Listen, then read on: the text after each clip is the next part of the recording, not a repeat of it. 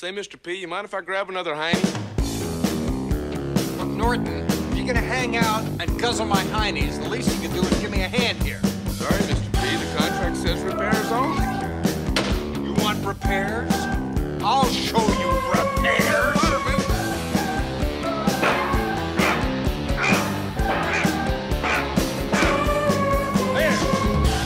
Now let's talk repairs. Jesus. What the hell was that? Man, I've never seen anything like that before. Stanley, what is going on? What the heck was that noise? Where's my workout show? Hey, it's Mr. Butterman. Check it out. All right, Butterman. What a guy. Yes, y'all, it's going down right now. Episode 205 of the 22 Shots of Moods and Horror podcast is coming at you live. I am your host, the Swangin' Moods. What a guy. Yeah. And tonight I have with me in the house the boys from the No More Room in Hell podcast. First up, we have Mike, the Sacktown Snorer, and forever the first person to fall asleep live on a show and, of course, snore. And last but certainly not least, we have the venomous Voltron villain Venom in the house. What's good, guys? What's going on? It's just the three of us once again. I know, what a coincidence. Greetings and salutations, my friends. Yes, man. This is interesting. You know, I think this is only the second time this has ever happened on the show, and you guys were on the first time when it was just me and you guys. Pretty cool stuff. What was that episode? Sounds like anyways? there's a new sidecast about to form. right. What was that episode anyways, where it was just the three of us? I seriously can't even remember what it was now. It was a while ago too. Well, was that the one? Was it that one or a different one where like JP ended up calling in at the end? Yeah, and like giving a review of the last movie or whatever. I think he might have shown up or something like that. But yeah, something like that. But yeah, for everyone out there listening, yeah, pretty much no one's here this week. It's just me. Dave, Jeremy, and JP are all working. I'm the lone soldier, man. Outnumbered, but all good in the hood, though, man. Good to have you guys back on. What's going on? Yeah, thanks, man. It's a pleasure to be here. And I will also add that it is an additional honor to be invited to speak about three such cerebral cinematic films as what we're about to experience tonight. Well, I will say, one of the films I'd never seen before, and actually the two main features are actually two of my all-time favorite movies. Yes, they are not brainbusters by any means, but yeah. I'm actually quite surprised that no one's Patreon that before, considering it's like one of the more popular kind of Scream Factory double features and stuff, and it just kind of makes sense. You know, it's a themed out feature and idea for a show, so. But yeah, like you said, though, the movies are not going to... make you think too hard, just put it that way. Right? But whatever. That might be a good thing. You know, sometimes it's deep in a pandemic. I mean, let's put it this way. I'm going to have a lot more fun this week than I had last week. In fact, last week was probably the most miserable time I've ever had on this show in 7-8 years of doing this show. As you guys all know, we did the Twilight show last week, and that was 20 hours I'll never get back of my life. It was awful. It was awful. I mean, you know, we explained why we didn't really want to do the shows and stuff. It got Patreon, so if you guys haven't listened to, at least listen to the intro from last week if you don't want to listen to us talk about it. But I know people are just coming at us left and right already today about it because it's up today. And they're freaking out like, why are you guys doing this bullshit and stuff? And I'm like, well, it's because it was Patreon, blah, blah, blah. Yeah, I mean, it was a tough show for especially me and Dave because, you know, those movies aren't made for our demographic, you know, and, you know, it was movies that we never really thought we'd ever talk about, nonetheless, you know, have to talk about kind of thing. So, but it was miserable, man. I'll just say it out loud. Like, it was the worst show I think I've ever done, you know, like for my mentality, you know, I mean, I thought that we discussed it fine, but when something's not marketed towards you, it's really, really hard to talk about those type of films. You know, try to be objective as we possibly could. But again, I'm not a 13-year-old girl. It doesn't work. Mm-hmm. It doesn't work. And I will say, it's crazy, 5 movies, and I had them all rated under 5. It's crazy. Like, it was a miserable time. 10 hours of prep for the movies, 5 hours of recording, editing the show, I'm like, man, dude, 20 fucking hours, man. Crazy. I wish that I never have to put that upon my worst enemies. I would never make my worst enemies watch the Twilight franchise in a week. It's bad. Yeah, I would definitely question the motivation of the patron that asked you to do that. That's an odd request. Well, I think we did explain it too, and it was simply the fact that the person that did Patreon the show, or that particular show, has been a Patreoner for a long time. They've been very loyal. I think they're one of those people too that like just supports the show and doesn't really give us many shows and stuff. And I think that was kind of the reason why we're like, okay, well, we'll do this. But honestly, I didn't really think it through that well. I didn't think it was going to be that tough to really do. You know what I'm saying? But again, it was, for a person that's been supporting the show and doesn't really ask for a lot in return except for just hearing our voices every week, kind of thing. It's just cool. So that's pretty much how it came about, But yeah, I mean, sure. I'm definitely not questioning the patrons' love of the show or desire to hear you guys speak about it. I was only questioning his motivation, his or hers motivation for, wanting to make a hardcore horror podcast. Watch 5 Twilight movies. I'm not even sure how many there are. And that just seemed. it was a girl. It was a female, and I mean. And I think that was the toughest thing about doing the show was the fact that those movies not only are not for like our demographic, but they're not even horror movies. They're teen romance drama films, right? So that made it even tougher. Right, yeah, they do have vampires and they do have like werewolves and shapeshifters and stuff like that, but I mean it's not horror related at all. So it's a pretty tough show on your mentality, man. It was, man. Like I really am still not even recovered from it. Like it's one of those things where I'm so used to talking about things that I'm just used to talking about. And when you step out of your realm like that, it really does something to your mentality. It's like we're already having a tough enough time with the way the world is right now. We don't need Twilight in our lives too. You know what I'm saying? It's like, believe it or not, I've never seen a Twilight movie, but I've heard multiple podcasts talk about it just because, but this is more back when I think like the first one maybe was the only one that was out, and I wasn't very interested like going into it anyway because I knew what it was based off. And then when I started hearing shows talk about it, like Dread Central's old Dinner for Fiends podcast, they just railed on it so bad, and I had a good time listening to them talk about it, but I was like, yeah, it's a movie or a franchise that I probably never am interested to see. And there's just never – I haven't like purposely avoided it other than the fact that it just was never interesting to me, and there's never really come up with a reason like for me to watch them. So it's like I just don't need to, and I don't plan on covering them on my shows anytime soon. So you're fucking right, you're not. Yeah, so – I mean, it was one of those franchises where, when the first one came out, Mike, me and you were both 28, 29 years old, and Venom was 10 years older, right? Like, I mean, there's no way in any realm that this was part of our demographic. Like, there's just no way this was ever going to happen. So, it was almost laughable. Like, the wife made fun of me all last week. She's like, oh, you're going to watch some of your teen romance shitty movies by yourself down? I'm like, fuck off. Like, she won't even watch this shit with me, right? So it's tough, man, when you're like a 40-year-old male watching this shit and it's just like, oh my God. But it's just...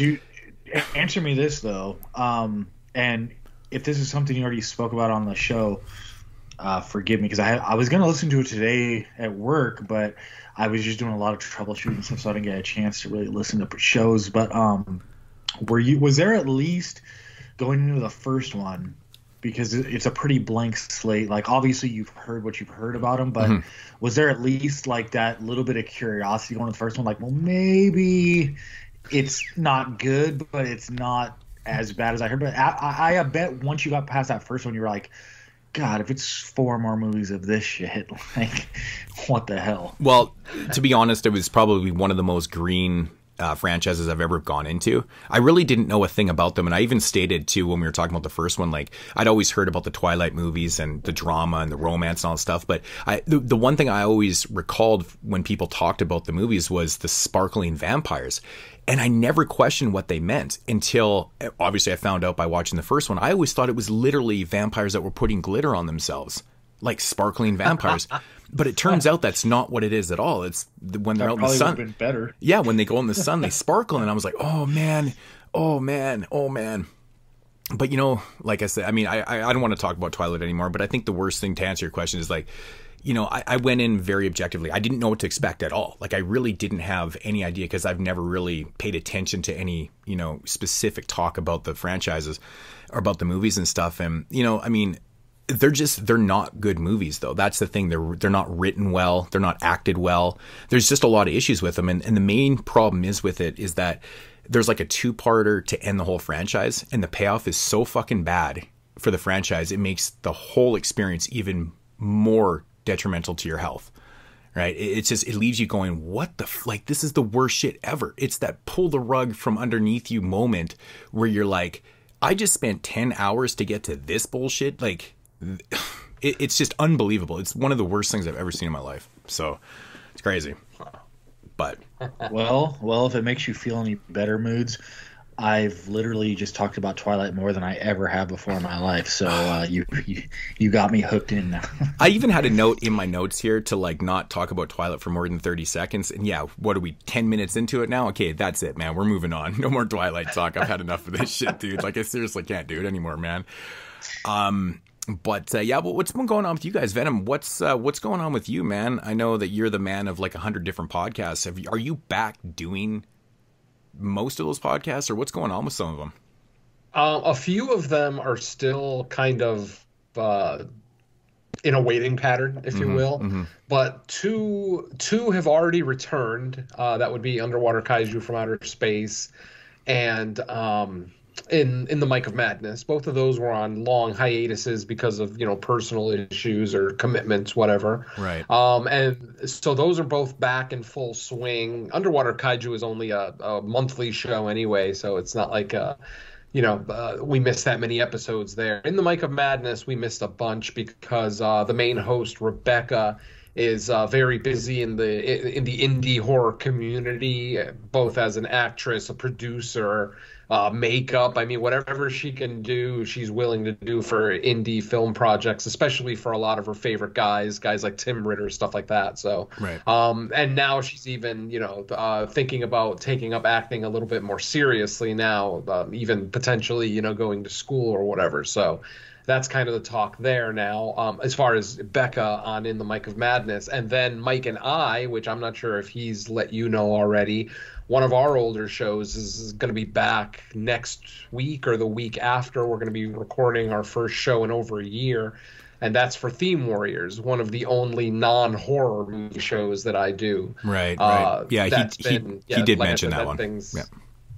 Good, yeah. Because we've known for at least close to a month now that we were going to be back. So, and we're finally going to be recording, I believe, next weekend, our first episode in over a year. So that'll be good.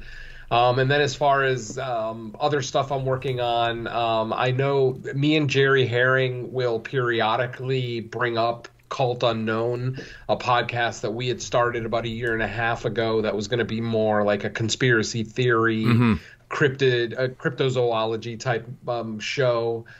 We did one episode on Bigfoot, and then unfortunately, because of life events, in Jerry's life, that had to be kind of put on the back burner. So we're always talking about potentially bringing that one back. The only one of my old shows that I'm pretty sure is dead and buried is the Slice and Dice Dreadcast, just because most of the people that worked on that show have kind of gone their separate ways, don't really work together anymore.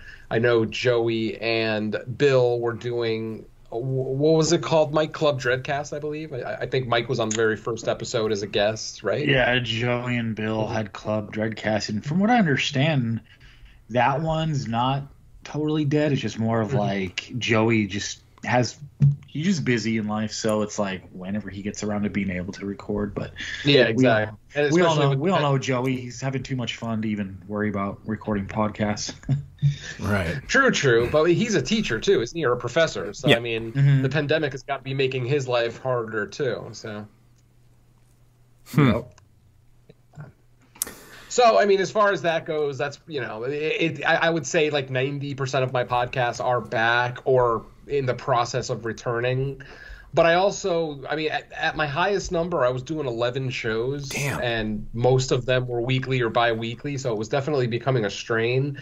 Not so much on like home life, because for those who don't know, my wife works nights and weekends. So I have every night and weekend to myself to watch movies, podcasts, do whatever needs to be done. Mm-hmm. And we don't have any kids, so I don't have any major responsibilities. That's nice. So yeah, at the highest, like I said, I had 11 shows, and it was the kind of thing where I was still new to podcasting. It was like my first year or two, and I just wanted, I was just so gung-ho about it. I just wanted to do as much as possible. But I realize now that doing that many shows, it's going to kind of spread your talents thin.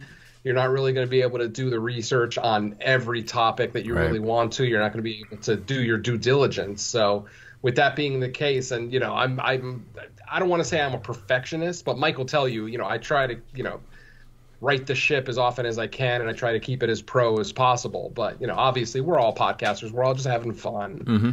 But, knowing that I can't possibly do 11 shows consistently, I obviously had to walk away from a couple. I walked away from the horror cast, which was the most heartbreaking for me because they gave me my start. I did a side cast with Mark Nato first. That was my first experience podcasting, and then those guys had invited me on to do guest spots on the main show, which eventually turned into an invite to be a full-time co-host. But I ended up walking away from them because of scheduling conflicts. The night that they record was one of the nights that my wife has off. And, with the schedule that we lead, I have to maximize all the free time that we can get together. So unfortunately, I had to walk away from them. On top of the fact that they had 6 co-hosts on that show anyway. So it's not like they're going to miss me all that much. I figured of all the shows I had, that was the one that I could walk away from feeling the most good, that it still has a bright future and everything else. Whereas some of the other shows, it's like I'm one of only 1 or 2 or 3 podcasters on it. So it's like I don't really want to – I feel bad, in other words. I'm the kind of guy that likes to see things through. If you invite me on a show, I'm pretty much there until I die or you kick me off. Right. So this week must just feel like kind of like an interlude in your podcasting life because – again, going back to the quality of films and stuff, it was kind of like a turn your brain off type week, right? Really? You don't have to be really into the depths of being a perfectionist. It was quite nice. Once I read, because I don't read trailers, or excuse me, I don't read synopses and trailers, and I had already seen one of the 3 films that I had to watch this week, so I was already familiar with the kind of fare that I was in for. Right. So I kind of figured, with the other 2, they were probably kind of reminiscent of the same, maybe not in story or tone or anything like that, but at least in schlockiness, if you will. So I figured, all right, it should be a fun time. And it ended up being fun. Don't get me wrong. I don't necessarily regret any of the time that I spent with these movies, but I'm still going to be bringing my piss and vinegar because, man, some of my experiences watching these were quite comical, to say the least. Yeah, I think the bonus review kind of went, well, it goes decently with the main features, I guess. The quality of that one, I guess, is a little bit less, but it kind of fits the mold a little bit, though, and that was just kind of by chance because I'd never seen the bonus review for tonight, so that was a first time watch, but I'd always heard about that one. What about you, Mike? What's going on with you? I'm just keeping up with the regular shows. It's been a while since you've been on. What was the last show you were on? Was it the Scream franchise, or was I on something after that? I can't remember. Like, that's the major one I was on because it was a whole franchise. Right. But that might be it. I think there was like another one I might have. I know I was like an alternate for the last best of year that you guys did. It was kind of like, well, if Jeremy isn't able to make it, but then he was able to make it. I think that might be it though. But as far as my stuff goes, Fresh Cut's still going weekly for the most part. No More Room in Hell. I think we want to record it more often. It's just a matter of like scheduling issues that come up, between the three of us. Yeah, you guys seem to record those very far in between. I noticed actually, Yeah, that definitely isn't the plan. Like if I think you're still in like our little chat thread for that. Like if we actually recorded like when we actually schedule, it would probably be like a bi-monthly, like 2 episodes a month. But it's just a matter of like it gets to it, and then between the three of us, like we don't want to do it with only 2 people. I think if we had like more co-hosts on that show, we might, or at least in my opinion, I would consider like still doing the show if someone couldn't do it. But when you only have 3, it's like, do we really want to record with just 2 people? No. Okay, we'll just push it back. And we're kind of like, because like everyone that does that show has other shows, so it's if that was our only show that we had to look forward to recording, we might just say, fuck it, we'll do it with 2 people, but we all have other stuff. So I kind of take a more laid back approach, and okay, we'll just do it when we can do it. When do you guys record No More Room in Hell? Usually, do you guys have a set like record date for that? Main time is usually Sunday late afternoon. Okay. I think if we have a guest that's very schedule specific to whatever's going on in their life, we've been known to like move it around to accommodate, but between the 3 of us, it's usually late afternoon Sunday. Yeah, I mean, since football season's over, man, if you guys are ever in a bind, just let me know, because that actually works for me until the summertime. That's actually a pretty good time for me, but during football season, it's just tough because, like, I mean, I pay for the NFL ticket and shit, so I watch like football 12 hours a day, right? So yeah, me too. Sunday is just kind of one of those write-off days for me and the wife, and that's actually the only day of the week that me and the wife actually get to like spend with each other. We're usually doing other shit, right? So Sunday is kind of like one of those days, but I could make exceptions until kind of the summertime and shit. But yeah, I noticed you guys weren't putting out a lot of episodes and stuff, so. But as for fresh cuts, you guys with fresh cuts, it's like every fucking week. It's just crazy. You guys, your output, but that's cool though, man. The thing I like about fresh cuts is something that I don't focus on. I do all year myself. I try to watch some of the the recent movies and stuff, but you guys have a schedule for it too, which is really cool. And like honestly, like how has 2021 been going for the watches? Because I've only actually watched like really a handful of movies, 2 of them being like Netflix I guess miniseries. I watched the Night Stalker and the Ripper, but like for movies I've only seen, which I love those Netflix miniseries that they do, those are fantastic. And I thought the Ripper was actually going to be about Jack the Ripper, but it was about the other Ripper from the 70s and early 80s. So I was like, oh shit, that was cool. And then the Richard Ramirez thing, I've always been completely enthralled by that guy because he's one of a kind, like a serial killer with no MO. It's fucking scary as shit. But anyways, the movies I've seen this year is like Psycho Gorman, 10 Minutes to Midnight, and Scream Test. That was it. That's all the 2021 movies I watched. Crazy. Wow. I'm sorry. Yeah, I don't know what's been good this year, man. Like I haven't really heard of anything. Well, I mean, today Saint Maud finally drops in America. Yeah, I've got that one. That's going to be the next movie on Fresh Cuts. Mike and I have both already seen it, so obviously we'll reserve our judgment for our show. But I can say that just like any A24 film, this is going to be very divisive. This is definitely not going to be something for the horror community, for the masses anyway, in the horror community. It's definitely going to be for the the more art house crowd, which is usually what A24 kind of tends to do anyway. It's falling into that elevated horror category where it starts dividing everybody. Oh, it's not, and then it brings up, it's not horror. It's not horror. You're going to get that a lot. Yeah. Saint Maud is definitely going to bring that aspect up again. Oh my God. It's going to. Mike said it best. It's going to be 2021's. What the hell was that movie? The Witch. Mike. No, the A24 movie that everybody hated. It Comes at Night. It Comes at Night. Thank you. Yeah, this is definitely going to be 2021's It Comes at Night.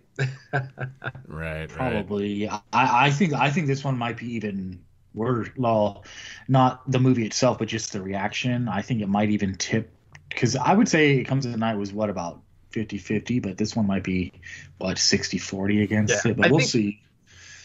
Once most people got past the way that It Comes at Night was mispromoted, I think once people accepted that, they could see that it was a solid movie. Because I did enjoy that film. Yeah, see, I do admit. We've had many conversations about the promotion on It Comes at Night and stuff like that. And, you know, it goes back to me and JP not paying attention to anything and going into the movie pretty fucking raw and green. So we didn't have that shit to fall back on and be like, oh, it was mispromoted. You know, it was promoted as like a creature feature or this or that and stuff. I didn't have any of that in my mind to go into it. So I took it for what it was and end up loving the movie. Right.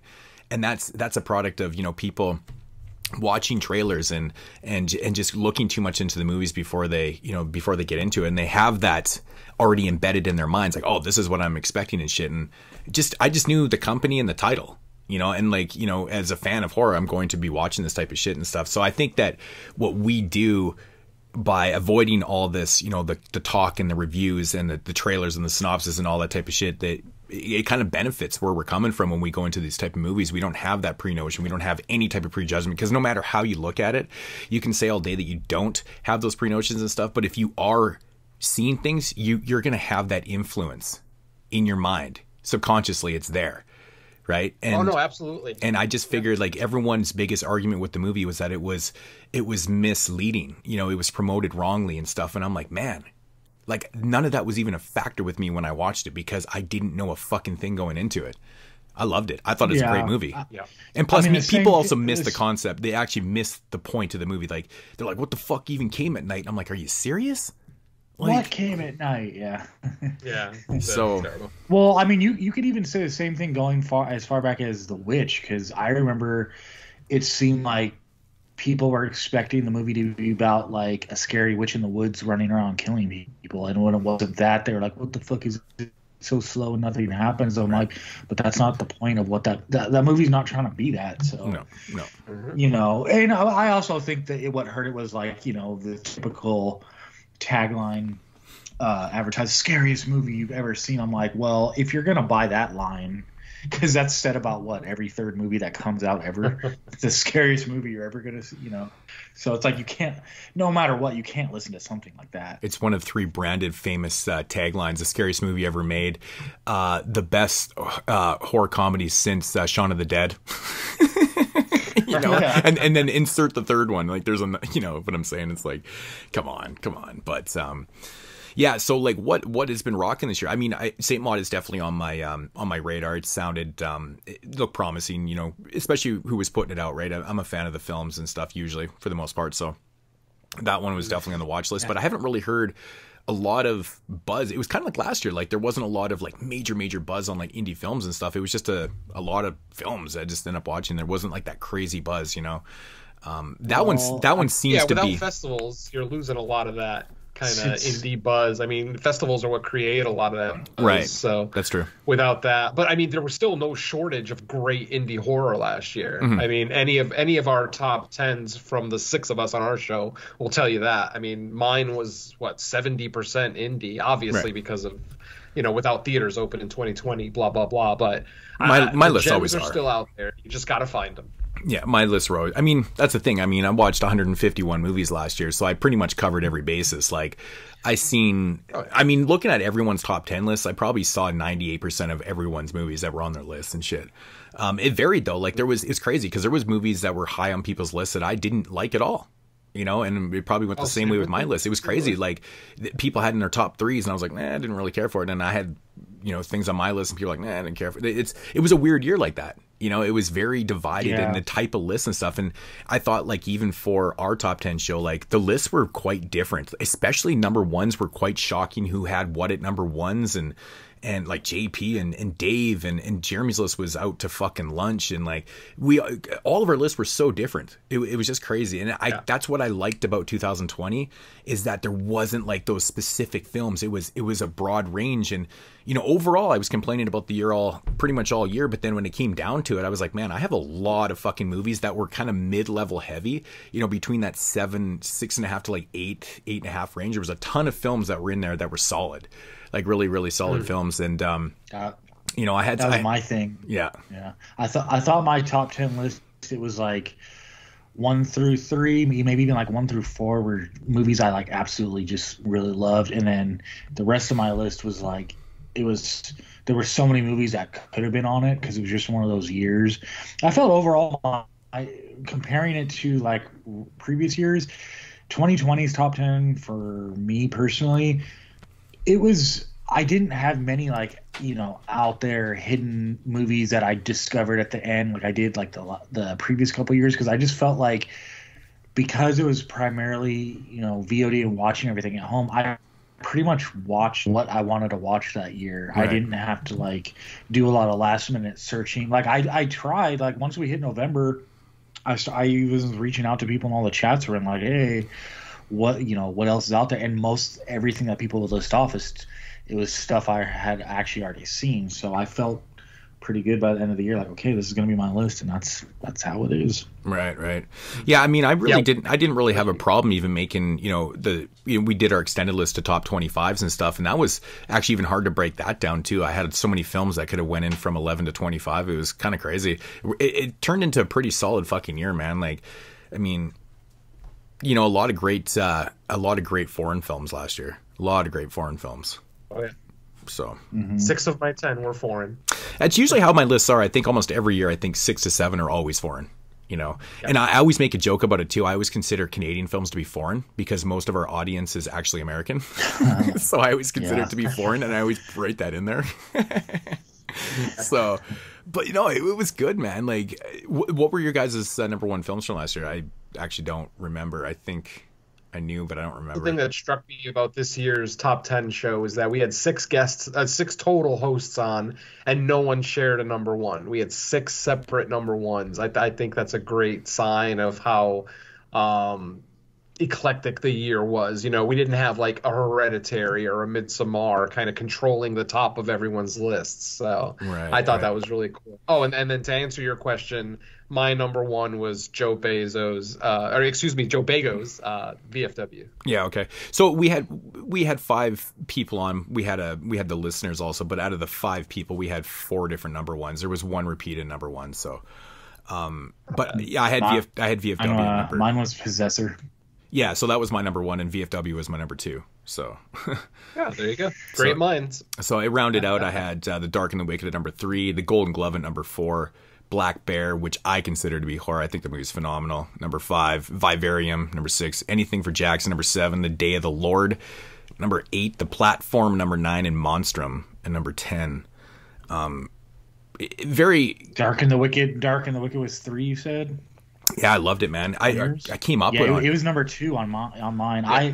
I was going back and forth between Possessor and Dark and the Wicked, and without giving away what I said too much on the show, I just said because Dark and the Wicked was excellent, loved everything about it. The reason I went with Possessor because I found that even more scary than like a demon or possession is the actual human condition being the evil thing, and the fact that the main character kind of comes to grips with the fact that she wants to be a cold-blooded assassin with a little mind manipulation going on, but the fact that her domesticated self was really the act, and at the end she's like, okay, like I am fine with sacrificing and getting rid of my family in order to have this actual realization of myself. To me, that's the type of ending that I find even more chilling than like a demon, because we all know demons are evil. It's like, that's just what we expect. But for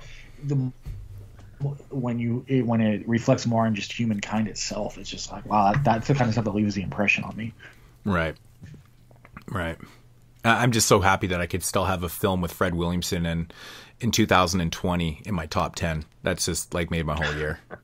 He's like literally one of my favorites. But I thought it was a good fucking year, man. Like just really, really solid shit, man. So, hey, I listened to your the Paranormal Activity episode recently, and when I listen to it at work, sometimes I miss bits and pieces here and there. When you guys were going over the first one, did anyone, because I know depending on where you live could be different, but did anyone bring up the fact that like when the first one initially released in theaters, it was like a midnight showing, like viral campaign thing, like, because I think that's a big part of what really got the franchise started. Because I know in my city, I think it was like after New York, LA, Chicago had like their premieres, they had the thing on the website where like, oh, if you want it in your city, you know, put it in your zip code and say you want it. And so me and Jen actually saw it at like a midnight showing, probably a month or two before it went wide. And I felt like that was a big aspect to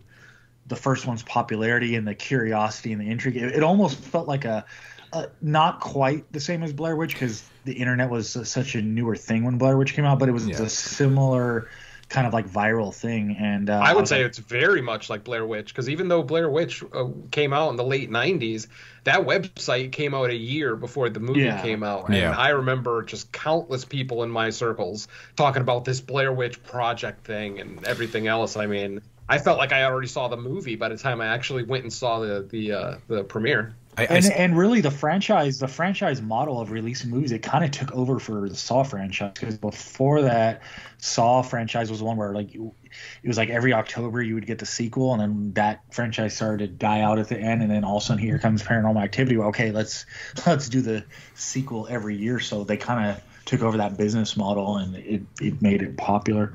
Right. Yeah, I mean, probably two of the best promoted movies of all time in Blair Witch and Paranormal. But no, I don't think that we brought up the fact about, you know, kind of promoting and like the way it went down. I know that we've talked about that before. I'm not sure if it got brought up on the show specifically about how that shit was promoted in your city and those late nights and stuff like that. I think we probably talked about the fact that, like, I know that they had different endings at different theaters and things like that, and that was another really cool way to promote it too, is because you didn't know what kind of ending you were getting, and that was really that's kind of a neat aspect of it too. But you know, the simple promotion for it is I mean, really, I'll never forget Blair Witches though.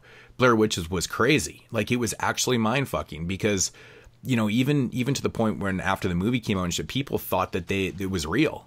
Like, that's the craziest shit ever. Very unique. Very crazy, man. Very, very crazy. But yeah, you're right though. I mean, Paranormal took the Saw motive, you know, like Saw was doing this, you know, the film every kind of year and stuff, and then Paranormal was like, well, fuck, if this does good. No, they even Saw. Yeah, Saw even had like it was like one of the taglines in the like the TV spots.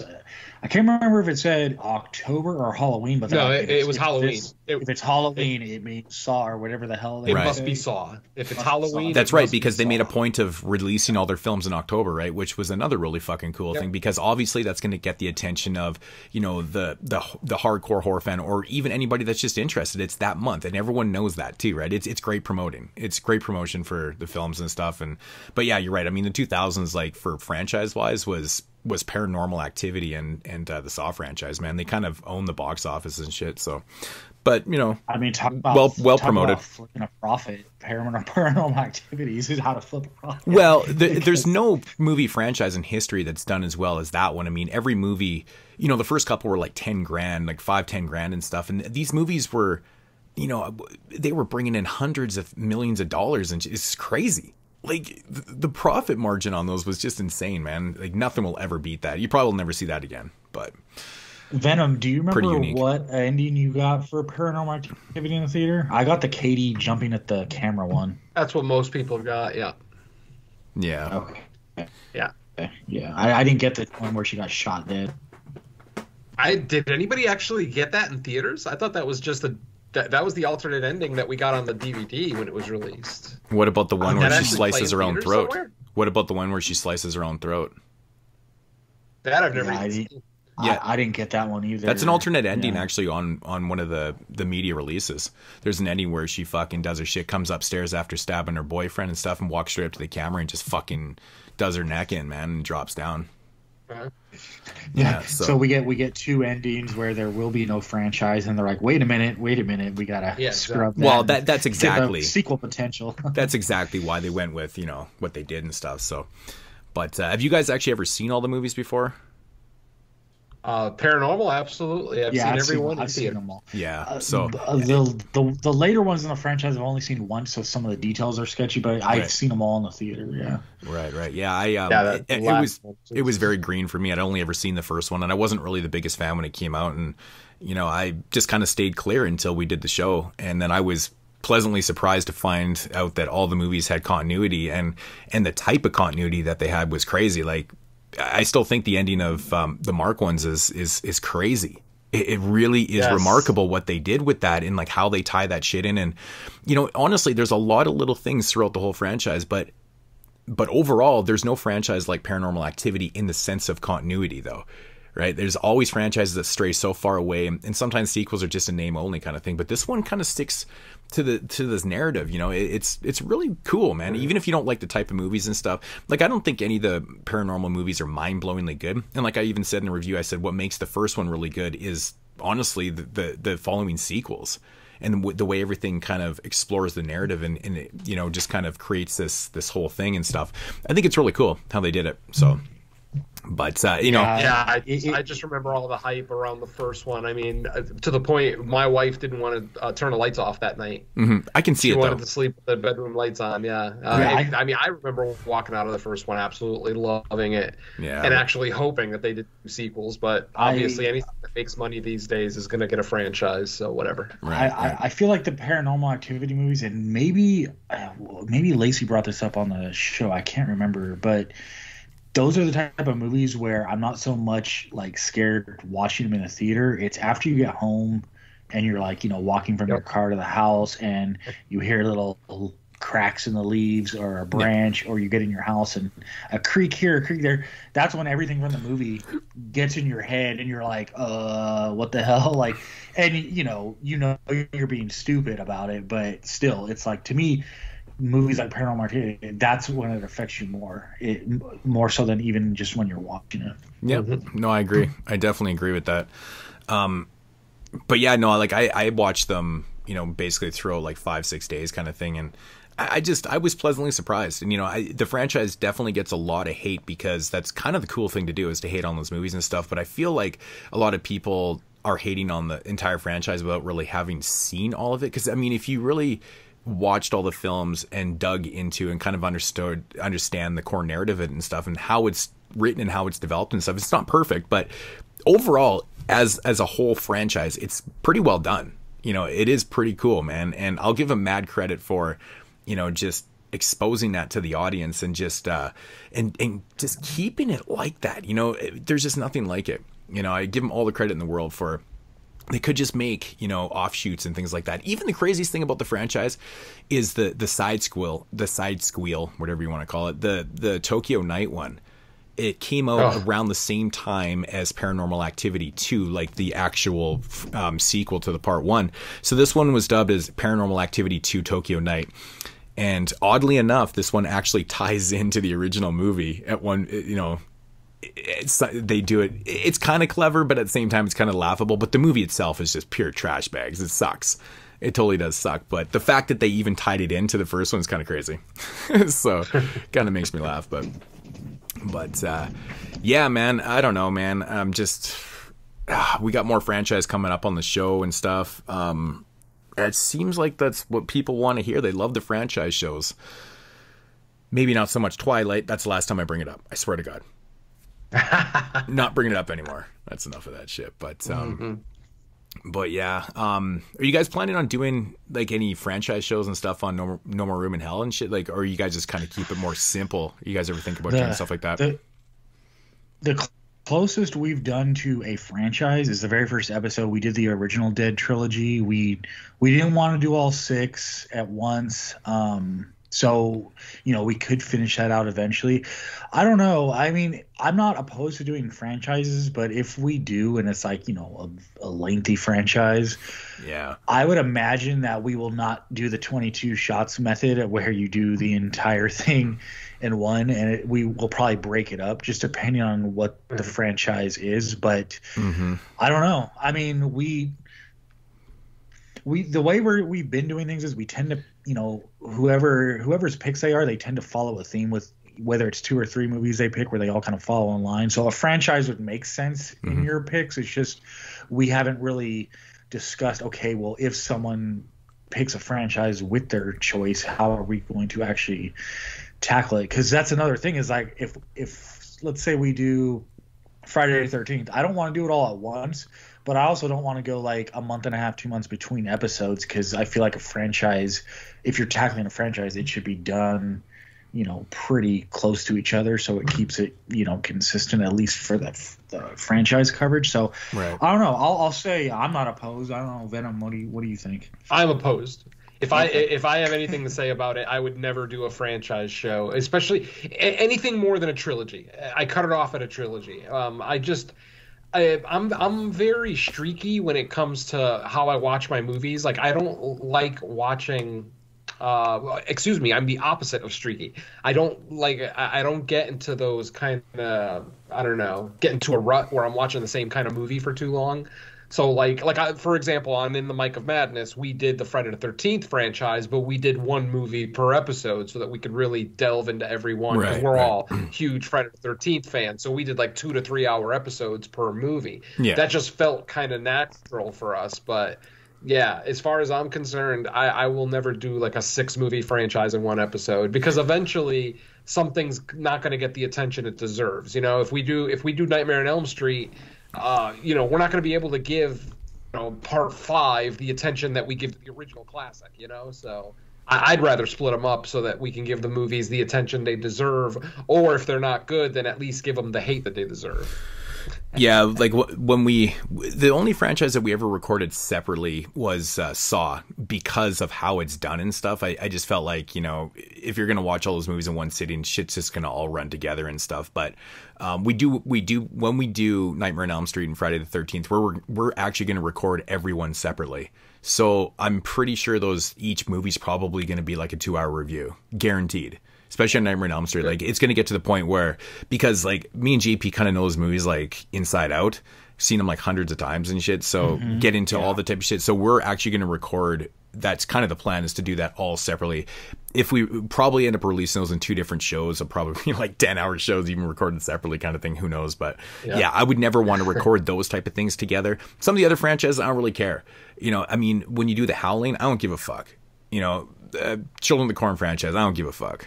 Right. I mean, there's not really a whole lot of shit to say, but if you're going to take those type of beloved ones, then yeah, I mean, give them the treatment that they deserve, kind of thing. So, it'll be long. It'll be a long process. Not to bring this franchise back up, but imagine if you would have had to record each Twilight movie review separate. you'd have been like, I'm not showing. I would have never made Jeremy it. Would have quit. Definitely. I never would have ever. He didn't even fucking record with us on that. He wasn't even there for the show. There you go. He was the one that wanted to do it the most, and he fucking didn't even show up. It's ridiculous. Absolutely ridiculous. But yeah. All right. So, I mean, got anything else for the intro? No? Oh, I'm sorry. Moods, before we move on, to answer your question from earlier about 2021 films, there is one that I need you to watch, because I know you're a big fan of foreign films. We've already talked about it, but if you haven't had a chance to check it out, it's on Shudder. It's called The Queen of Black Magic. It's actually the new film from Joko Anwar, the guy who gave us Satan's Slaves and last year's Impetigore. So check that. Okay, so I did see that on yeah, I was kind of waiting for a few films to pile up on Shudder before I started tackling them, because last year it was like every time I watched when they put another one up, I was like, Shudder was killing it last year. But that's good. Yeah, I saw that on there, but that's cool. They even added the original from like the 70s. Yeah, that it's based off. If you haven't seen that one, yeah, I've seen the movie before. But that is great. So it actually is like, is it a remake of that, or is it just the same? It's a remake of the 1981 film. Yes, sir. It's not a direct remake because the story's very different. Okay. It's like I don't want to say they modernized it, but they do give it they change the story just slightly. But just enough that it is different from the original. Yeah, it still feels like its own thing. It's just more like, okay, we took the general principle from that one and kind of veered off and made our own movie out of it. Right. Well, that's cool, man. That's cool. That's good to know, because I wasn't 100% sure if it was just like the same name or if it was a remake or whatever, but I did notice that they added the original one also, which is kind of cool. So, but yeah, I'll definitely have to check that one out. Yeah. Anything else? Is that just the kind of the heavy hitter? I mean, the years. I said, Saint Maud and Queen of Black Magic are really the only ones that really stuck out to me so far this year. I've seen 12. Yeah, since this episode will be up. This episode will be up for people to hear after fresh cuts that we're doing on Saint Maud. So I'm free to say I fucking love Saint Maud. So I would definitely check that out. It like we mentioned way earlier, I guarantee it's going to split people because I've already seen a couple people's reviews, like, you know, their brief Facebook reviews where they either just didn't get it or they're just like, what the hell is this? And I'm like, y'all crazy. That shit was good. So. I mean, I can when the hate starts really piling on, I can understand it. I mean, because an hour into the film, I'm literally like, is this even a horror film? Like, how is this going to become horror? And then, you know, like I said, the final act is just so balls to the walls that it just makes up for everything. And not to say that the first hour is slow. It is dreadfully slow. But if you're a fan of slow burn and you're a fan of well acted, well dialogue driven character studies, then I mean, you know, this is. I mean, I liken this to a Dark Song. I don't know, Moods, if you saw a Dark Song from, I believe, 2016 or 17. Yeah, I did. But this movie, to me, is very similar. Not necessarily in story, but in tone and in the divisiveness of the ending. Like a Dark Song kind of... People either love the ending or they hate the ending. And that just kind of dictates what they think of the rest of the movie, and I think that's what's going to happen with Saint Maud. Okay. Either people are going to really embrace that ending, or they're going to absolutely hate it and just, you know, disown the movie. So yeah, and I think it's one of those movies because it's actually a very short running time, like 84 minutes. It's one of those movies where, at least for me, after you get that final act and the movie's over, you kind of sit on it and it stews with you, and you realize why the first hour was what it was, because you have to learn certain things about the main character and the way their mind works in order for the final act to have the punch that it does. So when shit goes the way it does, it feels justified. But that had to be built to, because if you would have got that from the very beginning, then there's really no intrigue once you get to the end. So, you know, without, you know, giving any more details because I don't want to spoil anything, I would just say, yeah, I wouldn't be surprised. Yeah, if, like Venom said, the first 40 minutes into it, it's like, what? This is pretty slow. What's going on? But by the end of it, you'll think about it, and at least for me, I was like, okay, that's why it was the way it was. Right. Yeah. Well, that's cool, man. That's cool. It's definitely high up on the watch list. So I'll be checking those ones out sooner than later. So, nice. But yeah, I mean, I guess that's gonna conclude the intro here, and we'll catch you guys in a minute.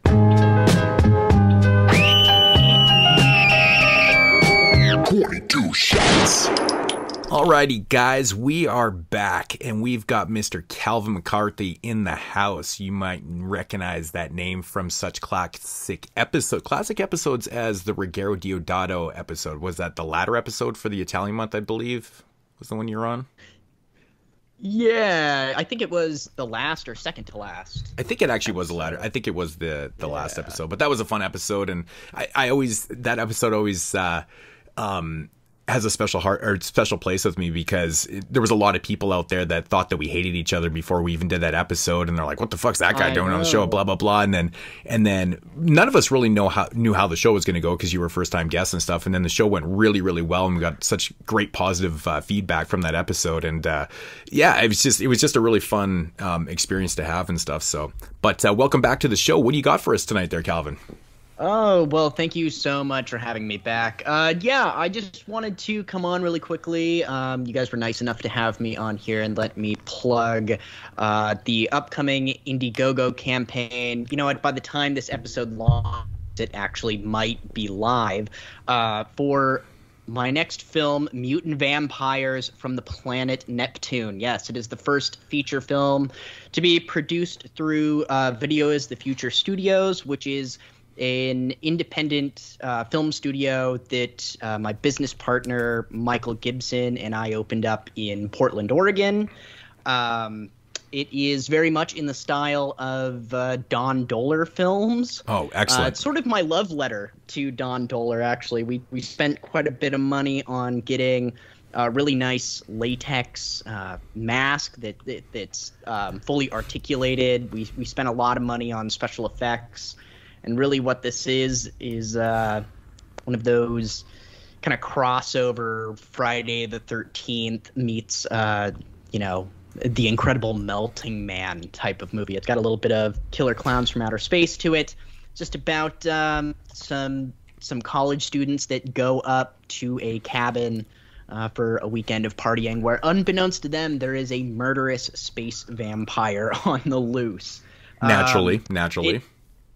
The film is already, you know, for the most part funded through the studio. Really what we're looking for at this point is some of those additional funds for some post-production work. We're going to need a little bit of help with some of the very light CGI that's going to be in it. And also we want to pay the actors and the crew what they're worth, you know, to make them feel really valued in the process of making this film. So please, you know, even if you guys can't donate, just sharing it is super important. You know, like all of my friends on my Facebook are just indie Portland people. So if we can get people from like other states and other communities to just share it and get eyeballs on it, that would be very much appreciated. Okay, so where can they, you know, help out with this and stuff? Because I'll try to drop the links down below. Yeah, I will provide you with the link here very shortly. It's live on February 15th. Right. But it'll be on Indiegogo with a large bombastic title like Mutant Vampires from the Planet Neptune. It should be pretty easy to find. The poster artwork should also be very easy to spot. Well, if 22 Shots has anything to say about it, it'll be Mutant Vampires from the Planet Amityville. Right. Right. Well, and that was the other thing. I was going to mention that. I want to thank you guys again for that. I was having a little bit of trouble getting distribution for my last film, and it was one of you guys that mentioned it. It may have been Jeremy, actually, who said, well, why don't you just make an Amityville movie? I think it was JP, actually. I think it might have been JP because we were joking about how everything, it's so easy to make Amityville films nowadays that you can just throw the name onto like pretty much anything, right? Oh, man. Yeah. They and everybody ate it up. Right. Immediately. I threw that title on it. I made a stupid little mock poster, threw a new title card on the movie, and suddenly all those companies that were kind of iffy on it said, oh, yeah, we'll take it. That's hilarious, man. Just add the name Amityville, and all of a sudden you got distribution, man. Isn't that crazy? Yep, that was it. That's all it took. So thank you guys for that. So, you know, you guys have already helped me out with my last movie, so I'm really hoping that maybe I can capture a little bit of the same magic with this one. But we have a Facebook page for it. Also, you can follow the 7th Street Productions Facebook page and Video is the Future Facebook page. You can get all the updates there. Okay, awesome. So yeah, I'll drop all the links down in the description here and various other social media outlets also to help out. So just throw me those links when you get a chance. And yeah. That sounds awesome, man. I mean, I'm definitely interested in seeing a film with, you know, mutant vampires from the planet. What was it? The planet Neptune. Neptune, baby. Man, dude, that just it sounds very 50s sci-fi-ish, but I love it. I love those type of the promotional photos that we took at the studio, we tried to recreate that too with we had the actresses all in bikinis and kind of had that like Space Monster versus the Bikini Girls type promotional poster. So yeah, it's really good. It's going to be a lot of fun to make too. So I'm really excited just to make it. I mean, we're going to make it no matter what, but we really, you know, would appreciate just a little bit of help kind of on the back end and helping out some of our incredible actors. And we got some really cool perks on it too. Awesome. Some really cool stuff you guys can get. Awesome. Sounds great. Sounds amazing. Good stuff. Well, I really hope it does well and you guys get actually get a chance to make the film and stuff like that, because sometimes, you know, it's hit and miss with these things, but with a name like that, how could people not want to help out? Come on. Right. How could you not want to see this movie? It's just blood, boobs, and beasts. Come on, guys. It's my first monster movie too. I've made a few, but I've never made a monster movie. Very much in line, and like you mentioned before, Don Dohler, because didn't they make a documentary called that exactly right there? Yes. I've made the entire cast and crew watch that documentary. Yeah. Well, then you should make them watch Night Beast. They know what we're making.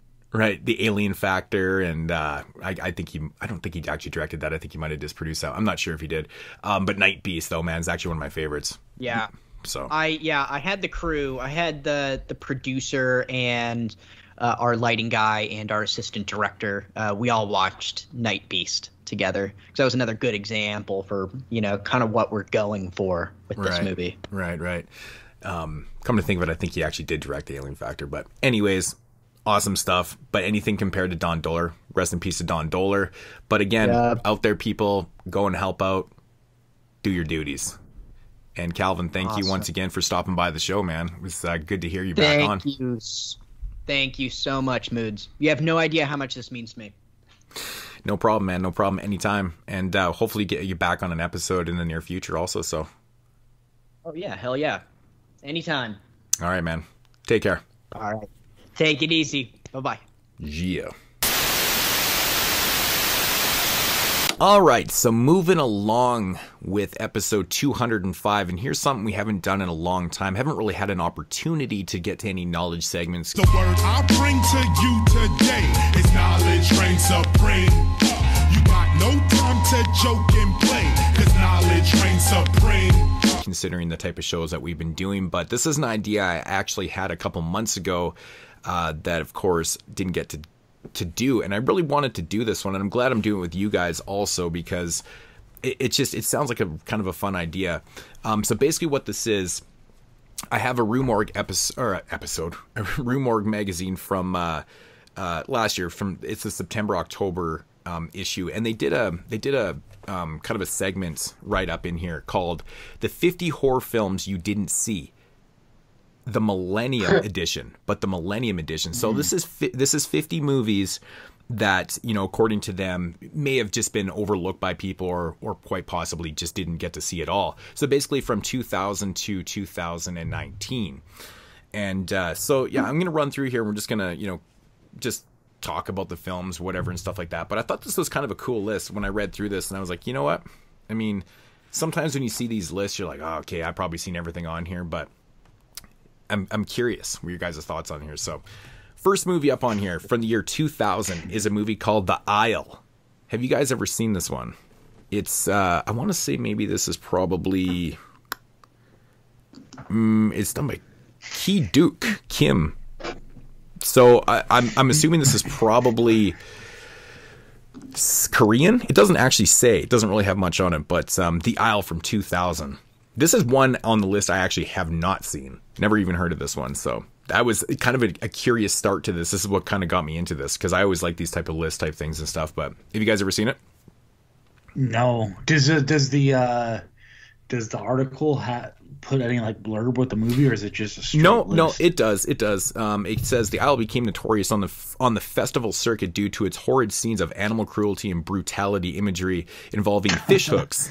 Some critics lost their lunches and walked out. The plot involves a man, his name, hiding out at a lake resort and developing a sadomasochistic relationship with another person, the mute girl, who runs the day-to-day operations at the lake. So yeah, again, I've never seen this one, so I need to hunt this shit down, because just that description alone has me very intrigued. Yeah. Fish hooks. Right. I think I may have seen this. It sounds really familiar. I remember something about like a fishing, like some kind of fishing resort or like a destination that people would go to fish. Mm-hmm. And I remember a mute woman, but I remember nothing about the movie. Mm-hmm. I'm not even sure I'm thinking of the same movie you're talking about, but your description sounds really familiar. Right. Yeah, and you know, I mean, judging it by the description on it and then kind of going through like the rest of the films and stuff, I kind of trust her judgment that is probably pretty decent, you know, kind of thing. So who's the writer of this article? Does it say? Good question. I never actually. There's a bunch of different reviews. So there's a bunch of different people listed on here. So I think it was contributors. Yeah, it was probably a bunch of people that are, you know, contributing to the magazine and stuff. So compiled this one main article. So yeah. So that was the only one from 2000. 2001, they got Wendigo.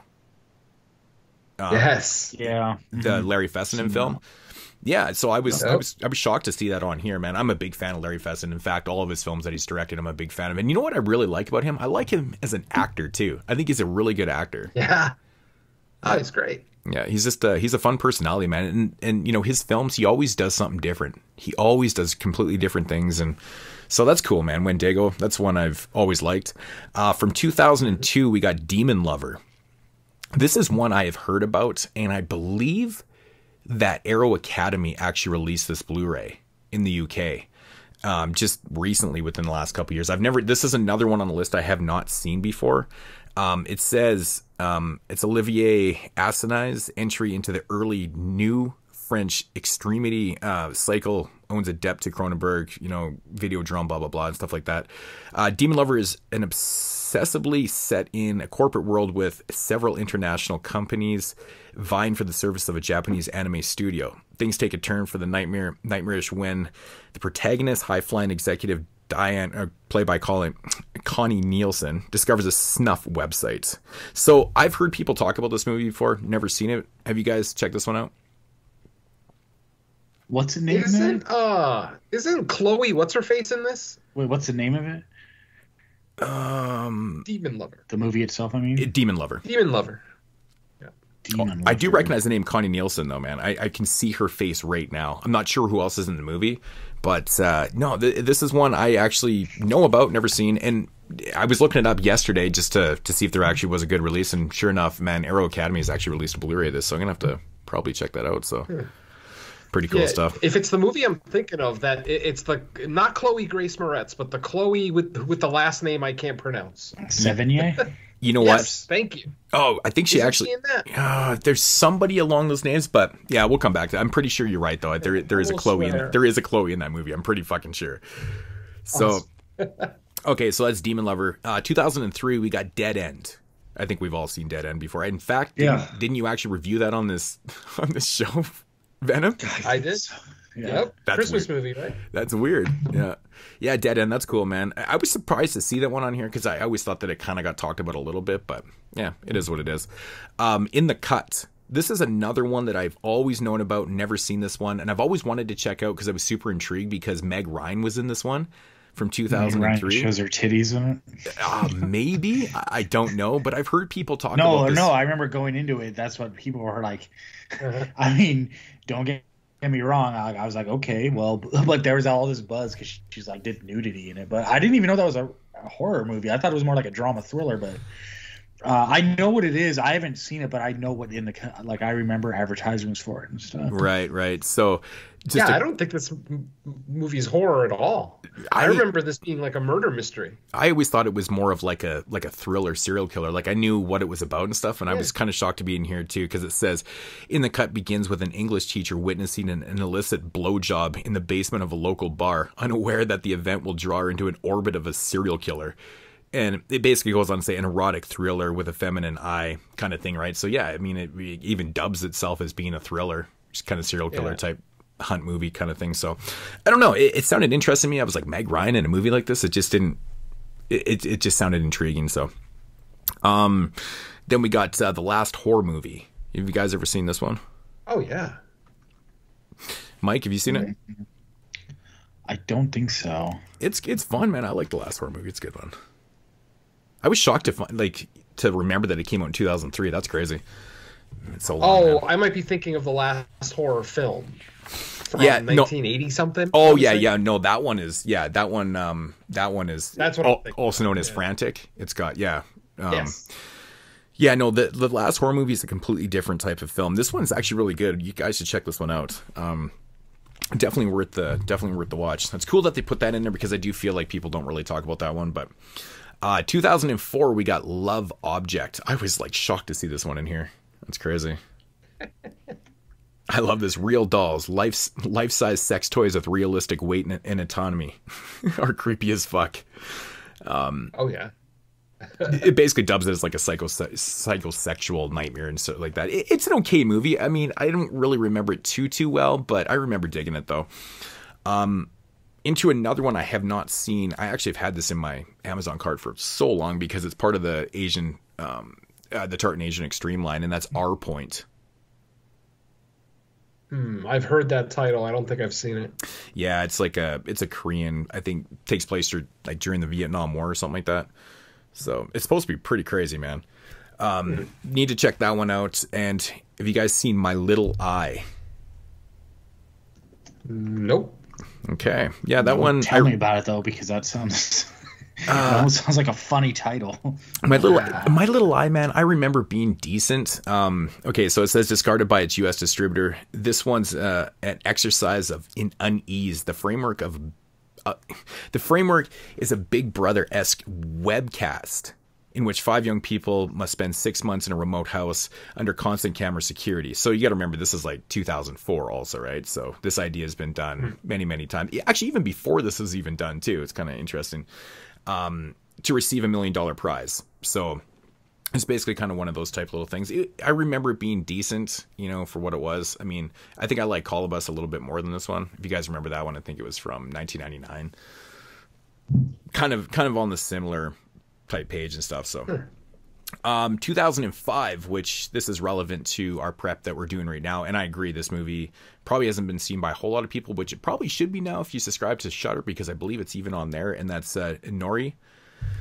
Oh yeah, it's just great movie. It's just a fantastically done film, man. They dub it as like a mockumentary type style film, and it's just, the story is so good in this one. I highly, highly recommend Nori the Curse. They didn't put the curse on there, but yeah, really, really good film.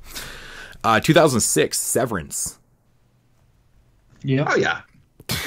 Movie's so stupid. I love it. It's so dumb.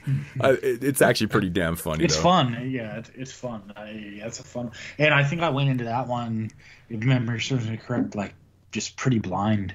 Right. And I ended up having fun with it. Yeah. I remember loving the poster when I saw it at the video store, so I had to rent it. the guy in the suit with no head. Yeah, the headless executive. Yeah. Right. Right. Also from 2006, we got Sheetan, which again, Shaitan or Sheetan. Sheetan, however you want to say it. It's basically French for Satan. So yeah. A lot of people always dub this as a Christmas film, which I love. Shaitan, whatever you want to say. I think it's a great film, man. Here's one this one is a little bit harder to get a hold of physically, and it's actually quite hard to find. I did see this around the time it came. No, it wasn't around 2006. Probably a couple years after, but this one's batshit, man. It's called Taxidermia.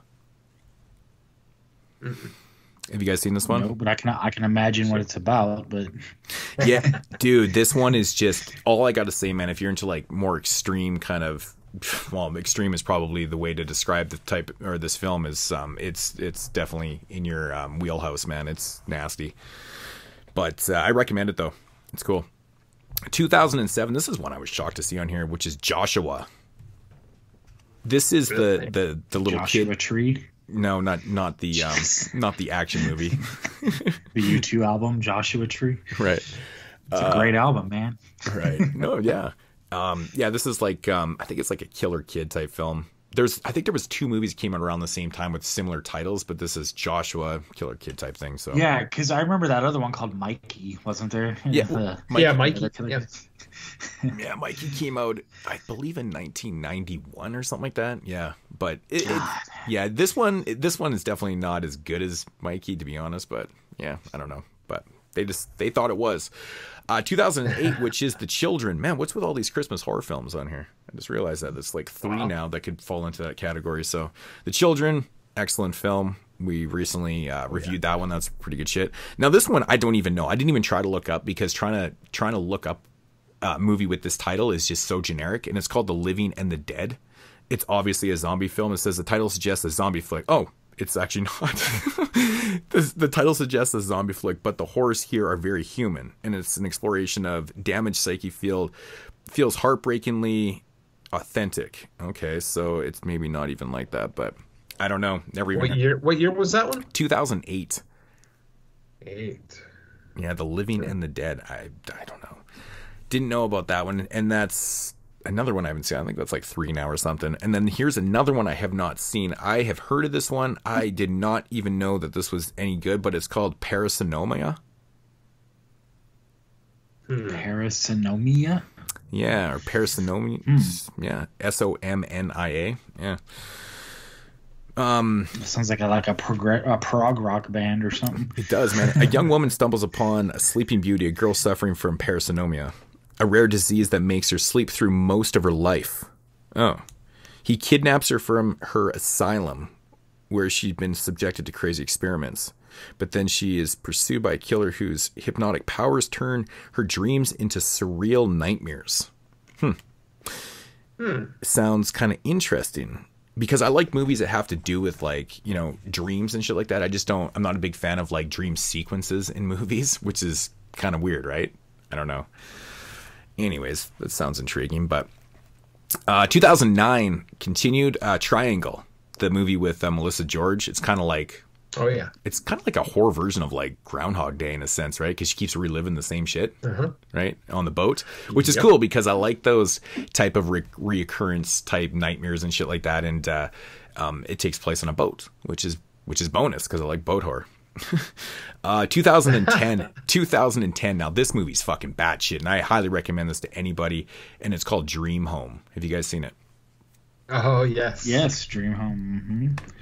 Good one. Oh, the fucking Hong Kong film ends. Oh, it's fantastic. Brutal kills in it. Brutal kills. Also from 2010, A Horrible Way to Die. Yep. This is... I have not seen. It's an early Adam Wingard film.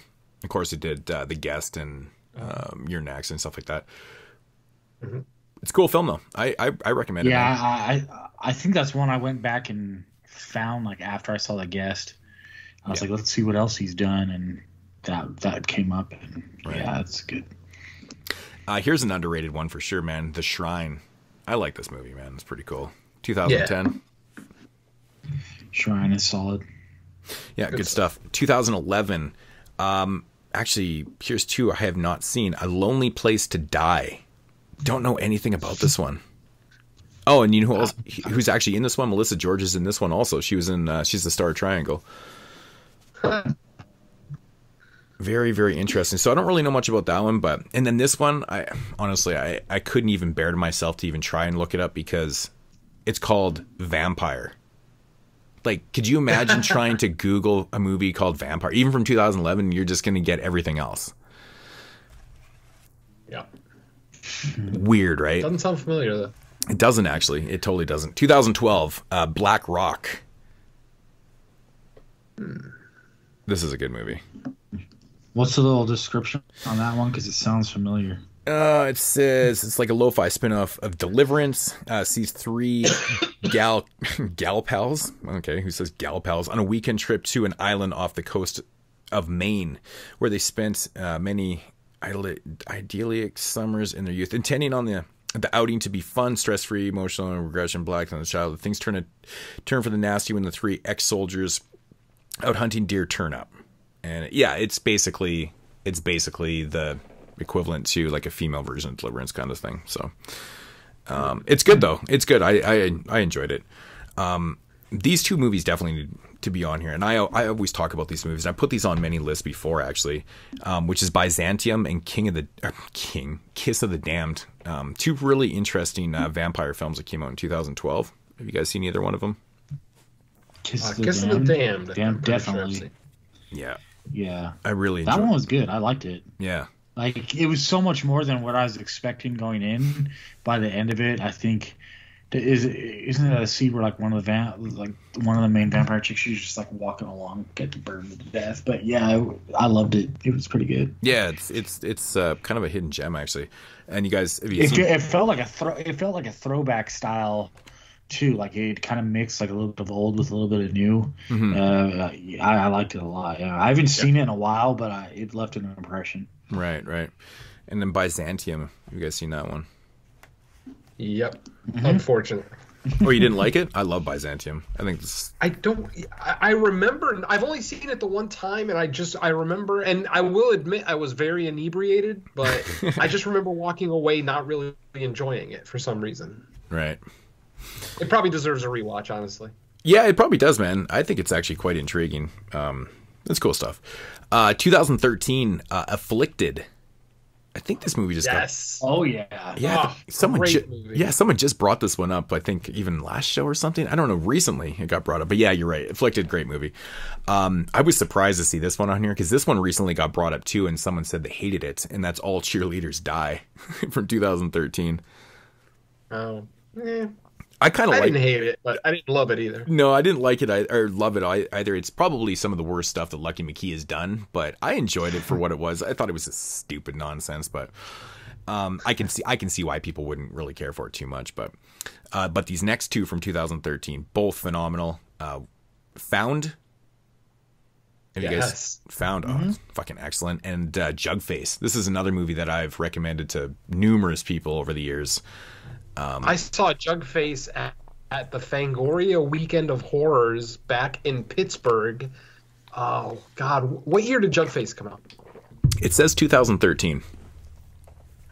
So I think I saw it like 2011 or 12. And Right. I'm sorry, it wasn't Pittsburgh. It had to be out here, so it would have been at Monster Palooza. Because I remember watching Jugface and The Reeker back to back at that particular Monster Palooza. And I remember I even got a poster autographed by somebody, either a director or producers. But yeah, they were pimping the movie out at that Monster Palooza, and I saw a screener of it. I did enjoy it. Yeah. All right. Yeah, no, I think it's excellent, man. Really cool idea. Really cool idea. Great imagery in it too. Also from 2013, We Are What We Are. I'm sure you guys have seen this one. Yep. Yeah. And then there's also For the original. Or is this... Are they talking about the original here? no, Yeah, I think the original one or the American remake? no. This is the American remake. This is definitely the remake in 2013 because the original one came out. The original was 2010. Yeah, I was I don't actually. You know what? If they're referring to the remake, I don't think I've seen. I've seen the original one was Spanish. Yes. Yeah. Yeah, I remember liking that quite a bit. It was, it was very kind of raw in its presentation, and Oh, yeah. it was a little clunky, but overall, I liked it. But I never got around to seeing the American remake. I actually like this The American remake. remake kind of it cleans it up a little bit, but that's part of the reason why I prefer the original. Oh, I definitely Just- prefer I the don't original know. too. Yeah, the original is way more gritty and way more hardcore. This one definitely takes a Yes. different approach to it. It doesn't really follow the same narrative. So the one thing I did like about the remake is that it wasn't just a straight American remake of the basically the Spanish source material kind of thing. They kind of did their own thing with this, Sure. but it definitely is a little bit watered down, but not as much as something like an American remake of Martyrs or Inside or something. It's not like that watered down kind of thing. So I remember going into this movie looking forward to it because I like everything that Jim Mickle and Nick D'Amici do together. Right. And I remember thinking this one was just middle of the road. It was just okay. Mm-hmm. Yeah, it's been years since I've seen it, but I do remember enjoying it for those reasons. So, also from 2013, man, they get a lot from this year, which is WNUF Halloween Special. We all know that's classic material. Hell yes. That's barely underseen anymore at this point. Right, I know. I mean, with Shudder now and these type of streaming services and shit like that. I mean, I don't know if it was on Shudder actually, no, it would have been. It's this September, October, right? So it would have been on Shudder at the time. So yeah, you're right. People would have been seeing that. So 100%. I feel like movies like that, they probably are not underseen when they first release because there's anticipation for them, but it could be one of those movies that after enough years go by, it gets lost to like that next generation coming up, and then they almost have to be like reminded about it. Because I remember when it WNUF being came almost out like and cult everyone was thing. talking about it at the time. Mm-hmm. Mm-hmm.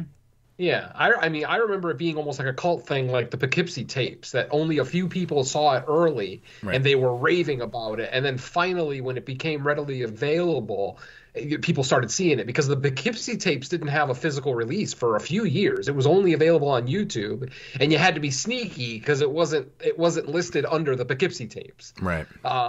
So and it was the same thing with WNUF. It's like I knew like 2 people that had ever seen WNUF, and they were always raving about it. But I remember going to multiple like video stores that would get me like foreign imports and things, and there was just no physical version of it available at all. Shudder just blew that movie wide open. So I was fortunate enough to get the DVD when it came. It was probably around the time, like maybe 13, 14. I don't know when Camp Motion released it, but you know, that's the fortunate thing about collecting certain boutique labels and stuff. So with Camp Motion Pictures around those early times, I would say probably 2008, 9 to about that time when they were releasing stuff quite frequently. I was always buying everything that they were putting out, and that's one of the titles that I bought, not knowing anything about it, because I was like, Camp Motion Pictures. Plus it was called WNUF Halloween Special. And I was like, it had Halloween in the title. I'm like, fucking, even if I wasn't collecting Camp Motion Pictures at the time, I probably would have fucking went out of my way to grab that anyways, considering my curiosity definitely would have got the best of me, right? And so I watched it when I first got the DVD, whatever it was, 13, 14, whenever it dropped. And I was like in love with it, man. Like I reviewed it years ago on my YouTube channel. Like I was doing stupid intros and stuff and all that type of shit. And like I watch it every year since, man. It's crazy. And yeah, man, like I always felt like no one was ever commenting. It was one of those things where like, what the fuck, WNU and Halloween stuff, what the fuck's this guy talking about, kind of thing, right? But yeah, I mean, it was Camp Motion Pictures. It's kind of a more lower key kind of boutique label that releases a lot of really low budget. And they used to specify on shot on video and stuff like that, right? So I think if people were familiar with the releasing company, maybe they thought it was just some bullshit like that kind of thing, right? And just avoided it like the plague, like a lot of people do with shot on video films, right? So, but yeah, you're right though, man. It didn't get a lot of steam until the last couple years. It really didn't, man. And then all of a sudden it was like, everyone's like, man, have you seen WNUF Halloween Special? It's fucking crazy, man. You know, but it really is. Like the first time I watched it, I was fucking blown away by it. Like just to the point where I was like, this shit feels, it's got to be the most authentic throwback shit I've ever seen. It literally is the best one ever done. Yeah. You know, does it kind of make you wonder like what people are going to think of it, you know, so let's say like 20 years from now, when like the kind of real life experience to that era of TV is pretty much lost, because all of us are old enough that when we watch WNF, it takes us back to an actual period in our lives. Yeah. But like, say like when my kids hit their 20s, if they threw on that movie, they would probably read the synopsis and, okay, this is what they're going for. But I don't think my kids have ever seen like a TV presentation, or they'd have to go on like YouTube to like almost look up what the NUF is trying to, you know, mock or satirize, where us, we know, you know, that's our childhood right there. But I always wonder, when I saw that movie, I mean, I loved it, but I always wonder like, what are people going to think about this in 20, 30 years when there is zero attachment to that era? Are they going to understand where the movie's coming from? They're going to probably have to look stuff up to figure out, okay, what is it they're going for? Oh, they're going for this. Well, I got to look it up for myself to see what TV was like back then. You know, Honestly, I think it's going to work a lot better than you think, because, I mean, look at the original It from 1990. Everybody talks about how much more they love the first segment with the kids, but which took place in the 50s. None of us lived in the 50s. We have no fucking idea what it's like to live in the 50s, the post-war America that, you know, a lot of people rave about, blah, blah, blah. And we still absolutely embraced it and fell in love with it. So honestly, I think, you know, if content is good, it's good. It doesn't matter the context of it or how, you know, how the presentation is wrapped around it. Ultimately, WNUF is a great presentation. Whether someone who's watching it never ever watched 80s television, I don't think they're going to appreciate it any less. It might not be as funny to them, because to us it's comical, because we remember, you know, all those local ads, those local spots, the crazy car, you know, used car dealer shysters with their little commercials and everything else. There's a nostalgia factor there, but the quality is still there. Even a kid who's only 15, I feel, if they're a true horror fan, they can watch WUF and still get a lot out of it. And, you know, I don't know. I'm trying to pick my words carefully. I don't know, man. I don't think you know what I'm. I do know what you mean, but I think that there's something lost there though too, because even with my kid, like he was born in 2010, And like he's growing up in an era where he watches everything without commercials, like, you know, Netflix and all that type of shit, you know, just everything that he watches. And I'll never forget it. It was a couple years ago and he was watching regular TV. And like we never ever have like the regular TV on unless we're watching sports or whatever, but he never watches TV anyways. But anyways, he was watching a show on there and a commercial came on and he was like, he didn't know what to do. He didn't know what the fuck was going on. He's like, why'd you change the channel? Like, where'd my show go? Like he had no idea what the commercial was. And so I he was doesn't like, watch YouTube? I mean, YouTube has ads all the time. yeah, he does. It's He the does. exact same thing. It's a commercial.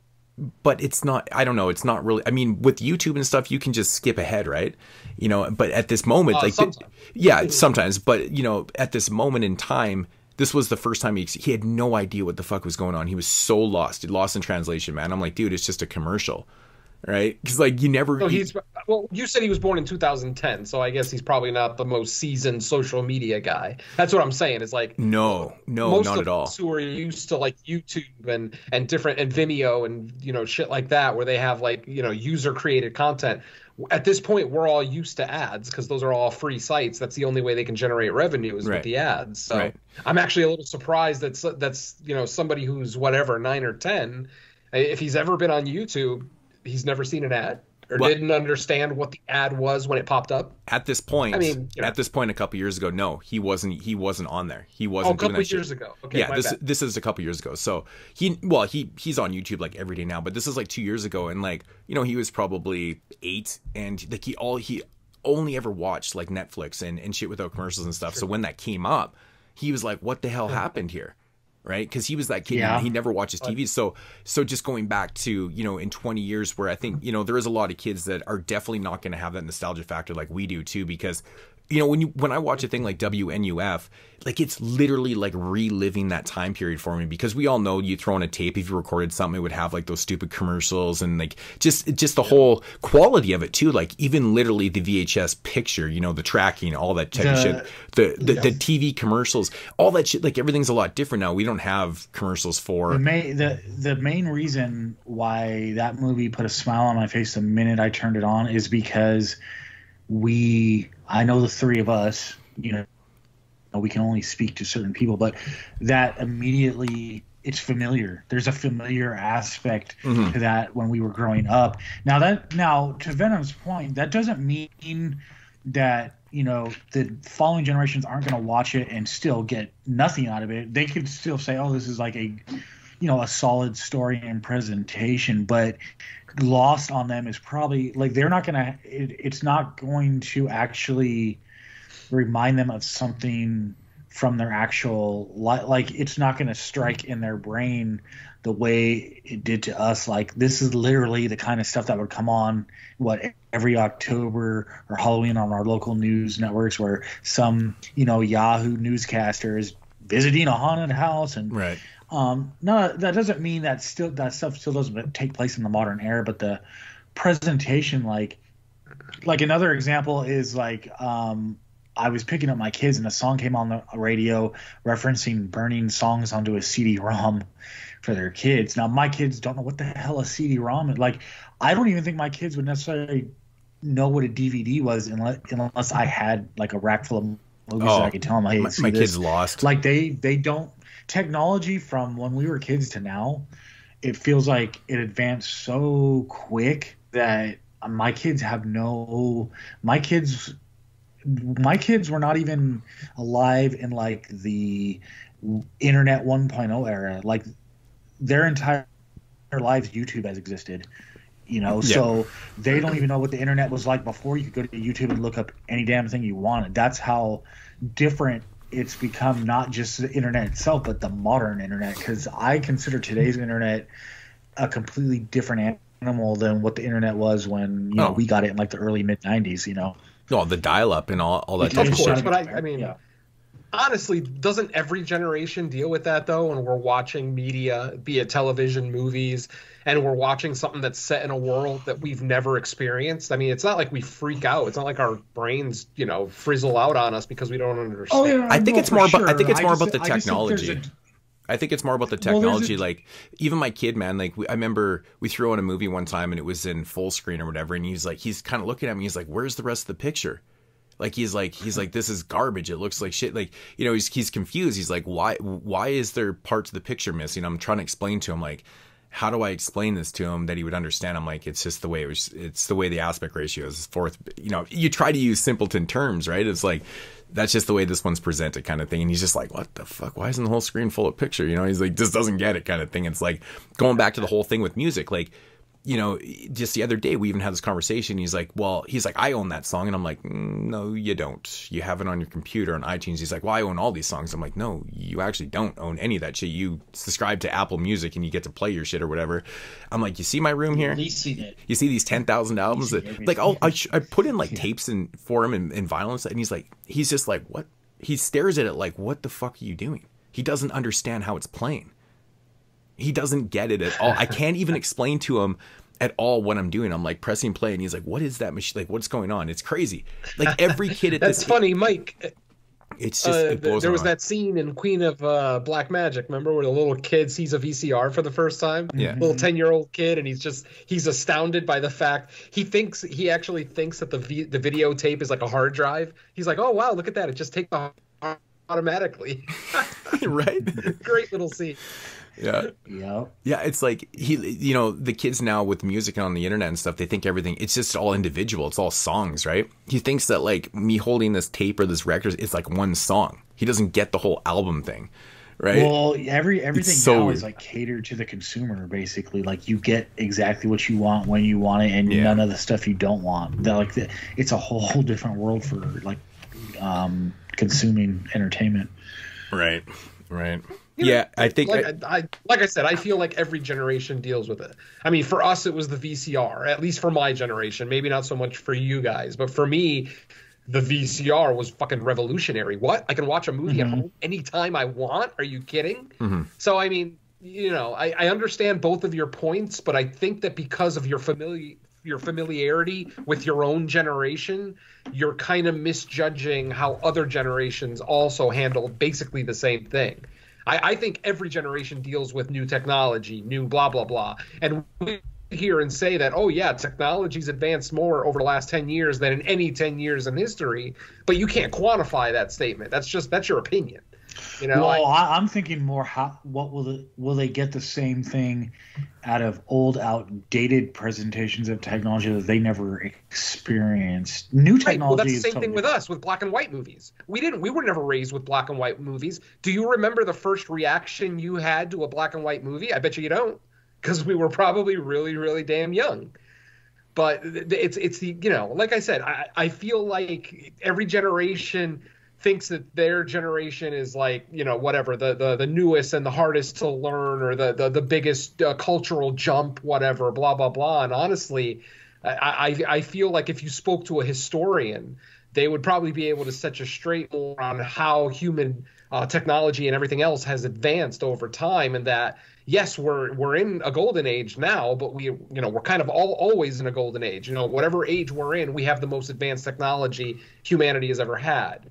So I think, I don't know, I think that, A, we're not giving the youth enough credit, because, I mean, remember what it was like for us, and we were savvy. We didn't need every single little thing explained to us. Yes, we needed a lot of things explained to us. I understand that, but not every tiny little thing. And I think just, you know, especially parents, you know, when you're a parent, when you become a parent, I feel like sometimes you forget what it was like to be a kid, because you instantly become an adult. You have to be an adult now. You've got this little life that you have to take care of, and you maybe forget what it was like for you to discover new technology. And, I think it's different for our generation, though, too. Watch film, or, you know, blah, blah, blah. So, you know, I'm not trying to invalidate Mike's point by any stretch. I'm just saying I feel like it's a little bit more generational than he's giving it credit for. That's all. I think that we grew up in an era. I mean, you were a little bit older than us, though, too. But like we grew up in an age where, you know, everything was really starting to advance in the houses. So we were kind of lucky with that too. So it might have been a lot different for you too, because you were born in 1970 and stuff, and obviously there was no home media and stuff available at that time and shit. So you grew into that and you're like, holy shit, there's a fucking VCR here, kind of thing. So like in the 80s and stuff, like I remember our first player that we had was actually a Beta. We had a Beta Vision. Yep. And that was pretty early, and like I remember that shit and stuff, and all of a sudden we only had that for like a little while, and then we got the VCR and stuff like that. So we kind of grew up in that type of era. But like, I mean, from that point on, I mean, there wasn't like, I'm talking about like home media type shit and, you know, just being relative to that and shit. Like I completely remember being as a child and shit like that. But when you were growing up, there was not anything really but how many channels like on your TV and shit. There wasn't even that much cable and shit. I'm not trying to date you in age. I'm just talking in reality. Like the TV was valid. I mean, cable television wasn't a thing in the 70s. Exactly, so, right. I'm just saying, so like by the 80s and shit, so, you know, we had that type of developments and shit. But like from, you know, the time where the home technology really made it advancements, like the computers in everyone's houses in the early 80s and stuff like that, that's when, you know, we were kind of bred into that. So like from the early 80s up until this point, we kind of saw that huge technology advancement in our home lives, right? Not just in general, not just like, you know, things that were developed in the 40s and 50s and 60s and stuff. Of course, all that stuff, seeing that shit back in the 80s and 90s was always foreign to us too. You're like, damn, that's kind of crazy. But we were also grew up at a time where everything was right there for us. So relating that to where my kid is now, like he grew up, you know, 2010 and shit. He's kind of missed that whole, you know, the home advancement of technology and stuff like that. And he lives in an age where everything is just, it's so convenient now. It's so convenient. You don't even have to look for anything and shit, where, you know, like, I mean, even, you know, giving him a tape and shit, like he just has no fucking clue. Like no kids that age have any idea because they don't have to, right? It's kind of a weird era that they live in.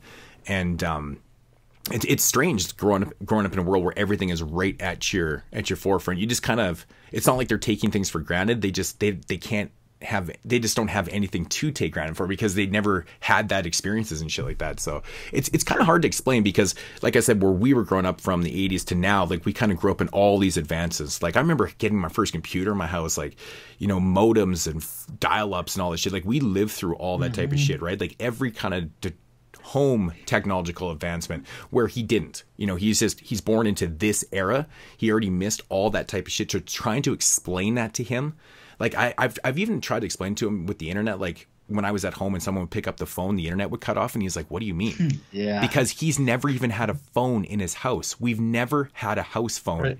I've lived in this house for 14 years, and I've never had a house phone.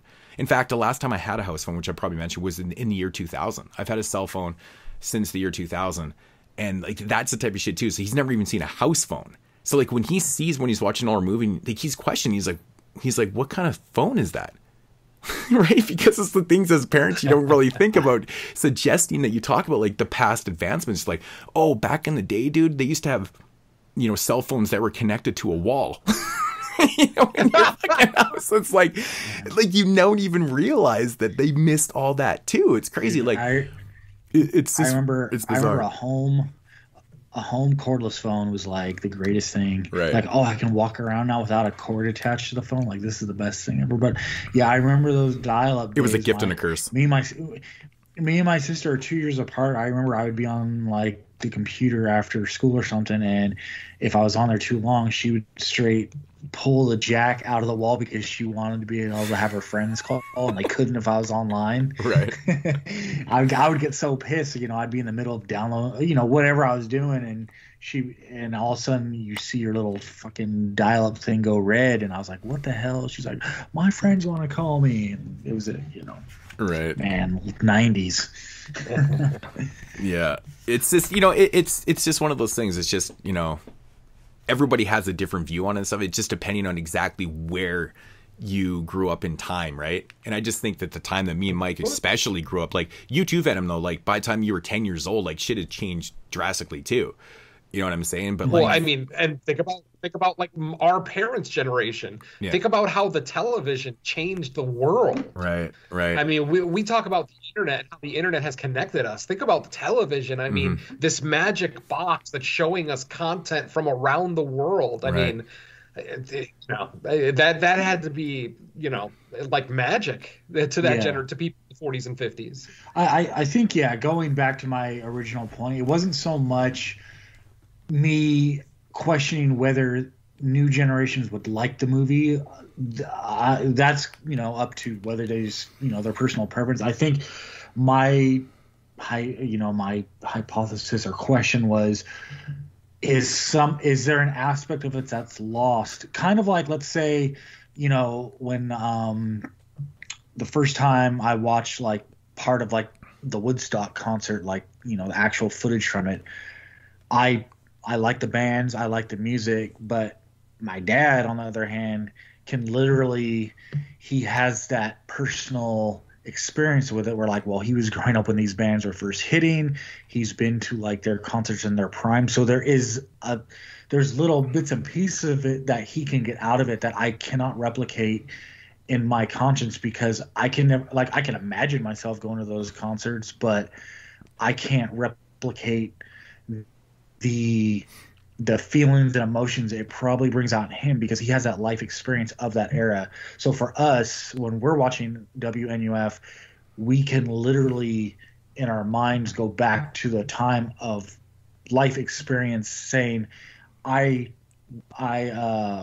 legitimately remember turning on the TV and this is what it'll look like, where next generations, they aren't going to be able to, there's nothing in their head that can replicate that. Now, like I said, like to Venom's point, that doesn't mean they're going to dislike the movie. I just think there's certain things that if it brings you back to an actual part in your life with that experience, that's something that 20, 30 years from now, people watching it, I don't know how they're going to get that little piece out of it. Yeah, I totally understand that. But again, back to my original point of 1990s It, none of us lived in the 50s, yet we still all love the 50s section of It better than the more modern day, 90s or 80s, 90s adult losers club stuff. None of us lived in the 50s, yet we still prefer that part of the movie. Why?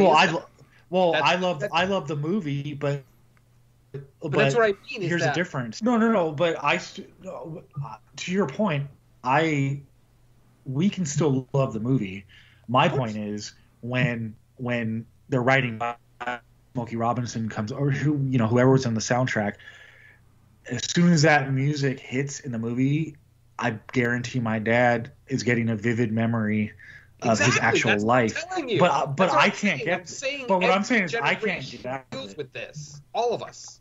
Well, no. Every generation deals with it, but I'm just saying that's why certain people get certain things out of movies that others don't. It's not necessarily just like versus dislike. Oh, I love 1990 as much as the next person. All I'm saying is like there's certain emotions that might elicit in my dad that I can't replicate just because of life experience about that era that he actually lived through that I didn't. It doesn't mean I don't like the movie. But no, I don't know where you're getting like and dislike. I never brought up like and dislike. You're talking about how they experience a movie. How can they experience something that they never experienced in real life? Or how can they appreciate a part of a movie that they've never experienced in real life? We've all dealt with it. I don't know what it's like to be a serf in 1762, but I can still watch a movie about it and enjoy it. Yes, I may not have a nostalgic attachment to it for obvious reasons, but even if we're talking about something more recent that we do have a nostalgic connection to, the next generation won't. The generation before us and the generation after us won't have the same attachment. I think what Mike's trying to say it's going to really affect I think what he's trying to say is that, like, honestly, I think that the way we watch WNUF, we just have a different appreciation for what it's trying to do than this generation would, because they don't have the nostalgia factor for it. They've never seen a video like that. Like, my kid has never watched a tape with tracking, and like I said, I even tried to explain even with the full screen. Like, he's like, where's the picture, right? Like, he'd be more confused by it, I think, than anything. Where we've seen and been through that, so like our attachment and our connection and our nostalgia is a lot different. I think we can just appreciate it differently. So basically the appreciation level can still be there. It's just on totally different levels, really. Right. So I think agree to disagree, I guess. I think enjoyment of the movie. I just don't understand how a 10-year-old kid could have the same appreciation for WNUF than me for something. Like, when I'm watching this shit, I'm so damn excited. Like, even my wife, when she's like, yeah, it's really cool, but she didn't have the same appreciation, and she comes from the same time, is because she wasn't into that type of stuff too. But she grew up, she didn't even have TV growing up, man. She was poor. So, like, she literally didn't even have fucking TV. So she had no idea with some of the stuff that they were trying to do on the commercials and stuff, where like these TV movies and like all this type. She's like, what the fuck is going on? I'm like, no, it's supposed to be like a real tape. And she's like, she didn't record tapes. She didn't watch TV. Right. She had no idea. So I kind of relate her reaction to it to how my kid would perceive it too, where he's never even been close to anything like that too. Like, I'm not saying she didn't eventually have VCR and stuff like that. She did, but it was different, you know? So, Sure. but yeah, where the fuck were we? We're in the top. 22 shots of fucking tangent and horror. Okay, so let's move on. 2015, this is one I actually have not seen before, and it's called Anguish. I know there's been a bunch of movies with this title. Have you seen this one? Yeah, great movie. Disturbing. Yeah, okay, so this one I'm going to have to check out. I know you can find it for pretty cheap, so yeah, it sounds actually pretty cool, so definitely check that one out. I actually laughed when I saw this title on here. I thought this was fucking hilarious. I actually reviewed this too on, I think on YouTube. I just had such a blast. It's so stupid. And it's called Dude Bro Party Massacre 3. And God, the funny, I didn't finish it. It definitely, I can see, dude, this movie has like the most, it's like the most gay overtones, but it's so funny to me, man. I was laughing my ass off in this. The funny thing about this movie is that there is no part 1 and 2, and that's actually explained. Yeah. It's kind of, it's a stupid idea, but and definitely this type of comedy is not for everybody. It's like, it's very trauma-esque and just over the top, in your face ridiculousness. And yeah, I mean, if you're not into that type of comedy, it's definitely not going to work. But this type, like, I like dick and fart jokes and shit like that, so this shit works for me. But next is Intruders from 2015. I've seen this one. I fucking can't remember much from it, though. I know there's a bunch of movies called Intruders, so yeah, I don't know. 2016, Anti-Birth. Has any of you guys seen that one? Is that the one with Natasha Lyonne where she takes part in some experiment and then she ends up getting pregnant with some alien or creature? Yeah, that's the one. That's it. If that's what that is, then yeah, I've seen it. It was pretty whacked out. Like I loved it, man. I remember hated liking it a lot, and no one talked about it that much. I don't remember hearing a lot of other reaction to it. Yeah, dude, I was shocked on this one too because the consensus was at the time that it sucked, but I thought it was fucking cool, man. I really enjoyed it. Yeah, and I don't even remember how I like ended up. You know, it's one of those movies where like I didn't hear much about it before watching it, so it must have just been like a random thing where I read the synopsis. I was like, oh, that sounds interesting, and it's available. So, and I ended up actually liking it. It got really bizarre there at the end, but it was pretty cool. Oh, it gets crazy, man. It gets totally crazy. Dearest Sister from 2016. This is one I actually don't know a thing about. Yeah, this was on Shudder, I believe, for a little while. Was it? I don't recall this title at all. This is the one I was like, whoa, I don't think I've heard this one at all, so don't know anything. Then we got Ouija, Origin of Evil. So this would be the second one, which I guess is the good one. The good one. Yeah, exactly, the good one. The way you paused there, I thought it was just going to be Ouija. I was like, man, no one wants to fucking hear about this. But yeah, Origin of Evil on this list. That was a theatrical movie. Right.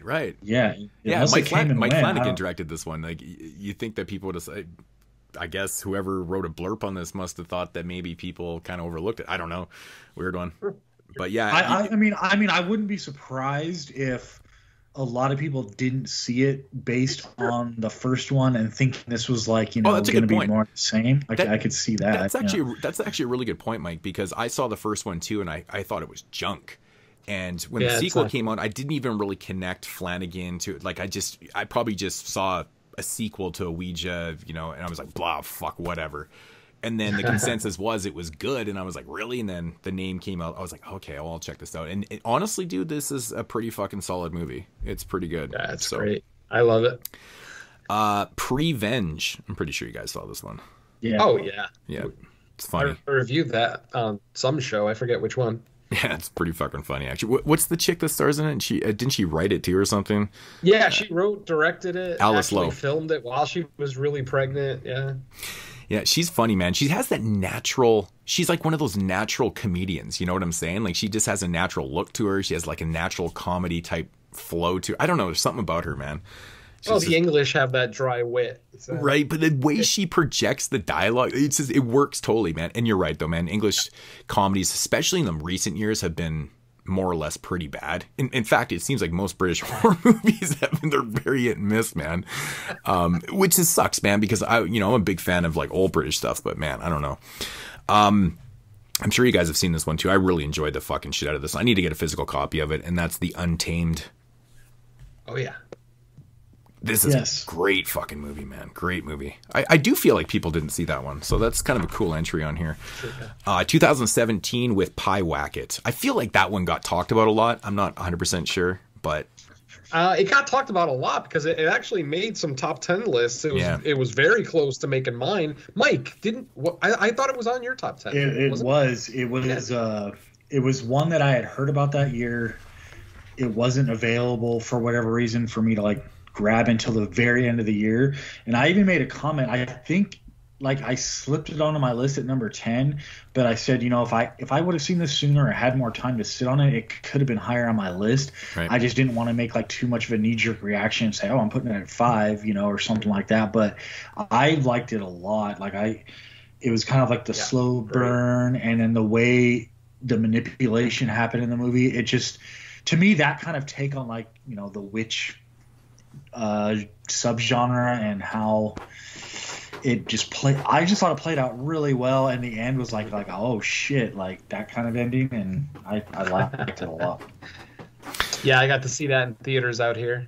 I got lucky. Yeah, it's cool, man. Yeah, I thought it was pretty cool too. Another one from 2017, Without Name.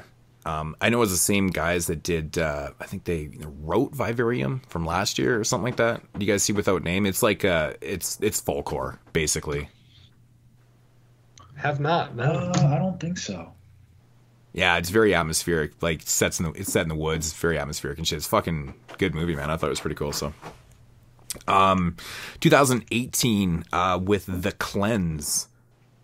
I don't That was a weird movie. Dude, I was like trying to figure out if I've seen this one. I'm not sure. Like, it seems familiar, but I don't know. I'm not sure about that one, so.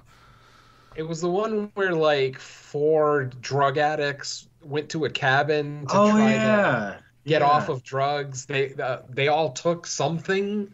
I don't know what the hell it was. Either they took something or they were forced to take something, right. And they all ended up giving birth to those little slug things. Oh, okay. No, I didn't see this one. I definitely did not. As soon as you said birth to slug things, I'm like, no, never seen it. I would have remembered that shit. Okay, so they might have puked them up, actually. I don't remember, but I remember it came from their bodies somehow. They expelled a slug. This one actually made my top 10, I believe. Well, it says it's from 2018. That's Knife Plus Heart. Basically the Neo Giallo film, which is really fucking stylish French film. Good stuff. And then the last one here from 2019 is Depraved. The Frankenstein movie? The latest Larry Fessenden film, which is funny enough. Didn't we almost start with a Larry Fessenden film and we ended with one? That's kind of cool. Yeah, kind of. I remember this one not resonating with me very much. Like, I dislike it. It just didn't work for me. Honestly, dude, I'm with you on this one, man. It's probably the one Larry Fessenden film that was kind of left me going, wow, I wasn't that overly impressed with it. So, but I know there was a mixed reaction on it because I remember some people really liking it and others were like, it's trash bags, but that's kind of the way things go these days anyways. So, but yeah, no, that is Rue Morgue's 50 horror films you didn't see, which is not entirely true because I think I'd probably seen at least 42 of them or something. I think there was 7 or 8 I hadn't seen or something like that. So I've seen most of them, but yeah, that was kind of fun to do on the Millennium edition. So there you go. Which is kind of honestly, it's a tough list to compile because, from the year 2000 until now, especially in the last, I would probably say 7-8 years, the abundancy of films, the quantity of films now is so great compared to like the earlier years, right? I mean, there's just so many movies that are coming out. Like, you really can't see everything, and so there's always going to be those hidden gems out there. Unless you're Mark Nato, you can't see everything. Right. I mean, some people just dedicate. I mean, he probably watches 99% new stuff kind of thing, right? He just stays right up to it and shit. Where I'm one of those people, like I always have to mix in classics. Like, if I'm just sitting around and I have a go-to selection. If I don't feel like watching anything new or something I'm unfamiliar with, I'm going to throw in Dawn of the Dead. I'm going to throw in something, right? So, sure. Yeah, I got to do that. So. But yeah, that is going to conclude knowledge.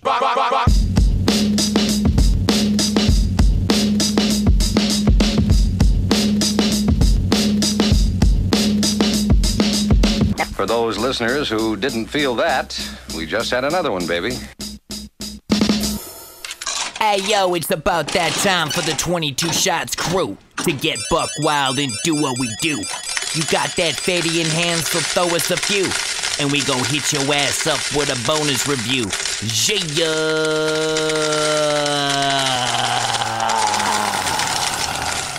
Alrighty, so moving along into the bonus review. This is a Patreon pick coming from Ratchet Command, the homeboy Ratchet Command, and he picked a film from 1999, the glorious year of 1999, you know, because there were so many damn gems in there, and probably not including this one. And it's called The Item. This is a movie I've never seen before. I've actually heard of this one. I've heard people talk about this and shit. And I think the consensus was that it's talked about because it's like supposedly like one of the worst movies ever made, kind of thing, as people always kind of put it into that category and stuff. But honestly, I was pretty green going into this. I really didn't know much about it at all.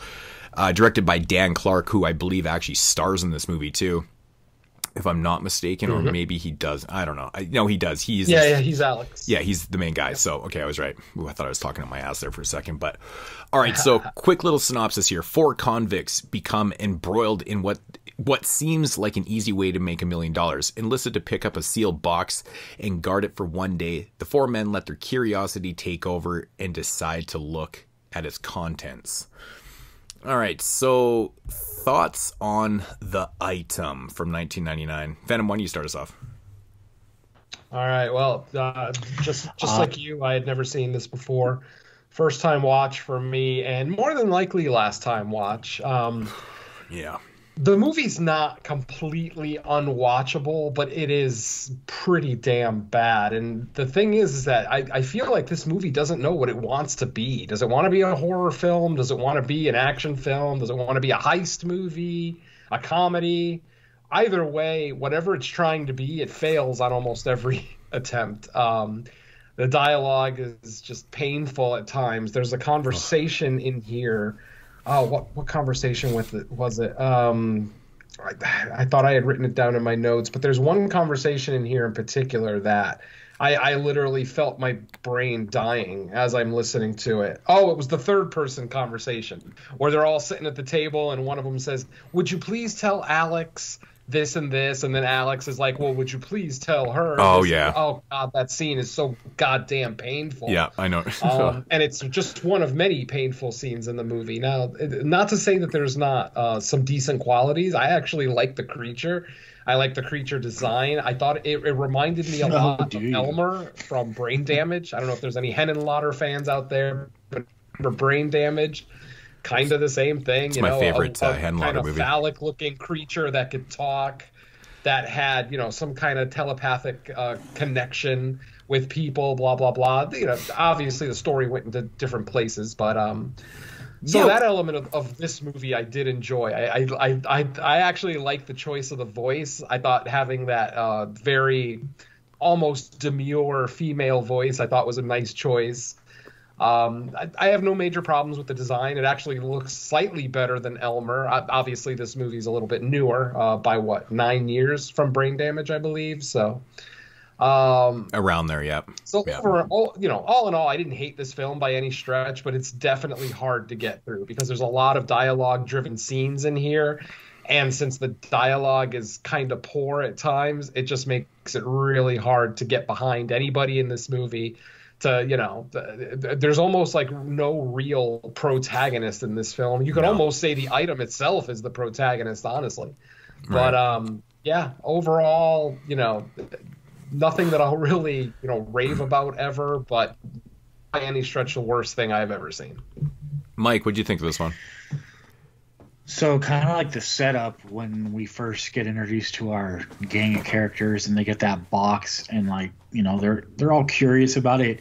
It kind of reminded me a little bit of like you remember, I think it was last year, right? That movie, The Special, when when he went to the house and stuck his dick in the box, and after that he was just so curious he just had to like see what was inside there. I wish they had the rights to like the Lonely Island song with Justin Timberlake, you know, Dick in a Box. That shit would have been classic to play at that part. Yeah, really. Yeah. So when they get that box back to like, I don't know if it was like their hideout or wherever they brought it to, kind of to chill. When they started getting intrigued, like, oh, we're too curious, we can't keep ourselves from looking what's inside there. That I was totally thinking of that movie, The Special, and then, you know, they open it and it's a fucking phallic or whatever the fuck, and I was pretty much laughing from then on out. Like, I guess when it comes to this type of movie, you know, you're not expecting a lot going in. Is it great? Of course not. Did I laugh enough to be happy by the end of it? I guess so. Like it's by no means a good movie, but I kind of got a kick out of some of it, and I think that's about as much as you can ask for, you know, this type of movie. So would I recommend it? Not really. It's a little. That'd be going a little far to say, oh, I recommend people watch it, but yeah. It was all right. I mean, it is what it is, and that whole ending sequence when the alien dick is getting all up in it, dude. It's just the like, irony, right? I was just like, is this this is happening right? And like, it doesn't even make sense. Like, you get this nudity in the finale, like, and you know, nudity, it is what it is. But I did not expect like this director actually got someone to. No, but where does that part even come from? Like, what? How does it play into anything that we've seen before? I mean, really, how does anything play into anything, really? But that part just kind of threw me. It just landed like 30 yards from me. I was like, what the fuck? It's like the first time I watched Full Contact, if you know that movie, and all of a sudden a fucking dick gets whipped out of nowhere. Like, yeah. Full Contact, it's a bizarre movie, too, where like I never expected that kind of thing to happen. And this movie's like the whole time I was like, how the hell is this actually happening in a movie like this? Like, that was a bold move there, and I guess they went for it. Yeah, I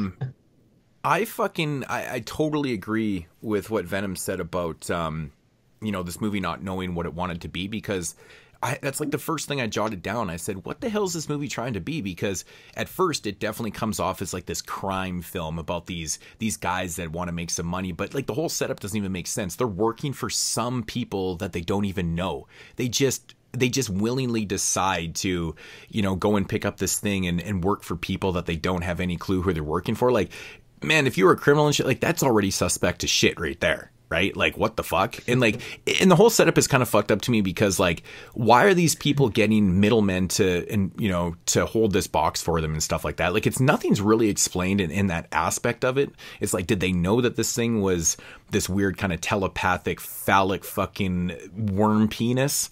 Like, I don't really know what did they know what was in there? And like, they knew that this thing had these powers to kind of manipulate people into doing things and creating havoc and stuff. Like, I don't know. Like, the whole setup is bizarre to me, but I was confused right from the start, man, because I wasn't even sure if this was going to be any horror elements at all, because it comes across as a crime film.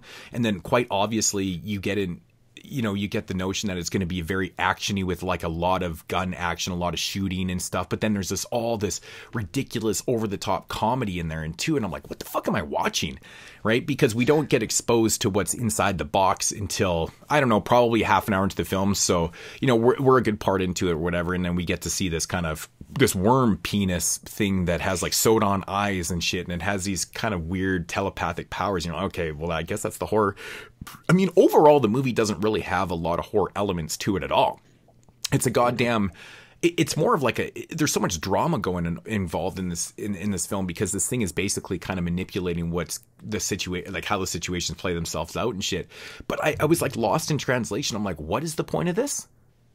Mm-hmm. Right?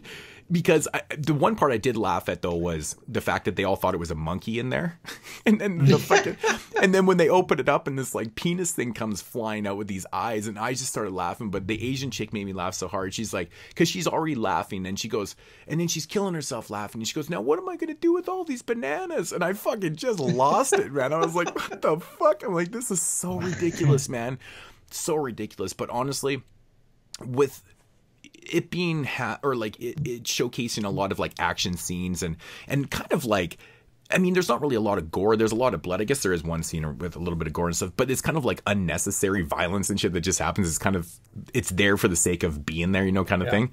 Like, I always felt like when people were getting killed off, like when he shoots the one, the transvestite, like he's like talking to the guy and he just bang, fucking caps this dude off. I'm like, okay, right. But, you know, it's that's the other thing. It's always hard for me to consider a movie horror when every single death in the movie is gunshot. Exactly. And that's what I was getting. The creature doesn't actually kill anyone. No, so. It's basically just doing its mind tricks. It's like a worm penis Jedi mind tricks type thing that's going on. And it's kind of like I said, it's doing these situations, creating people against each other. It's such a silly setup to it because you're questioning the whole time. You're like, what the fuck?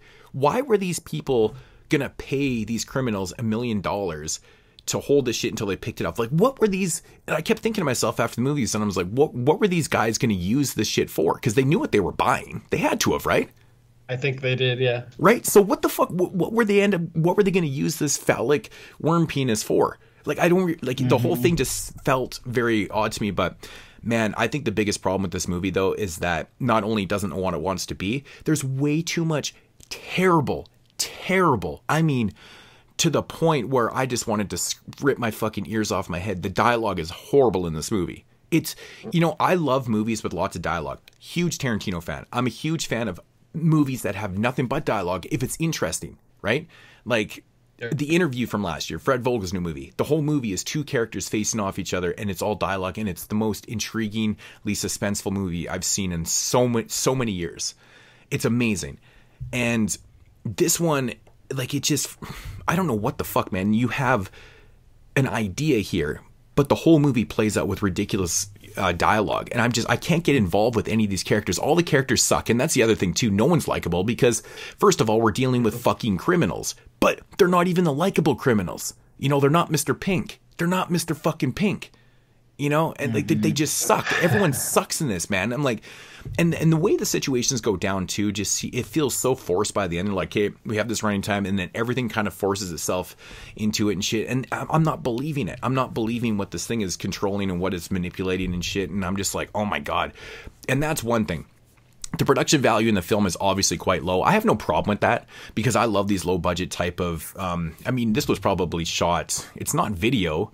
I don't think it's film. I think it's video. You don't think that's video? I don't think so. It looks shot on video to me. See, I mean, I could be wrong. See, I thought it was shot digitally and maybe transferred like that or something because I wasn't getting the full video appeal. Because I've seen a lot of films, like even shot on video films from '99, and like they definitely don't look like this unless they're using some type of weird digital. I don't know what the fuck was going on, but the quality is low.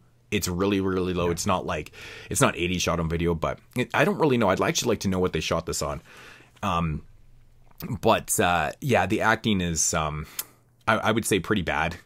it's pretty bad. That's being generous. You know, but I mean, again, it's low budget. It's indie stuff. I don't really care about the acting and stuff, but it's just the situational. It's just the whole narrative of this movie. It's really was gritting on me, dude. I was wanting to have fun with this, but I kept finding myself going, fuck, when is this going to end? I hate when I even think like that, dude. I was like, I can't, the dialogue, dude. Like when he kills Fatty in this movie, I'm just like, our of mice and men moment. Oh my god, I'm like, what the fuck, man? I'm like, it doesn't even seem like the phallic creature is controlling it. It seems like it's going down a different way. That's how kind of poorly developed that idea is, really. And then the end happens with the whole sex scene, and you're like, what the fuck? Like, is this just thrown in here for pure shock value? Because I'm lost in translation. I'm Bill Murraying this shit big time. I don't know what the fuck is going on, man. I'm just like, I don't know, man. I honestly didn't like this movie at all. And I really wanted to because, you know, I wanted to kind of you know, hopefully go against. No, I don't do that purposely. Go against Gary, but people kept saying it's like the worst shit ever. But like, I couldn't get on board with this, man. I really couldn't get on board with this. I can't even recommend this to like, you know, my worst enemies. I mean, the only people I would recommend this to are people who really, really love low budget, shot on video type stuff. Yeah. You know, whether it's shot on video or not, which is me. Kind of looks like it's. I'm like one of the biggest shot on video fans. Like I literally have an entire book called Analog Nightmares, and it's the whole history of shot. Like I love reading that shit. I love shot on video. This one was just like, it was great. It had a good idea, and I felt like they just failed on all aspects of what they were trying to accomplish with it. And again, you try to mix action, comedy, crime, drama, and horror all in together. I mean, you're trying to do a lot with nothing, right? And this is kind of the result of it, really. I mean, it's just what I think. That's valid. I mean, I compared this to Brain Damage earlier, and the one thing that Brain Damage did that this movie didn't was to give us a backstory. Like, we know who Elmer is. We understand his motivation, why he's doing the things that he's doing. This movie is 100% ambiguous. No idea. All we really know is that this weird mad scientist at the beginning of the movie creates this thing, and then that's it. Like, the rest of the movie is just you, the viewer, trying to figure out what the hell is going on. I'm not sure that would have helped. It may have, to give us some kind of background on the creature, because it's not like they're setting up a franchise here. You know, ultimately, it's not like this thing's going to garner 5 movies and we're eventually going to get, you know, the backstory. They should have just done it here. I wish they had given us... give us something. Like, explain the telepathy. Explain why this thing has a desire to make people kill themselves or kill others. It's like, it obviously can't go on the offensive itself. It has no appendages. It's literally a slug. But... tell us why. Like, just give me a why. Even if you're not going to explain what and how, at the very least, give me a why. We got nothing. That's the thing, man. Like, I mean, personally, sometimes, you know, not knowing things is fine and stuff. And, you know, it would be nice to get a backstory with this. But even the fact, like, I kept thinking to myself, I'm like, even if they had went the route where, you know, say these, but they already explained it away, they're working for people that they don't know. And I kept thinking to myself, I'm like, it would have been easier to explain away if they knew who they were working for and these guys were getting, you know, this crew to do a job for them. And say it turns out in dialogue that they had fucked over their bosses or whatever at some point, and this was the get back to them. Or something along those lines, because they knew what they were getting yourself into. If they knew that they were purchasing some telepathic fucking penis worm thing, you know, this was their way of getting back to them without them actually doing the job themselves, right? That would have been explainable. But they already. That's actually what I was thinking. Exactly, but they explain it away that they don't know who it's an anonymous deal that's going on here. They basically answered this thing, so like that whole explanation's out the window. And I'm like, okay, this movie literally makes no sense. Like, I can't fucking make any sense of this. And I'm trying to, because, you know, when I'm watching movies, I don't want to, you know, just point out all the shittiness. And I'm like, I try to find the good in certain things, but this one was making it quite difficult to really kind of focus on anything positive in it. And, you know, I've seen worse movies for sure. I mean, there is some decent things that are going on, but I will say though, like, you know, it really was a mixed bag of certain things, like the comedy, right from the sound effects. The sound effects were goddamn Looney Tunes goofy. Some of the music in the movies was fucking like child cartoon music and shit. I'm just like, okay. But then you get into these serious like gunfights and shit and these kind of serious talks and shit. And I'm just like, what the fuck is mixed emotions, man? Quit playing with me. Yeah. You're playing with me. You know, it's like... Yeah, I mean, if you're going to give us a movie like this, especially one that's fairly dialogue-driven, you got to give us at least one likable character. Like Mood said, there's no one to get behind in this movie. Everyone is just a shitty caricature of a normal human. No one's likable. I mean, obviously, the one innocent girl whose house everything takes place in, you kind of feel bad for her. But it's like they don't even give me enough of her to make me like her, and then she has sex with the damn thing, and at that point it's like I'm not invested at all. I don't care. You know, I'm honestly, if anything, I'm hoping that thing would kill her while they were having sex. Like, have it just do a complete 180, and, you know, it's its penis end comes out her mouth or something stupid. I mean, give me something. But the fact that they just that doesn't even make sense. It doesn't. They actually had sex to complete and then she kills herself. No rhyme or reason whatsoever. No, it literally makes no sense. It's like, I was kind of hoping, having to suffer through, very, very much a dragging plot. Like, I mean, the pacing in the movie is really atrocious. It's really atrocious. And that's probably this movie runs like 100 minutes too, which is fucking outrageous for something like this, right?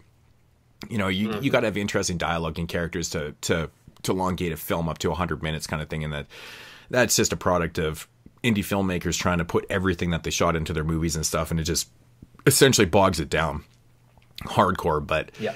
Dude, the pacing, man, there's just so many bad elements to this, man. I couldn't believe it, man. I thought for sure I was going to like this.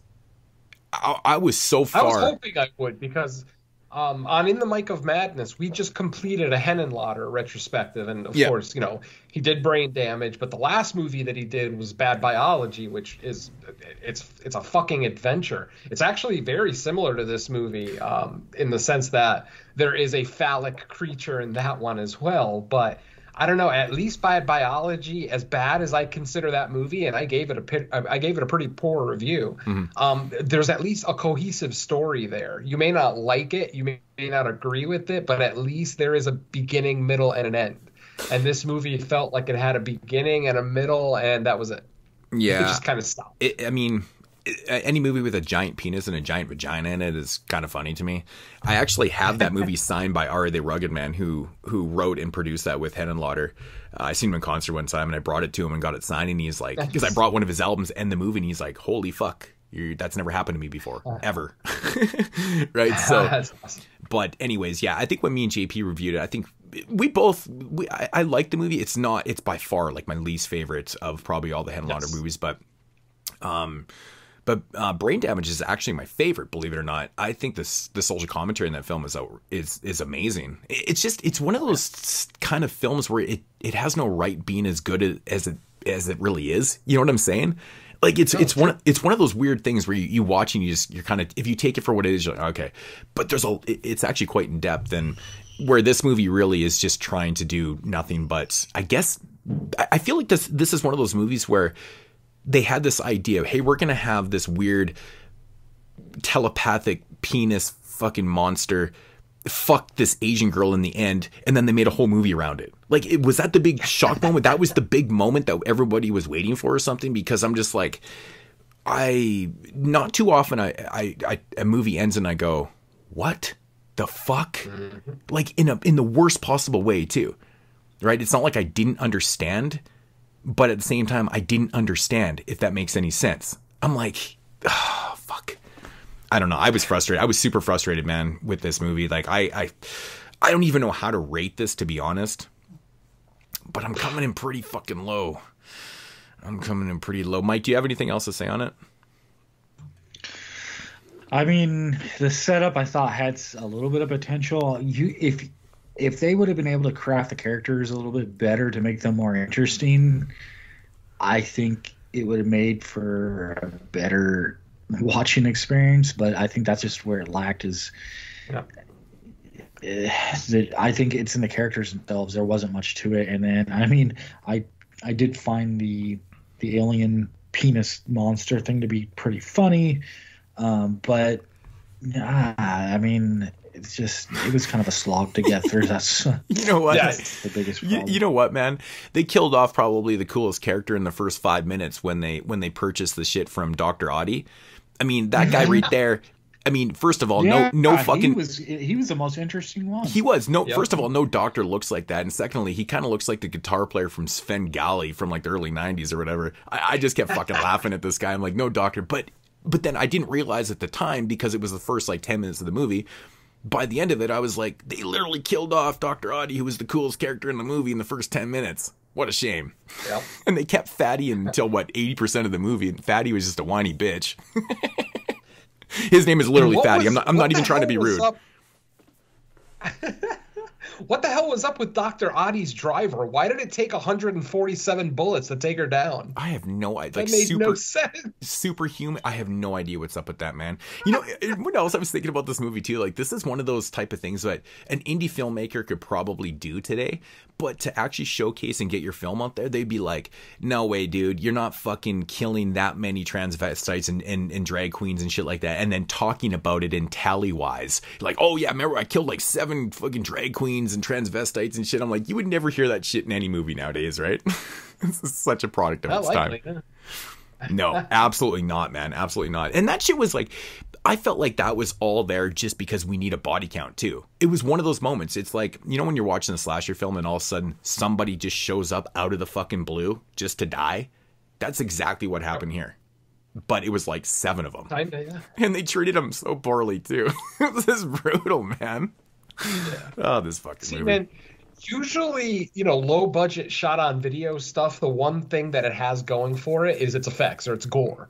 If this movie would have actually had some kind of horror type kill, right, it might have saved it a little bit. You know, give me like one gory kill where, like, you know, the creature like bores its way into somebody's body. Something. I understand the budget probably didn't dictate that, but you could, I mean, that at least would have solidly made this a horror movie. All they did was the action comedy drama that we got. All they did was double and triple up on the blood packs executed by the gunshots, right? Because the blood splatter, like when he shoots the one dude on the ground, like that blood splatter was ridiculous. Like, it was absolutely ridiculous. Yeah, when Alex gets shot. Yeah, when Alex gets shot through the chest, the spot on the wall behind him is fucking gigantic. Dude, it literally blew his heart out his back, and then he goes and he's like, I don't feel good. I'm going to go lay down. I'm like, you shouldn't be talking at all right now. That's ridiculous. Oh, so good. After withstanding that frying pan attack, too. Which probably would have killed most people right there. Right. I mean, he got hit in the face like 20-something times with a frying pan. That's so true. That is so true. Oh, man. I don't know. I don't have anything else on the item. You guys want to get down with some ratings? Yeah, please. All right. Well, Venom, start us off.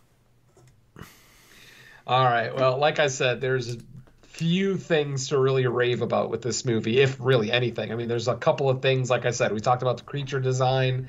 I talked about the voice work on the creature itself. I enjoyed any of the interactions between the creature and any of the, you know, human participants in the film I thought were entertaining. But ultimately, every scene, you know, with people talking to each other that doesn't involve the creature was just painful. Just all the dialogue was just cringeworthy. All the line deliveries were cringeworthy.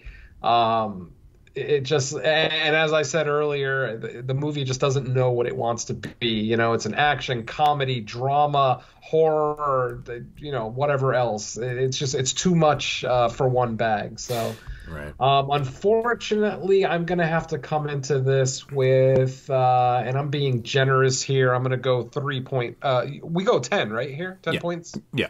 3.5 out of 10 for me. Mikey. All right, not a whole lot more to say on the movie. I think it, with a decent concept to build on, unfortunately, there just wasn't much built on that premise, and it became kind of a slog with very few moments of redeeming quality. Just the lack of interesting characters. And I'll give it a point for some alien penis sex with Asian girl to end the movie for whatever reason. I don't know. But the fact that they were ballsy enough to even put that kind of scene in this movie for whatever reason, I'll go 3.5 as well. Yeah, I mean, the creature design actually is pretty funny. I love how the eyes look like they're literally sewed on. It's hilarious, man. It just looks so fucking funny to me. And I did laugh out loud. I couldn't tell if it was like sewed on or sewed shut. It was like confusing me. Right. I know. I don't know. It was weird. And then I will give it, half a point for how hard it made me laugh when the Asian chick was like, what am I going to do with all these bananas? And then starts losing it. I don't know, man. I started laughing so hard at that. I'm just like, it's so stupid. But, honestly, man, I was really, really taken back at this. Like, it kind of put me in a bad mood, actually, to be honest. But I'm gonna come in. I'm gonna come in at 2 out of 10 on this. I was not liking this one at all. So yeah. Oh shit! What did you gave it 3.5 too? Yep.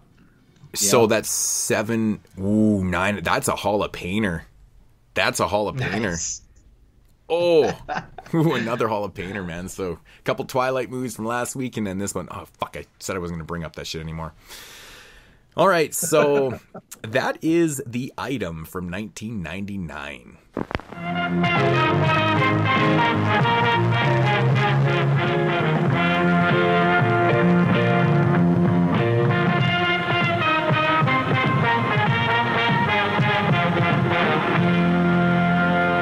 And now, our feature presentation.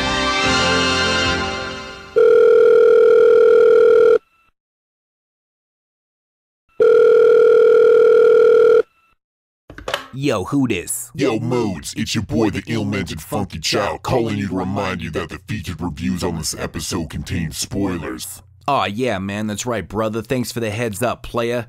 Now go back to being an unproductive asshole. Fuck you.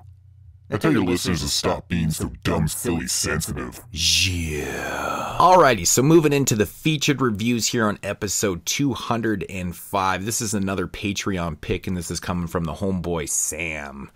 And I'm not really too sure how JP's going to title this one for the thumbnail, but it's certainly on the lines of like TV terrors, which is kind of weird. I don't really know how we're going to do this one because this actually isn't like TV horror films. This is just films that have to do with TVs. I don't know. But anyways, yeah, double feature. First movie here from 1986 is, of course, TerrorVision, directed by Ted Nicolaou. I can never say this guy's name fucking properly, man. But he is responsible for a lot of Full Moon movies. This was like this is pre-Full Moon. This was done by Empire Pictures when, you know, like this is like the really good version of Full Moon, basically, before they got super kind of cheap and shit. But yeah, he was involved in Dungeon Master, and he did like the Subspecies movies and shit like that. And I think he's actually doing another one. Like I think there's a new Subspecies movie that's coming out. I think it's in pre-production or in production right now, so that's kind of cool. But I'm a big fan of the Subspecies movies, so. But yeah, 1986 is TerrorVision. Synopsis.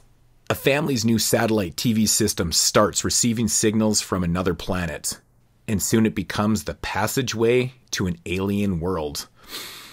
That's not actually correct. To an alien world. I guess it's alien to them. Or maybe it'd be better to say a foreign world, as in Earth.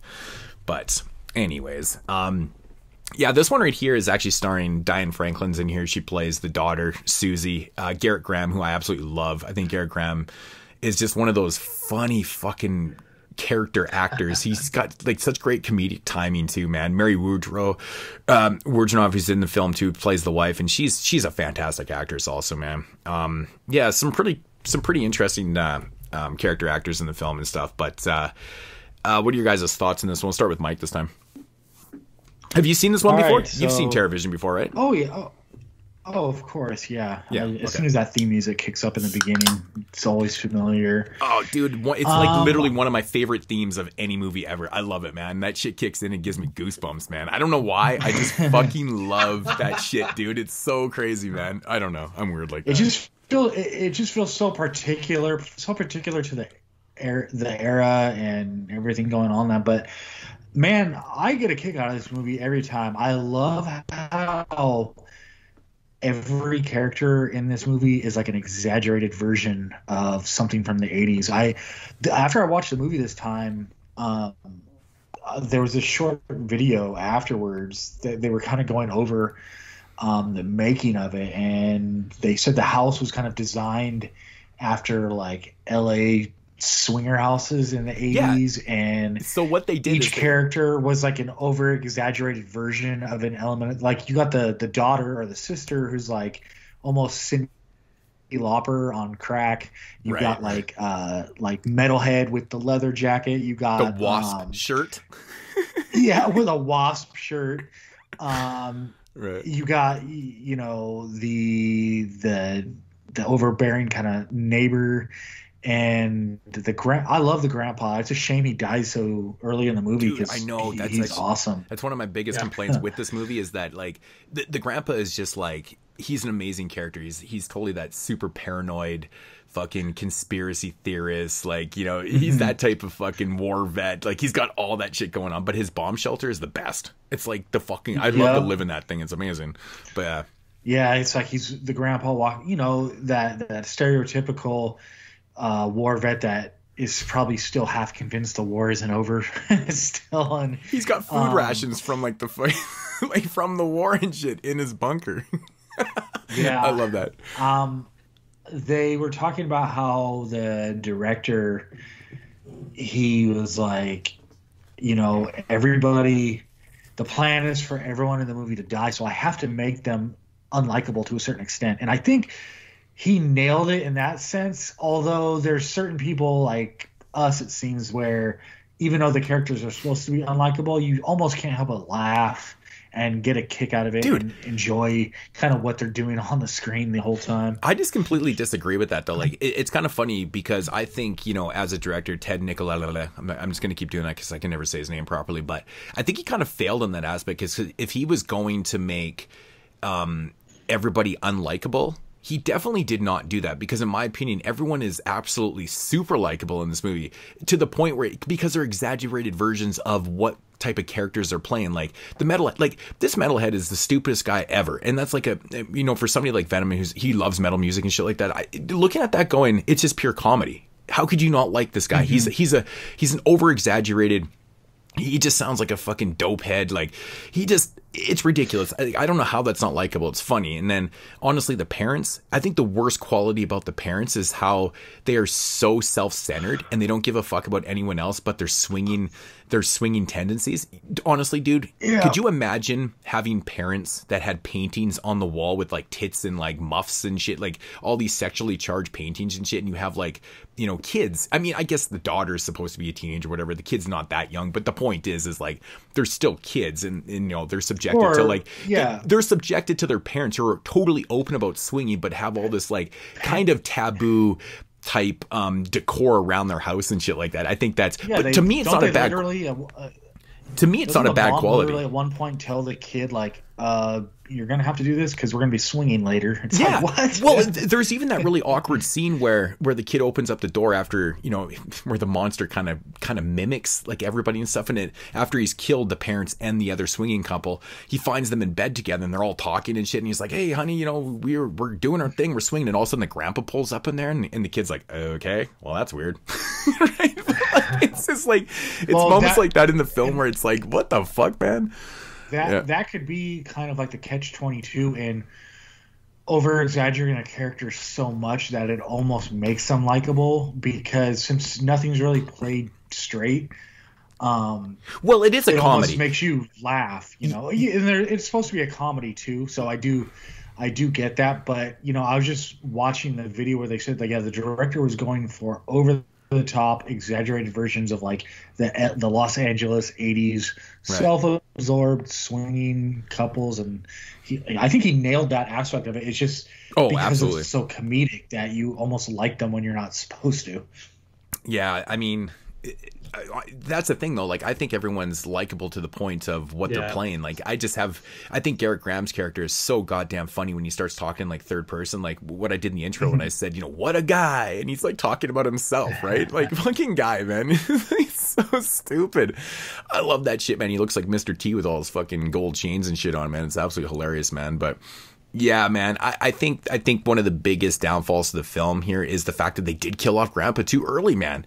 I think that was kind of a misstep. Like, he was a fun ass character, and I'm really enjoying that shit and stuff. And you know, I mean, a movie like this is, you know, a lot of people, if you can just take it for face value and just enjoy what you're seeing, it's a really damn fun movie. But they even went the extra distance to kind of explain how this monster gets to Earth and stuff in the end, when the head alien comes down, and he's explaining, you know, like they were trying to dispose of him, and the way they dispose of their garbage is they turn it into this energy and then they beam it out to the furthest point away and stuff. But something went wrong and it beamed off all these planets and it ended up hitting on Earth, and that's how he kind of got resurrected on Earth. And I'm like, dude, just coming up with that idea right there is fucking pretty cool for a low budget, you know, horror comedy. Like, I thought that was actually pretty brilliant, man. It's pretty fun. But and the practical effects, I think, elevate this one too. Oh, dude, the monster looks great, man. The monster honestly looks really good, and the whole aesthetic monster looks great. Some of the deaths look good too. The whole aesthetic of the movie, like what they did, the interior design of the house is fantastic, man. There's so much detail in there, man. Like right from the bar to the posters and like the way things are and stuff. It's all meticulously done, man. I think it's really cool. I think one of the funniest things, it must be a joke though too, when Putterman, when he's outside doing his fucking his satellite dish and stuff. If you look at the background, it's completely shot on the soundstage. It's hilarious. Like the background's completely fake. I love that shit too. It's so funny, but it's done as a joke, right? Like it's totally done like that, and I appreciate shit like that. That might be actually a commentary though, because think about how fake people in LA were in the 80s. Oh, absolutely. I think there might be a little commentary to the fake background. Honestly, man, that's really good. Everything's aesthetic. Yeah, it's just it's one of these movies like right from, you know, the opening theme song, which is super catchy, to like these really kind of, I think they're super fun characters, aesthetic. Like there's a lot of shit going on here that's super fun. You know, I think and I like the fact that like everybody dies in this film. And I even like the fake ass Elvira in Medusa. Like she's probably maybe the most unlikable character because, you know, like this kid's pouring his heart out and stuff and he's trying to get a hold of her and she's just treating him like shit. Like, hey, this must be your other personality when the sister gets on the phone and shit. Like she's just being a total dick to him, right? Like she's kind of a dick character, but I like the fact that they incorporated this because at the time, like Elvira was the shit, man. That was the thing. If you're gonna have a whore hose, you might as well do it a little bit differently. But yeah, there's a lot of elements here. I loved it. It never gets old to me. It never gets old. I even liked a lot of the, you know, the quirky songs they use in the soundtrack. They're not like your kind of run of the mill top 40 pop or rock. It's, you know, they all kind of have that familiar sound of the era that the movie was in, but they're not necessarily the recognizable songs you'd find in like, you know, a John Hughes movie. And of course that could be partially because they couldn't afford to license big artists, but I still, to me, it adds charm to these type of movies that they go out and, because I feel like there's songs that after you hear them in this movie you could go out and listen to, but would you ever even heard of them before without, you know, a movie like TerrorVision kind of seeking out, okay, what can we actually afford to put in this movie? Let's go get them. I recognize what was it? The neighbor, or like kind of like the bald, overbearing guy that always, you know, wants to be hanging out. Oh, with the dad. He's the satellite repair guy. He's the dish guy. Yeah. He was the guy in Fast Times that went back to place wanting his breakfast, and it was like not breakfast anymore, and got Brad fired from his job. Like he's like, I just want my breakfast, and he yelled and did curse words at me. Oh man, that guy's great. He's a good actor. I like that guy. You know, I love the boyfriend, man. His name is OD, and he just sounds like he's literally ODing every time he talks. He's just so like isn't that that's Uncle Rico, isn't it? From Napoleon Dynamite. John Grise. You know what's funny about him in this movie? Like he's like 30 years old. He's like fucking 30 playing like a high schooler. Yeah. It's fucking ridiculous, dude. Actually, come to think of it, like Diane Franklin was in like her mid-20s in this movie too, and playing like a high schooler too. So it's kind of like that whole 90210 effect before 90210 was a thing. You know, having like 30-year-olds play high school kids, but it doesn't really matter because it's a comedy anyways. So did you know they wanted for the role of the dad, they wanted Harry Shearer. Yeah, I saw that, man. Which he's the voice on The Simpsons, right? Yeah, he's the voice in The Simpsons. Oh, he does Ned Flanders. I know he does Ned. He does Ned's voice, right? Ned Flanders. Who does he do? He has like a deeper voice. Harry Shearer's Homer, isn't he? No, Homer's Dan Castellaneta. Yeah, you're Castellaneta. I'm an idiot. I'm too big of a Simpsons fan not to have this off the top. No, of my I head swear. Here, I'm looking up right. I swear to God, he does Ned Flanders, and he does like the Prince. Yeah, that's what I thought, man. I thought it was Ned Flanders. I think I looked it up one time. I think he does like a Prince or he does the Principal. Reverend Lovejoy too. Right. Anyone with a deep voice, he probably does in the show. Yeah, so they wanted Belinda Carlisle to play Susie. in the film. Like the pop singer Belinda Carlisle. Yeah, from the Go-Go's. That's crazy. Yeah, a little too old. I was going to say, because like Diane Franklin was like 24, 25 herself in this movie. She must have been way older. In 86. Yeah, supposedly the Go-Go's, that band had just broken up and she was trying to break into acting, so they tried to get her, but I can't remember if it was scheduling or what, but then they ended up not being able to get a hold of her. Or not get a hold of her, but lock her in. That's crazy. But yeah, like honestly, going back to the grandpa's death, man. Actually, the grandpa's so funny. I like when they're talking about MTV, and he's like, "I like MTV." The way he says it, dude. There's just so many moments in this film where Garrett Graham kills me with almost everything he says, man. I think one of the funniest lines in the film is right after he finds out that like the couple that they're swinging with, the dude.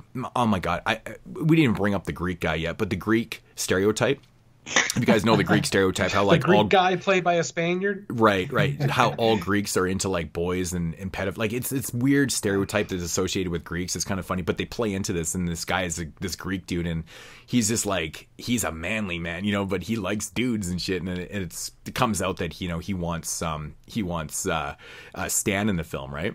And so of course Rachel, she fucking recalls, she like, basically tells him about this, and they go into the jacuzzi room, and all that shit is in the fucking pool, and he goes around the corner, and he's like, what did the homo do to the pool? I just fucking lose it every single time he says that, because this is the way it comes out, and I'm like, oh my god, like you can't even fucking, you can't say that shit anymore, this is ridiculous, but the way he says it is fucking hilarious, you gotta admit, it's hilarious, But man, I gotta say though, man, that whole jacuzzi room is the coolest room ever. That shit is fucking amazing. Could you imagine having that size of like jacuzzi in your fucking house? It's like a pool. It was literally a pool. It's nuts. Yeah, basically. Mm-hmm.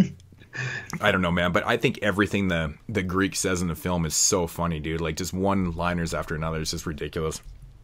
Kind of funny, but I just couldn't get past the fact that he wasn't even trying to sound Greek. I mean, that had to be a purposeful choice by the filmmakers to use a Spaniard and to have him speak with his Spanish accent, but playing a Greek man. Right. It took me a second, but obviously once you realize, the type of movie you're watching, you're not going to take it that seriously, so I just took it as part of the gag, so I just had fun with it. Yeah, every time he spoke, it's like, that dude's from fucking Madrid. Right. There's no way he's from Greece. And then I looked it up, and yeah, the actor's name is Alejandro Rey, and he is a Spaniard, so yeah, go figure. Jesus, like, you couldn't get any more cliche than that, right?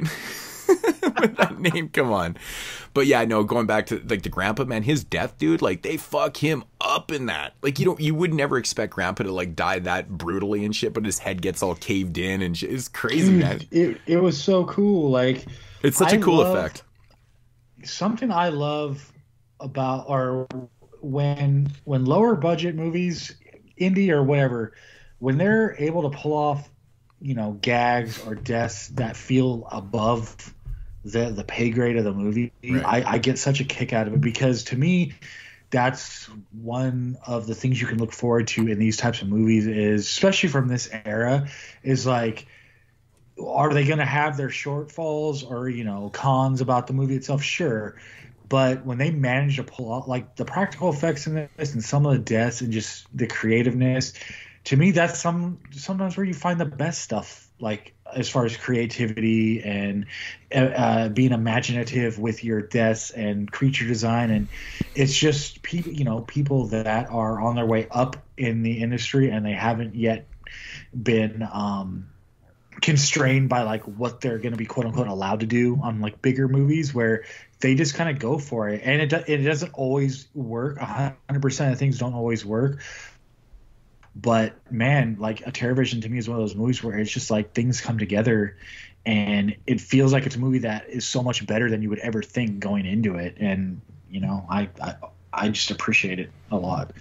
It has a lot to do with the characters though, man, to be honest. I think honestly, and I've always thought this too, is that the kid in the film, I always forget what Sherman. No, is it Sherman? Yeah, Sherman. Mm-hmm. Man, some of the points where he's like getting upset and like, he has to, he's like, it's not like he's overacting. He's just kind of like really bad acting, right? Like it's the way he delivers some of his lines are pretty bad. Like it's pretty. I've always thought that with this movie, man. Like straight from like the VHS days, is like, oh my god, that kid's fucking cringeworthy sometimes. But it doesn't even matter to me. It doesn't. It just kind of adds to the whole. You know, it just kind of adds to the charm to the film. It really does. But I just find it funny because some of the characters or some of the actors in here, like Garrett Graham and Mary Warrenoff, like they're both great actors. You know, and then you got this kid, but he's the kid. It doesn't really fucking matter. So, but I don't know, man. Venom. What are your thoughts on the movie? I mean, Mike kind of went off on a tangent on this one. I'm probably going to come in slightly lower than you guys because it sounds like you guys had a lot of fun with it. I did have fun with it. Don't get me wrong. And this isn't a first time watch for me. I saw this when it was fairly new. And never again since. So this is basically a first-time watch. But yeah, I mean, I do have fun with this. I think the creature design is great. I think the alien is cool, even though the alien looks like a carbon copy of a Rick and Morty character. The good alien, mind you, Pluto. He does, actually. I never thought of that, but good point. Oh, he does. I'm pretty sure it's from the Interdimensional Cable episode. Dude, one of the characters there looks exactly like Pluthar. So, but anyway. This movie, I'm going to have a lot of the same complaints with this movie as far as its acting that I had with the last one. I'm not the biggest fan of some of the delivery here. I understand it's supposed to be purposely over the top, and that's fine. I can appreciate that. But same with Moods, I did not enjoy the kid. I thought the kid felt forced. Not so much as a character, but just his line readings. It just didn't really feel like anything flowed from him. And actually, I'm going to complain about the grandpa, too. I love the character, but the guy who played the grandpa didn't really feel like he was really invested in the role. Yes, it seems like he was having some fun, but certain lines that he delivered just didn't feel as over the top and fun as they could have been. It felt almost like he was holding back a little bit, if you will, which is weird for a movie like this to say that anybody in here was holding back, but... obviously Garrett Graham, always awesome. Just about in every movie you see him in, what a guy! Just so fun. I can love it when this is so stupid. He's like banging on the satellite dish and shit, and then it fixes, and he's like, Putterman, what a guy! Fucking guy, man. This shit kills me every time, man. Yeah, they're so. They don't like recognize things. They're so like oblivious. That's the word I'm looking for. They're so oblivious to the world around them that that it's comical. It comes off as funny. I mean, when he sticks his head out the door to compliment Norton was his name, right? When he sticks his head out to compliment Norton for fixing the satellite dish, he doesn't even notice that he's not standing there. That no one is standing there. That he's basically speaking to no one. That's definitely somebody who lives in a bubble. So, they pretty much nailed that aesthetic. I love the set design. We've already talked about the house and the exterior. This movie is painfully 80s. It's like the 80s slapped you in the mouth with its penis. I mean, it is so 80s. I was expecting, Punky Brewster to show up at any second. And that's not a complaint, mind you. I am obviously a child of the 80s, a teenager of the 80s anyway. Right. And, I suffer from nostalgia as much as the next guy. As much as I try to say that I deny it, it's there. And man, the opening theme of this movie, just in 5 seconds, you're instantly transported to, like, for me, it was like, USA Up All Night and, the old Monster Vision shows and stuff like that. Right. Just as soon as I hear the TerrorVision theme, it transports me back to the mid 80s, and I absolutely love it. For that anyway. Love I've already said the creature design, set designs, the score is really fun. We've talked about the lack of licensed music, but still everything has a certain familiarity to it that works for those of us who experience the 80s. Again, Medusa was probably my least favorite part of the movie. I didn't like her as a character in general. She was just another shitty person to add to the kill count. And I understand that, we've talked about that earlier, just having characters come in just to die. And Medusa wasn't necessarily like that, but she felt like a throwaway character to me. they could have stuck Peter Vincent in there, or a Peter Vincent type. They could have stuck, you know, any other random thing. And I understand that they're going for the Elvira aesthetic. Elvira was huge at the time. You know, you obviously want to get that familiarity to, you know, with 80s movie watchers. So I understand they're using her. I just wish she was a little bit more of a likable character. Because I'm in between where Mike and Moods are as far as the likability of these characters. I liked most of them. OD's over the top, you know, idiot performance totally worked for me. Cyndi Lauper Jr. totally awesome. The parents, I even like the mom's kind of schwarmy little attitude, you know, about the whole swinging thing and everything, and how funny she found, you know, the fact that Spiro wanted to fuck her husband and not her. Loved all of those interactions, but you know, like I said, I feel like the grandpa could have been better. Elvira or Medusa definitely could have been better. Norton, they could have given more for Norton to do, because he's really only in 2 scenes, though I actually found him fairly comical. The fact that he was so unwilling to help out with the repair. He was just there to drink Heinies. He's just there to drink Heinies, man. Exactly. And then he gets all pissed off when he doesn't get offered one for the road. I mean, you know, that's one of those selfish, funny characters. You know, they're selfish in a way that's comical, not, you know, in a way that's too terribly over the top. Man, they used Heinies so much in this that I felt like they weren't even obligated, or they weren't even allowed to use the word Heineken in the movie. They had to use Heine.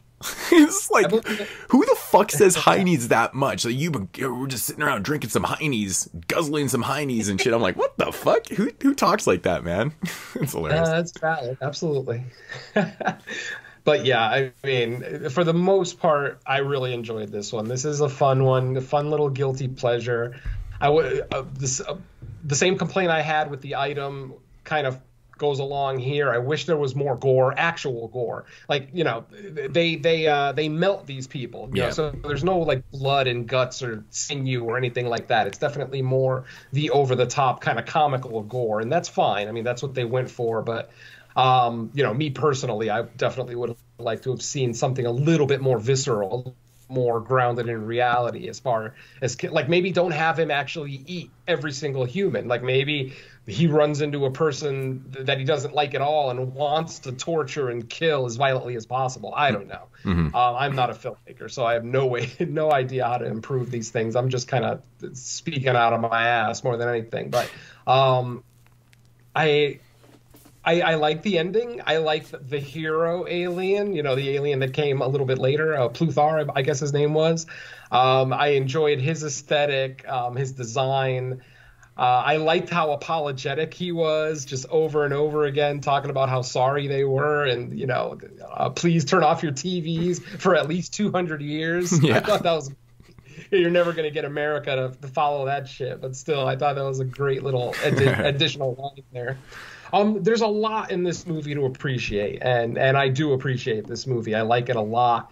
It's not anything that I return to that often, as I already mentioned. This is only the second time I've seen it, and but I definitely see myself watching this more and more. Stuff like this, Deadly Spawn, movies that I didn't really appreciate as much as I was younger, I'm developing a taste for now. So I could even see myself purchasing this one potentially someday, especially if it's in a double feature with our other film later this evening. So yeah, overall, I had a really good time with it. Definitely not a cinematic masterpiece by any stretch, but I mean, if you're looking for just a good, fun Saturday night movie to watch with friends, drink a few beers, even if it's over the internet since everybody's got COVID now, whatever. This is a good nomination. Good movie to watch with friends, have a good time. You can either appreciate it at face value, you can make fun of it, you know, riff it for the entire time. However you approach this movie, I think you're going to have a pretty good time with it. So yeah, overall, I enjoyed it. Yeah, man. I think it's not really a secret how much I enjoy, you know, this double feature. I mean, I've got framed posters on my walls. I've got Video Dead hoodies. Like, I've seen these movies so many times. Like, you know, I own a lot of movies, but this is probably one of my most watched Blu-rays in my entire collection. I always throw this shit on. Always. Because it's those movies where I can just appreciate them for what they are. You know, I always have fun with them, and that's what, you know, to me, movies are really all about, is having fun and shit like that. But they're just visually, and, you know, these movies have a lot of things in common for me too, because, you know, we'll get to the Video Dead after, but you know, just the scores and the soundtracks and stuff. Like, I love the score in the Video Dead, but this one right here is just, it brings me back to a time, and it kind of gives me goosebumps every time I watch it. And like, not too many movies really do that to me, you know. The one thing about this movie that's always kind of intrigued me, and I've always tried to figure out why they went this angle in the narrative, but, you know, once the monster gets into this house and stuff, he obviously goes out of his way to attack like every adult and stuff, but somehow the kids are able to almost tame the shrew a little bit, and they almost try to teach it, you know, how to talk and things like that. And I've always been like intrigued why they went this way in the narrative, because I mean, you don't really have to explain it. It is a comedy and stuff like that, but I always wondered why they did that. You know, maybe just to fill in the time. I don't really know what they were thinking with this, because, I mean, eventually he does kind of, you know, go that way and take out some of the kids and stuff too. But at the same time, it's like, it's such a weird choice in narrative to go that way when, you know, this thing seemed like it was a killing machine. All of a sudden it's like, oh, say my name. My name's Sherman. You know, it's like, what the fuck is going on here, right? I always thought it was so strange. It was such a strange narrative point to kind of do that with the monster and stuff. But, you know, it's still fun. I mean, that portion leading right into like the third act kind of thing is probably my least favorite part of the film, is when they're kind of like fucking with the monster and kind of taming him down and shit like that. It's like, it is what it is, man. It is what it is. But one really funny moment I want to point out that always kills me every single time, man. Again, going back to the Greek dude played by the Spaniard, it's when he gets into the fucking pool, and his swinger partner is obviously just been killed. And that's the other aspect of the film we never actually pointed out, is that once the monster eats people, they can mimic that person too. So he gets in the pool, and this hot blonde is sitting on the other side of the pool and shit. And he gets in the pool, and he like reaches into the pool. He's like, "What is that, algae? Or is it some type of sex lubricant?" And the way he says it fucking kills me every time, man. I'm just like, oh my God, this guy never fails in his character. Like, everything is so sexually charged and just ridiculous lines. It fucking kills me every time, man. Oh, it's funny. The part that gets me is when the creature's in the jacuzzi and he's watching that sci-fi movie. And every time one of the UFOs shoots either a car or destroys a building, the fucking thing cheers. Yeah, he cheers. I thought that was great. It's so good, man. It's so good. Oh, that's so good, man. Right. Good stuff, man. Do you guys have any? Considering the range of motion on that creature wasn't that much, I mean, it still looks great. I mean, you don't expect something that big to move, you know, like a basketball player by any stretch, but yeah, even with its limited eye mobility and its limited, you know, its lips just kind of go up and down and its arms just kind of flail around, it still totally worked for this film. It does look good, man. And you know what really looks good on it is the eyes. The eyes look really good on it, man. They did a good job with that. Yeah. So, but do you guys have anything else on TerrorVision? Anything? The alien kind of reminds me of a big version of fucking, what is it, Kang or Krang, the thing from Ninja Turtles. Ninja Turtles? Yeah. Oh, like, totally. You know, stuffed in the middle of the fucking body of the android. I never actually thought of that it's before. Krang, right? Yeah, I think it's Krang. Yeah, it's Krang. I always thought of that because, you know, growing up in that's a good point, man. Ninja Turtles cartoon was on, like, I knew of that before. Why did I ever think of that? Saw TerrorVision. I'm such a stupid fan of Ninja Turtles cartoon. Like, I own all that. I love that shit. I never even thought of that connection. It's kind of funny. Yeah, but you know, just, you know, overall, I think it's a successful movie. It exceeds at what it's trying to do, and you got to appreciate that. And it was a lot better than I thought it would be the first time going in, and I've liked it ever since. And it's always kind of a fun movie to watch that you know, I'll tell people about. And man, the main theme, could listen to that on its own all the time. I have listened to it. I just kick it on every once in a while, and Yeah. Right. And any movie that references Wasp twice is okay. So amazing. Yeah. So amazing.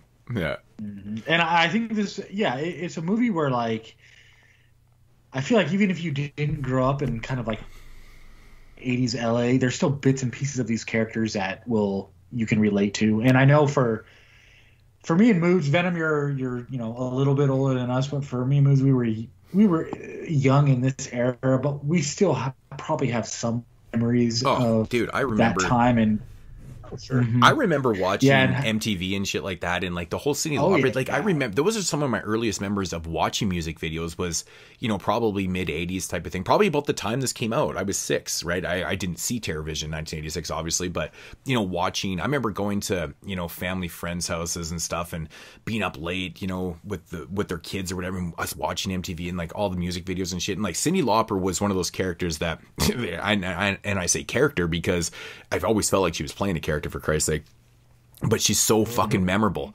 You never forget that as a kid, because she was the live version of the overtop character that or person that you would see in everyday life kind of thing, right? But that was who she was.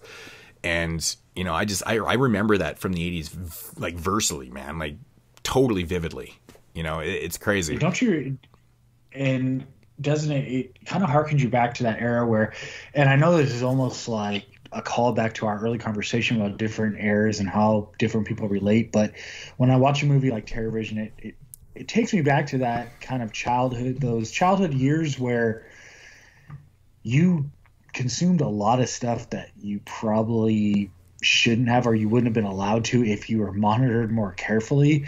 And I think the big difference is like now with the internet. Yeah, but you got to remember though, Mike. It's so easy now, but back then you actually kind of had to make an effort to like seek this stuff out and get a hold of it. And when I watched, it's so cool. I think one of the biggest differences between us, in say 1988 and our kids, say us being 8 years old and our kids being 8 years old, is that everything's just not socially acceptable to allow your kids to do nowadays. Like everybody gets so offended by everything. Back in 1988, it wasn't as unacceptable to allow your kids to watch like the latest Schwarzenegger movie and stuff like that. Like it was just different back in those days. People didn't look at you as being a bad parent because you let them watch a fucking this type of movie or do this or do that and shit. Like nowadays people judge like motherfuckers. Like you can't say or do anything without being judged like a motherfucker, and like everything is wrong, everything's over the toply bad now and shit like that. It was a different time. So I don't know, man. I definitely think that's why we were exposed to things like that. Yeah. I definitely agree that I feel like, there was a certain sense of danger or things being unsafe, improper that our parents were okay with because they felt it was part of what you needed to experience in just becoming an adult, like that transition from being like a little kid to preteen, teenager, where now it definitely feels like now there's a much bigger effort to like shield absolutely kids from everything, where back then it was like I remember like being a kid and like my dad was showing me part of Dream Warriors, and this is before I had ever seen a Nightmare on Elm Street movie. He was just like, hey, want to see something cool? And he showed me it was like on TV, right, probably on HBO or something, and he called me into the room and showed me the puppeteer death. Like that was my first part of any Nightmare on Elm Street movie I had ever seen. Right. Was one of the greatest kills in the entire franchise, and I didn't know any better. Like I didn't know at that point, like, oh my god, I just witnessed like a top 3 kill in the entire franchise. It was just like, oh, this is something interesting my dad's showing me. I think yes, definitely back then there was the kind of like that sense of like danger, or just even the stuff we watched as kids with our parents' permission, like the cartoons and stuff. There was that sense of like, yeah, you're gonna come up to this kind of hostility in the world, and it's something you have to navigate to be. Society has dictated, like rating system have dictated the way parents also parent too, though. You look at some of the stuff that we watched back in the day, that was rated G and maybe PG and stuff would not be G and PG nowadays, because it's just not socially acceptable to subject to these certain type of things. Like the rating system and the things that are in movies have changed so drastically over the years. Like back in the day, in the 80s, man, there was PG films that had a pair of boobs in them. It's crazy. Yeah, exactly. You would never, ever, ever see, like, that's like rated R now. That's not even PG-13. Like, there's certain things. They've changed the system so much, which has changed the way people and parents, if they based their shit on rating systems, like, we were able to watch this, but it was a lot different. Like, what you were seeing was completely fucking different in those days than you are nowadays. Like, it's just such a difference, man. Like, one of my earliest cinematic experiences when I was like 5 years old, I got taken to Stand By Me. Just think about that for a second. I was 5 years old watching. First of all, the movie has so many there's so much language in that movie. You know, there's the bar for scene, which is, you know, whatever for a kid, it is what it is. But the fact of the matter is, Ray Brower's dead body is still the most authentic, realistic thing I've ever seen in my life. That thing haunts me to this day. It looks so damn real. It's crazy on that. But like, the whole movie isn't really for a 5-year-old. My point is, you know, and it wasn't made for those kids either. But, you know, as a parent or whatever, to take your kids, it wasn't really that unacceptable. You know what I'm saying? Like, you would never fucking have that shit nowadays. It just would never go down. It would never, ever go down. When I was a kid, my dad went to take me and my sister to see The Sandlot at like the dollar theaters. Now, I know Venom probably is familiar, but Moods where you are, I don't know if they have. The dollar theaters back then were basically like after hit like the multiplex before we had them back in the day. Video store, yeah, the second run theater. Yeah, we had the second. He took me and my sister to see Sandlot, but it was sold out. So he's like, "Well, what else can we see?" And he just bought us tickets to White Man Can't Jump. You're killing like me. When we were like, you went from You're Killing 12, Me Smalls 13. to fucking fucking Sidney Dean. And dude, that movie has so many fucking curse words in it, man. Like, seriously, White Man Can't Jump was always known as that movie. Everything Woody Harrelson and Wesley Snipes says is fuck. I swear in that movie. Yeah, and I'm sure there were certain scenes where Rosie Perez shows her tits in that movie. Rosie Perez shows her tits in that movie. I'm sure there were scenes where my dad was like, "Oh shit," but we didn't get up and leave. He was just like, "Fuck it," like, who cares? Like, they'll learn. Oh, dude, that movie was. My parents were just like, "It's movies," you know. Yeah, I mean, there was always the odd parent that was different back in the day, but I mean, for the most part, it wasn't a big deal. You want to throw on fucking Rambo and, you know, all these, it didn't matter. It didn't matter. The biggest thing I think with anybody back in those days wasn't the violence, it wasn't the language, it wasn't the content, it wasn't the themes, it was the only thing that ever uproared people was excessive nudity. That was the only thing that used to fuck you. Okay, you can't watch this one. They show Muff in this one. You can't watch that movie. But I can watch 4,000 people get their heads blown off. You know, it's like, okay. Yeah, but it's just, it's rating systems, man. It changed everything. Yeah, well, because I think rating systems aided the ability to not have to think. And it was just like, oh, it's rated this, automatically you're not going to see it. Where back then, maybe the parents or people were just more invested in actually knowing the content of the movie. But I'm also lucky. I grew up in a pretty carefree household where it was like, we teach you at a young age, it's a movie, it's entertainment, it's not life. You don't mimic what's in the movies, blah, blah, blah, blah, blah. Of course. And for the most part, it was like, watch what you want to watch. If you need guidance, we'll give it to you. And that was pretty much all that was said in my upbringing, at least when it came to like movies and music. Yeah. Trust me, the music I was listening to at that age too was, if I actually ever played it for my mom, like, here's what I'm listening to. Oh, that was a big thing in my house. But they just didn't know. That was a big thing in my house because the only thing my parents ever heard was the curse words. It was every lyric in every song was a curse word in the N-word. That's all it was. That's all they ever heard. And I'm like, that doesn't even make sense to me. Like, do you just shut your brain off and that's all you fucking hear is a curse word? Like, it makes no sense to me at all. That was the biggest fight in my life, was the music.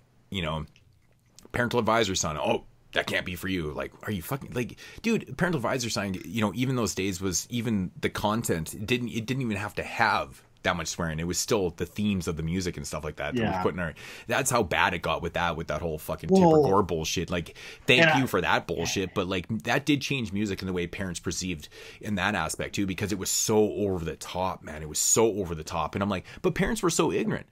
You know, this, because they didn't like your type of music, is like, this is what I'm hearing, like, oh, he shot this guy, shot this, blah, blah, blah, like, fuck the police. And I'm like, oh my God, like, seriously, you know, I know you don't get it, but at the same time, it's not just about swearing on records and, you know, and fucking whatever. It's like a frustrating conversation. But like with the way I parent my kid, he knows not to swear.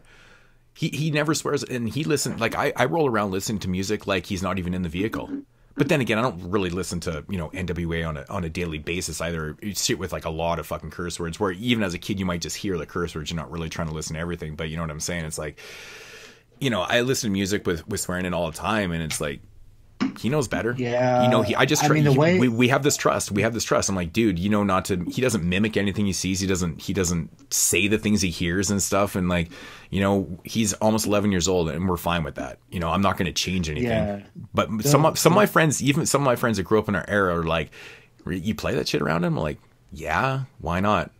Like, I don't have a problem with it at all. Like, I don't feel the point of not subjecting them to the realism of what reality is and stuff. Like, why shelter your kids? Like, you know, I make exceptions with movies. Like, I don't show them like a Serbian film. You know, like there's obviously a line here. It would make no sense because they wouldn't understand any context. No, there's no point. There's absolutely no point in showing them that. Exactly my point, right? You know, but I will show them. You know, he's watched a lot of friendly, you know, even some rated R horror films that aren't really that bad. You know, they have those ratings because they have those ratings and stuff. But, you know, something like this, I would show him this movie in a second. When I was growing up, when it came to like cursing and curse words, my dad pretty much told me, he's like, it's the time and place approach. Like, I don't care what you do when you're alone with your friends, but you need to have a self-censoring on-off switch. You know, when you're around family eating dinner, when we're at holidays, you just have to be able to have that off switch with talking like that. Otherwise, I don't care. Like, I'm not going to go trying to police you with your friends when you're out playing in the neighborhood. No, I don't parent like that either. To me, it was a common sense approach. Right. And it was never, and from that point on, once I had that conversation with him, it was never hard for me to understand, hey, in this situation, you probably shouldn't be dropping F-bombs every other word. But when you're alone with your friends, who cares? But family or any type of authority, school, or at least when you're in class, you know, you don't do it. Just be smart about it and it'll never come up. Right. I don't know how I steered it towards all this, but hey. Well, again, that's our second major tangent here. And people are listening, they're probably like, are you guys going to rate the fucking movie or what? Mike, why don't you give us a rating here and then we'll move on. All right, TerrorVision. I'm going to come in on this one with an 8. I don't know. It might sound high to people. It might sound low to people, just depending on how much of a fan they are. But I think this is a fun one. There's rewatchability. I think, you know, there's things to get out of it with multiple watches. I don't need to run down everything I liked about it. I already mentioned that. But, yeah, I'll just stick with the 8. Well, yeah, I don't think it's any surprise to anyone listening to the show that knows me. I'm a big fan of this movie. I don't think it's perfect or anything. I'll give it, you know, based on objectivity and subjectivity, but it's fucking fun, man. It's a fun film. When we did our top 50 favorite movies of all time, this was in my list. I know it shocked a lot of people. When we did our top 10 in 1986, this was on my list. No person was more shocked than fucking Christian from Exploding Heads, man. When I mentioned TerrorVision and he was on that show, he literally bursted out laughing. He's like, no fucking way, because he hates this movie. You know what? I'm fine with that. I'm completely fine with that. Like, I don't get mad when people don't like the things I like. It doesn't affect my love for it. You know, at the end of the day, I could care less. And it was a fun conversation because he said he struggled through it. He'd never seen it before. He struggled. He said it was one of the most awful films he watched for that prep. And I was like, holy shit, crazy. You must not have watched some of the really, really bad shot on video films from 86. But really, who would watch those in prep for top 10 shows except for me? But anyways, I'm coming in at 8.5. I'm going to stick with I think that was my original rating on it. I just have a fucking blast with this movie, man. It never gets old. It never gets old. And it definitely is one of those films, like Venom said, where I would love, you know, maybe if we ever get out of this COVID society we live in, but, you know, to have people over and have beers. And it's one of those films that's perfect to throw on. You don't need to follow. It's got a great aesthetic, great soundtrack, beers. It's got good laughs. It's perfect to have people over with. It's a fucking blast. I love this movie. Cool. All right, I'm gonna come in ever so slightly lower than both of you. Like I said, I still have a really good time with this movie. I'm not as on board with every single character, you know, like Moods and Mike are, or seem to be anyway. You know, I've already spoken about the few little shortcomings that the film has, but ultimately, I still agree with everything Mike and Moods have said. It's a fun ass movie. I mean, it's the sheer definition of a turn your brain off and just have a good time film. So yeah, I'll always champion it for that. I'm gonna come in with a 7.5 out of 10. Still really enjoy it, like I said, but I just maybe don't have the nostalgic attachment to it that maybe Moods and Mike have, since they have a little bit more experience with the film. Like I said, only my second viewing, so still really fun though, and I will more than likely buy that 2-pack now that I've seen it more recently. One thing I will say though, you know, growing up watching this on tape a lot, the first time I watched this Blu-ray, it literally blew my shitter out, man. I was like, holy fuck, the monster never looked better to me, man. I was like, holy fuck. Because it always, like, the whole movie is so much more colorful. And, like, I never realized how beautiful the aesthetic was, because when you watch it so shitty for so long, like, it just doesn't, you know, it doesn't resonate like it should. Good transfer. Right.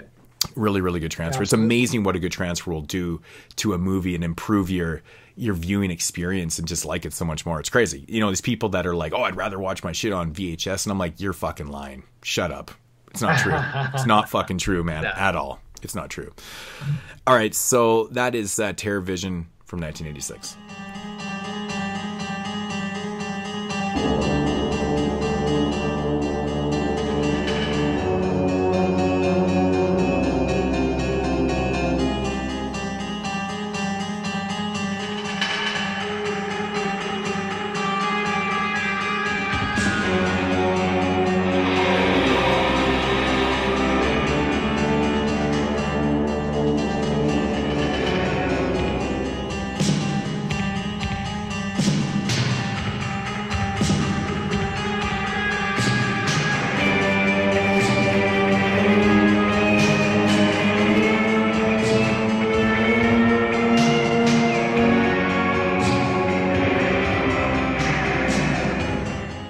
So moving along here into 1987 with The Video Dead, directed by Robert Scott. You guys have seen this one before? Yep. All right. Yeah, I think this is pretty much the only thing that he ever did. I think he did like one other movie or something like that, but yeah. All right, so quick little synopsis. A family takes delivery. Okay, I was like, it's missing a word here. A family takes delivery of a new television set, unaware that it is the gateway by which killer zombies. Why would you have to throw killer in front of zombies? What do zombies usually do? What else do they do? Where killer zombies enter the world. You want to differentiate between the friendly ones, you know? Right, because, you know, there's so many friendly zombies out there. It's like... I guess there's killer zombies and then there's Bub, and that's it. Right. And Fido. Yeah. Fido, yeah. That's a good movie, man. That's a fun one. That's a good satire. It's fun. Oh, yeah. But yeah, The Video Dead, man. Oh, dude. I've been on record many times saying this is one of my favorites poster arts of all time. Like I said, you know, I've got the poster downstairs. I've got the hoodie, the shirts. I've got so much Video Dead. I've got hard boxes, Blu-rays, DVD. I got I got so much Video Dead shit in my house. It's like ridiculous. Like other artworks, and you know, I just love the artwork to this, man. I can't believe when people are asked like, what's your favorite artworks of all time and shit, like no one ever seems to mention this one. I think they forget about it or whatever, but maybe it's because the movie isn't up to the standard. But this is always like one of those things where this is a great example of the 80s. The 80s was so good at marketing movies and having such beautiful, amazing artworks, and then the movie sucking. I'm not saying this movie sucks. Like, I love The Video Dead, and it's not really a secret to anybody out there. But you know, is it a great movie? No, it totally isn't. But it's a fun fucking movie. But I think for most people, this is one of the great examples of awesome, VHS artwork, and then the movie just doesn't live up to it, kind of thing, right? So, what's your guys' thoughts on the video, Dad?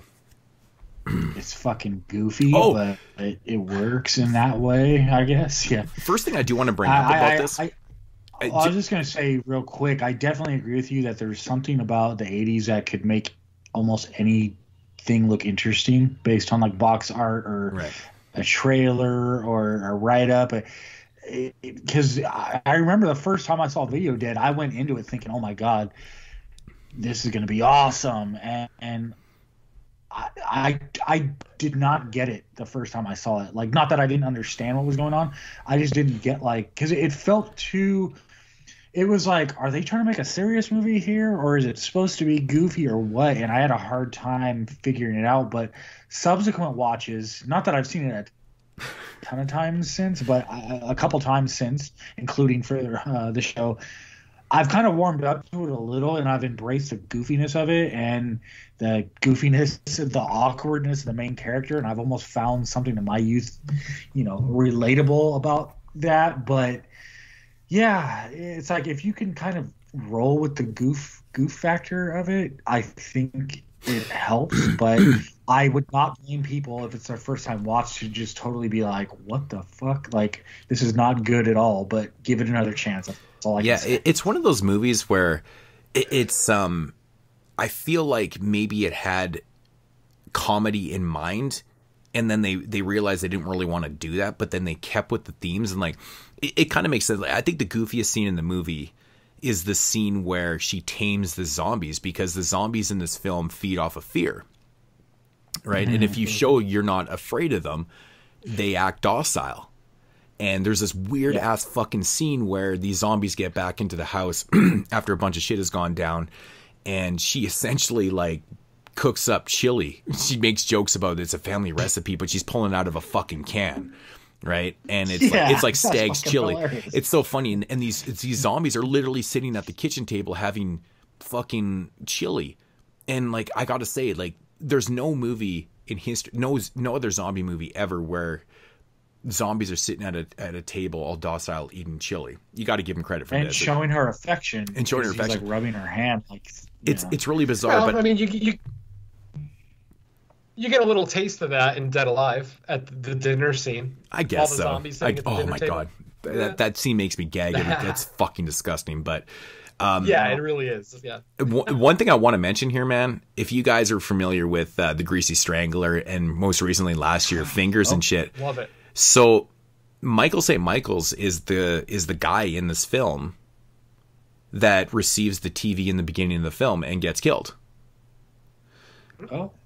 Yeah, I don't think anybody knows that, because the weird thing is, like, he started his career with this is like one of the first movies he ever did in like 1987. He was like 40 years old. He'd never acted, and then he did a couple things, and then basically resurrected in the 2000s. Like, and then most recently, he's done most of his work in his career in like the last like 6-7 years. It's crazy. He obviously got pretty indie famous with the Greasy Strangler. And I don't know if too many people saw Fingers last year, but he was fucking hilarious in that movie too.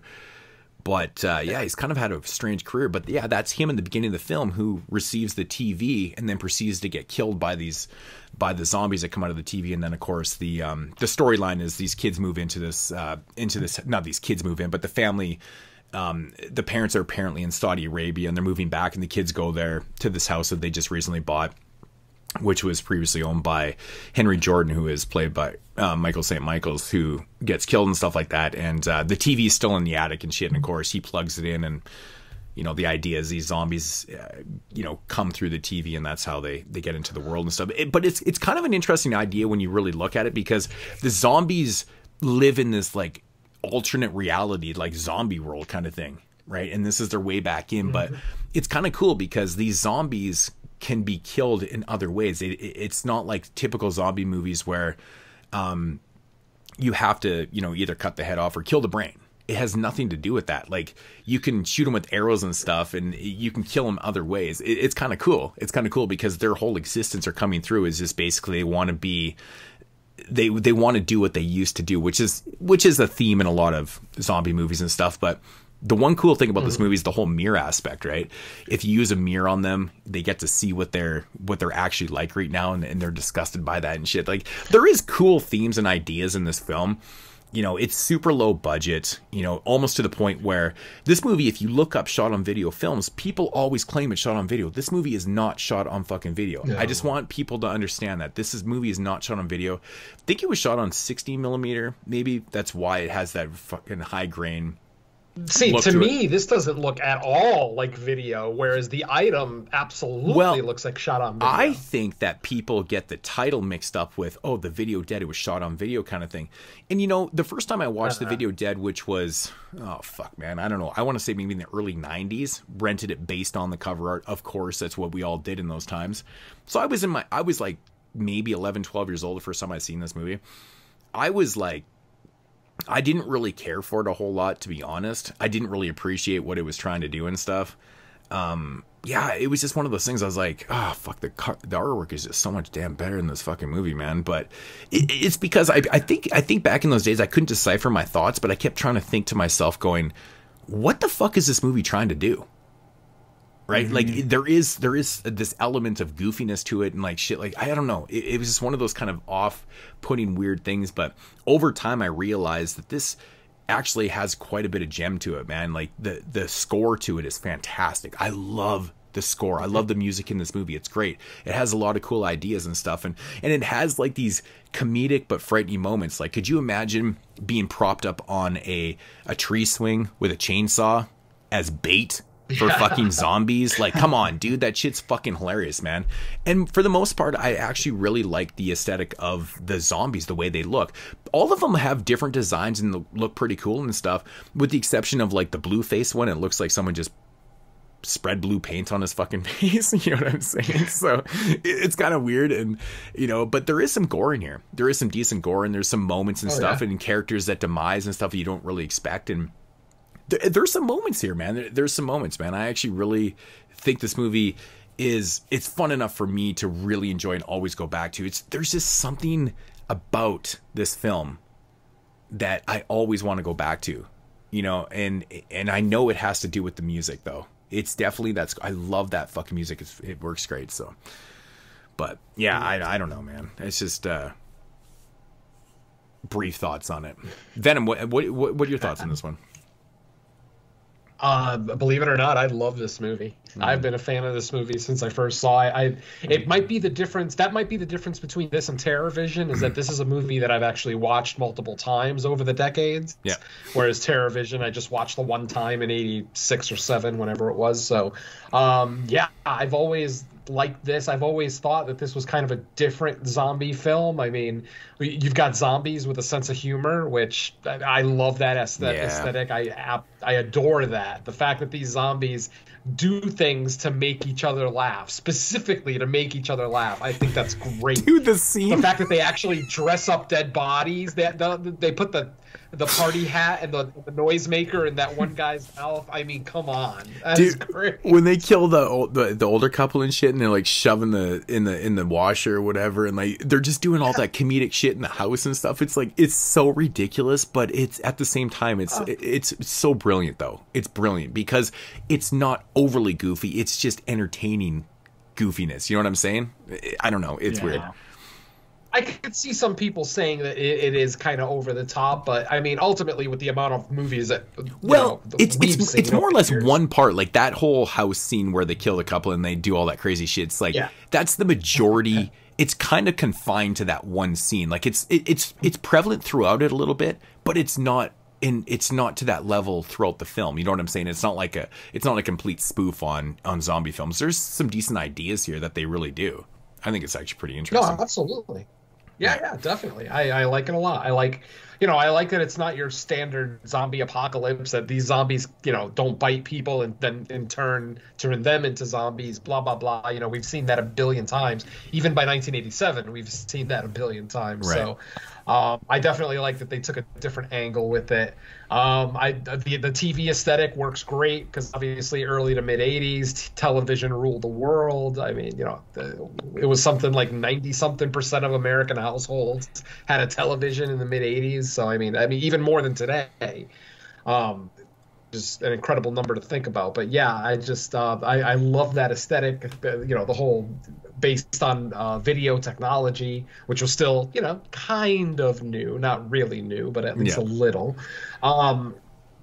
Yeah, but I mean, I love the creature design. I love the bride zombie. I love the Civil War zombie. I think he looks great with his little white hat and tails and shit. It looks awesome. Right. The main zombie, you know, the one that's constantly bleeding in the face, which kind of bothered me the first couple of times I saw this, but over the years I've just kind of accepted it that, you know, well, whatever, he bleeds for some reason. I mean, these aren't normal zombies, quote unquote normal zombies. You know, there is still a supernatural element to these zombies, so I can accept that they bleed, you know, just as more of a shock effect than anything else. So I definitely am okay with that. I remember watching this the first couple of times and being a little bit confused about when and where the zombies were coming from in the current timeline. 'Cause, you know, we get that opening scene with Mr. Jordan, and then they say 3 months later the kids move into the house. Yeah. And they find the TV, but then suddenly the zombies are outside the house. So I was always confused. Like, are these the same zombies from 3 months ago that just never went back into the TV and they were hanging around in the woods, or did we just not see them come out of the TV? No, in this time. It's the same ones that never. Basically, once they got out of the TV, they stuck in the woods for that time period. That's totally what happens. That's what I figured. Yeah.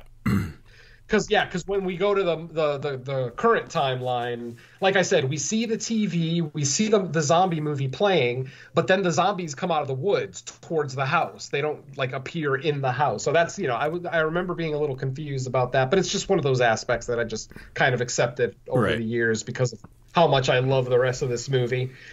Yeah, a bag of oregano is very obviously a bag of oregano. In the toilet? In the toilet? Yep. Yep. It's just ridiculous. And the mere fact that they have this kid be a pothead, I knew the first time watching this that was going to turn into a gag at some point. Maybe not necessarily with him flushing it, but, you know, with his little attitude of, oh, I got to stop smoking this shit. Like, I knew something like that was coming. That was kind of cliche back then. When he was smoking and the girl or the woman comes out of the TV, all that made me think was like something like out of Videodrome when James Woods is at the TV and, you know, the TV starts acting all fucking lifelike and shit. And obviously, you know, this is a far cry from a movie like Videodrome, but just that specific scene was cracking me up. And I love the fact that when the woman comes out of the TV and she's, you know, getting aggressive with him, he goes for it. Because, like, how many movies do you have, like, the awkward, nerdy guy where the woman gets aggressive and he backs off and gets all scared and does, like, I want to do the right thing and not this, but nope, she leans in for the kiss and he's like, oh, you do want to do this? Okay, I'm all for it. Let's go. I will welcome your advances on me. That's one of the realistic things about the pothead aspect that I did like, because I feel like that's how a pothead would react. We wouldn't really, you know, depending on how stoned you are, you wouldn't really accept that as, oh, this is actually happening. You might think that you're dreaming, so fuck it. Go along with it, you know? Right. It totally made sense to me, so I accepted it, yeah. Dude. I like, I just want to say, I love the aspect. I think one of the coolest things about this movie is that, like, you know, when they plug the TV in, and actually that one scene where the kid plugs the TV into the wall and then he starts flipping through the channels, I'm like, really, dude, you're not going to hook up any cable to it or anything? There's no rabbit ears or nothing? I'm like, come on, man, there's nothing going to play on that shit. He's like, oh, there's nothing playing on here. It's because you didn't hook anything into it, motherfucker. Anyways, I love the fact that they play it off as like a movie playing. It's not just zombies coming through the TV. It's supposed to be a movie playing through the TV called Zombie Blood Nightmare. I love that aspect, right? It's that's a really cool concept. It's actually a really cool concept. Absolutely. So, yeah. Definitely. I liked a lot of the characterizations in this movie. Like there were no characters that I like genuinely hated necessarily. I thought our Harbinger was really cool, the Garbage Man. I thought he was one of the cooler Harbingers I've seen in early 80s horror films. Right. So his character worked for me, definitely. There were a couple of scenes with him and the kid together that were a little cringy. The conversation, the cow shit versus boy conversation was just so pointless. I'm going to call you cow shit. Nothing to the movie. It literally was there for comic relief, and I didn't laugh. So yeah, it's just one of those scenes that it felt like a throwaway scene, but whatever. Because I mean, you know, the garbage man was already established to be a grizzled old man. It's not like we needed that to add anything to it. And then the kid getting upset that he's calling him boy. Well, shit. Does he know your name? I mean, it's one of those things that it was never really established that the guy was calling him boy, with, you know, purposely after already knowing his name and continuing to call him that. Whereas the kid was taking it as an offense, you know, as the guy like talking down to him. I didn't really see it that way, but whatever. So like that whole scene definitely just could have gotten lost in the shuffle and it wouldn't have mattered. The movie does have a couple of dream scares in it, which I am famously against dream scares. I'm not a big fan. Which I already mentioned here on the show tonight. You know me, I'm not a big fan. Yeah. Exactly. So, but I mean, you know, it's 87, so it's still kind of the heyday of the dream scare. So I'll deal with it. It's not like it's a 2020 movie, still stuffing it in there, though it does happen. But that's a subject for another day. Like I said, I like the variety of the zombies. I like that there were zombies from different time periods. Like I said, the one Civil War, you know, maybe he was a Civil War reenactor, not an actual a combatant in the Civil War, but whatever. I love that they had a little bit of flair. Like I said, I've already mentioned the sense of humor. Zombies with a sense of humor is something that we have not seen that I can think of. So I was totally on board with that.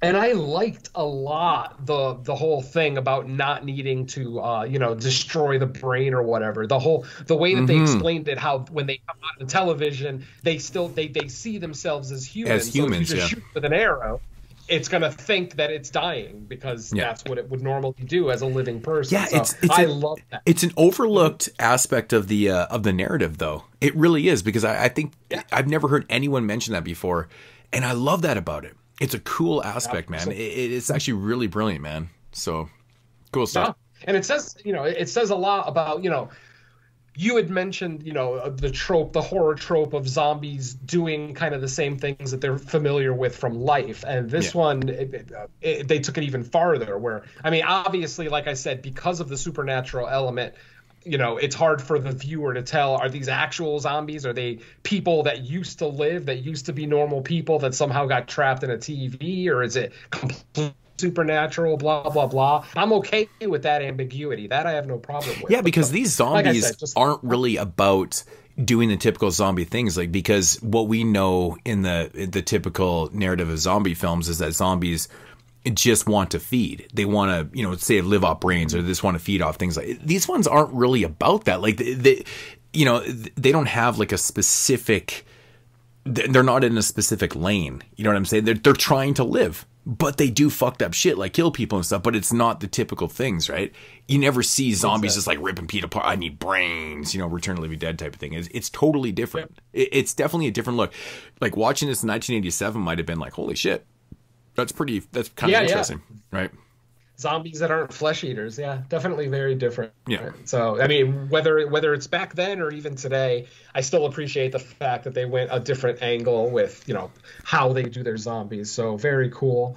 Like I said, some of the dialogue is a little hard to listen to, but I mean, that's kind of a common thing with, low budget 80s horror in general. So, I can't knock it too much, but I will at least knock it a little bit because I know a lot of people will put in a cheap movie and they'll say things like, well, I don't expect The Godfather, so I'm not going to rate it the same. But I still kind of want to have how can I put it, a more consistent way of rating my movies. So I am still going to knock low budget movies when they do things poorly. But even though I might give something a lower rating, trying as objective as possible, I can still enjoy a lot of these movies. This movie, though, today is going to be a lot different. I legitimately enjoy this movie. I like the original things that they did with it. Yeah. I don't have any major problems with any of the performances. Like I said, there's some weak line deliveries here and there, but overall, it's not like I'm constantly rolling my eyes at the terrible acting, which, that's a good sign for a movie like this. Good kills, the iron in the head, I thought was a great little kill. Moods already mentioned, the washing machines, those were great. So we get a nice variety of kills. We get the blood that we don't get in TerrorVision, which is one of the things, one of my minor complaints about it. Man, I'm watching the scene right now with the woman coming out of the TV. Is it just me, or is she like really ugly? I don't mean to be a dick, but she's not pretty at all. No, it's just ugly as shit, man. Ugly as shit. Oh my God. I mean, she's naked, so of course any 16-year-old boy is gonna flip out for that. But I'm looking at her face and I'm like, Right. I'm just saying, nothing against the actress, of course. I don't know the woman. What I'm saying is, for this role, it seems like they maybe could have gotten a more, more traditionally beautiful Hollywood actress to play this role. Obviously, since she has to get naked, their selection process is going to be limited. They got to find a woman who's willing to be topless, even though she doesn't show anything. Her hair covers her boobs the whole scene, but she is naked. She is butt naked. So I can see why some actresses won't want to do it, but I just thought in the context of that scene, like if she came out of my TV, I would not be as willing to make out as this kid was. Right. But that's just me. Sorry. But then again, he is supposed to be like 16 years old too. So it's like, I mean, really, if a girl's coming into your room willingly and you're not really the coolest thing in the world, you might want to take what you can get. Exactly. Yeah, I do remember being 16, even though it was like 84 years ago. I vaguely remember it, so yeah. But just to cut off my general thoughts here, yes, absolutely love this film, always have. I'm probably a little bit more forgiving of its shortcomings because I do have that nostalgic attachment to it that I don't have with TerrorVision, so... Yeah. But even watching it this week, watching all three of these movies, I had the best time with Video Dead. It just, between its kills, its original zombies, its storytelling, and ultimately of the three movies we watched, probably some of the better acting. I just overall really, really enjoy this movie. This is one that I definitely would return to. As I've said, I've watched it at least 10 to 12 times over the years, so...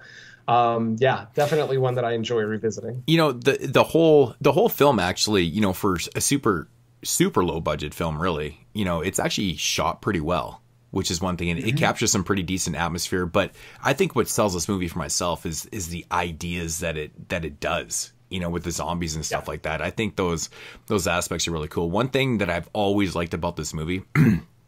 And I wish that actually JP was on the show to even talk about this, because he probably would have caught on to it, because Texas Chainsaw Massacre is his favorite movie of all time. But how the kid, when he talks about the whole chainsaw thing and stuff, he's like, I've seen Texas Chainsaw Massacre 6 times, blah, blah, blah.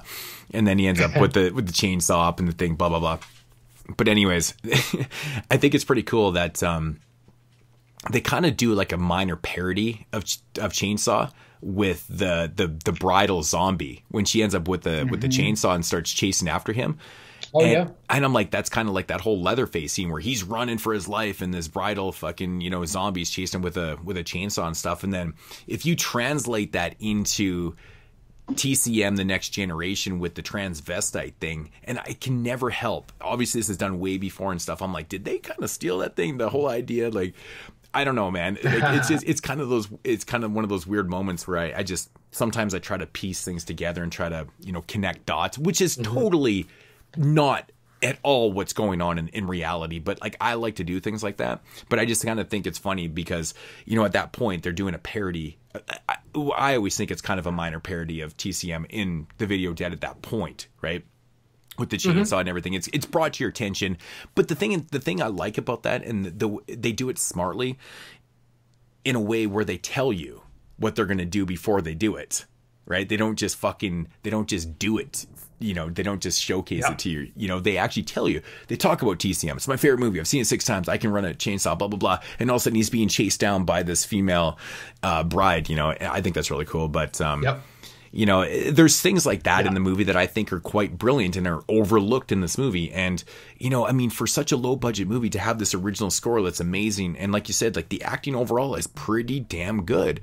I can't remember which zombie is Jack, but anyways, the actor that played, I'm trying to think, I think he's, it's hard to explain which one he is, But the actor that played him actually got sick during the filming, and Michael St. Michael's actually filled in for him and was the zombie in the end of the film. So after he died, so he actually filled in for him at this point too, which is kind of funny. But man, I don't know, man.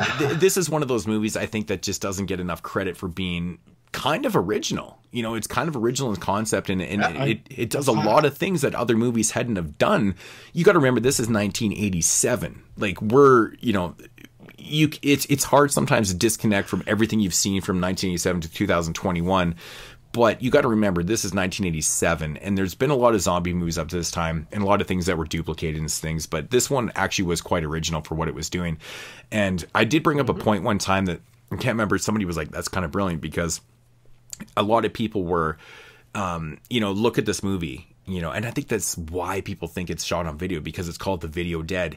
I don't know why they put that connection together, but I think a lot of people think it's kind of misleading too, because it's not. When you say the Video Dead, you're thinking VHS tapes, right? Video, TV. But it has nothing to do with tapes or anything like that. It's literally zombies coming out of a TV. So I can see where people take the title and it's kind of misleading. It has nothing to do with video. And I'm like, well, you're kind of right actually, because it's straight coming out at your TV and stuff. But the Video Dead sounds cooler than the TV Dead. It really does. No, absolutely. Right. And that's just my argument for it. I'm like, the Video Dead sounds way cooler. This is the artwork you get. Yeah. Fuck your life. It's awesome. So it's just, I don't understand how anybody would actually lay eyes on this movie and think that it's shot on video. I mean, most people can tell the difference between 24 frames and 30 frames a second. I mean, TV and film look a lot different. It is crazy to me, because honestly, if you did a quick Google search, and do it right now, go top 10 shot on video films of all time, I swear to God, The Video Dead will come up on every list. It's fucking crazy. And I'm like, no, it's not shot on video. I haven't looked up the specs, but I'm pretty positive it was shot on 16 millimeter. If I'm not, I want to say, yeah. Okay, so I'm looking up right now. It says 16 millimeter. Yeah, it's definitely not 8. It's definitely not 8, and it's definitely not 32. You can tell 16 millimeter. Yeah. Like 8 millimeter is really gritty. Like, it's to the point where I don't know. It's hard to explain. I just know these things. I'm like, no, dude, it's not even 8. It's not. I mean, no, it's 16 millimeter. You can just tell. So, I love that, because the way this thing cleaned up for the transfer is amazing on Screen Factory. They did such a good job with this, because this is another one of those movies where it used to look pretty trashy. It used to always look really washed out. Like, the colors were not there. The transfer makes this thing look so different. It's amazing. So, great double feature. Oh, definitely. And then, I've been praising this movie. I do have to talk about one negative that I have with it, and it's something that's bothered me for years. And what it is the nonchalant treatment that we get after the death of a main character. We have two main characters in this movie, a brother and sister. Absolutely. One of them dies in a very violent chainsaw attack. And then no one mentions him the rest of the movie. Right. He's just forgotten.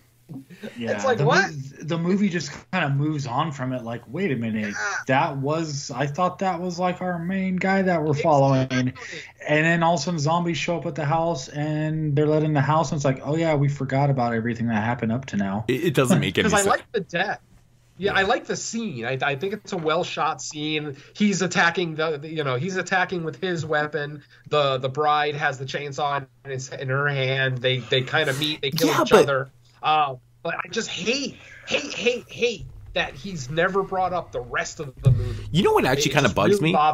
I'll take it one step further back from that. So I thought that there was going to be a connection with, him and the neighbor, the blonde-haired girl. And it seemed like there was this connection and stuff like that, right? But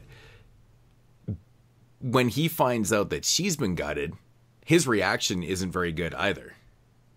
Oh.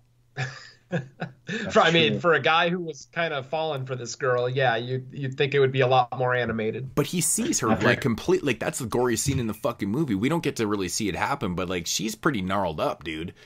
And he just kind of reacts to it, and then he does fight, after. But like, the reaction is like, really, dude? Like, you're not even gonna say one thing? Yeah. It's kind of a bizarre reaction considering you're in high school, your emotions are always high and stuff like that. You're 16 years old, like you're probably gonna be like, holy fuck, like what the fuck just happened, right? You know, it's one of those things that's kind of like, she gets carried away and then like literally carried away. And then the next time we get to see her is like her fucking, she's disemboweled, you know, it's like, Jesus, man. So it's kind of an awkward moment. I always thought that was like one of the most awkward things in the film because it was done so kind of clunky, right? And then all of a sudden and then we have this moment and then you're right. And then it goes one step further and then it's like, okay, really? He's just not going to be mentioned again. So, there you go. We lost the main character and no one cares. Right. I mean, in a sense, she was kind of the other main character, really, because she becomes like the protagonist, you know, I wouldn't say girlfriend, but one thing about this movie that's always fucking killed me, man. Why in the fuck would you ever come up with the idea to cover up the dog's death by saying he swallowed a ball? What? Where does that come from? Where does that come from? Why wouldn't you just say something else? Because they literally had to shove a ball down the dog's throat to pull it off. Only high schoolers would come up with something so stupid, man. Well, what's worse is that the parents actually bought it. Right. They actually accepted. Right. That whole shit I find is the goofiest shit in the movie, dude. I'm like the fact that she went along with it and then they did it. There's so many factors here that are so ridiculous. You're like, no. Like, no. Like, you could say anything that happened. Like, you were walking the dog and it got off the leash somehow or whatever and then got fucking, hip, whatever. There's other explanations where it doesn't involve you having to physically shove a fucking ball down its throat. It's so extreme. Right. It's so extreme. Oh, man. It's just... Yeah, you would think that, like, everyone that has pets that have experienced the death of a pet, you'd come up with something better than that, more believable. They're so mean to the poodle too. They're like, yeah, I gotta walk this fucking poodle. I'm like, I'm a big dog lover, and except for I don't like poodles at all. Like, they just already hated this animal. It's so funny. Whatever. God. So I guess you guys want to rate it? I guess I'm first, right? Might as well. All right, so I said what I have to say about the Video Dead Man. It's definitely one of those staple films in my life. I watch this shit pretty much, probably way too much, to be honest. I'm not ashamed of it. I watch it all the time. I watch it all the time. I actually should put my hoodie on right now. I'm fucking freezing. I'm freezing in my house right now. It's crazy. But I'm coming in also at 8.5 out of 10 on this one.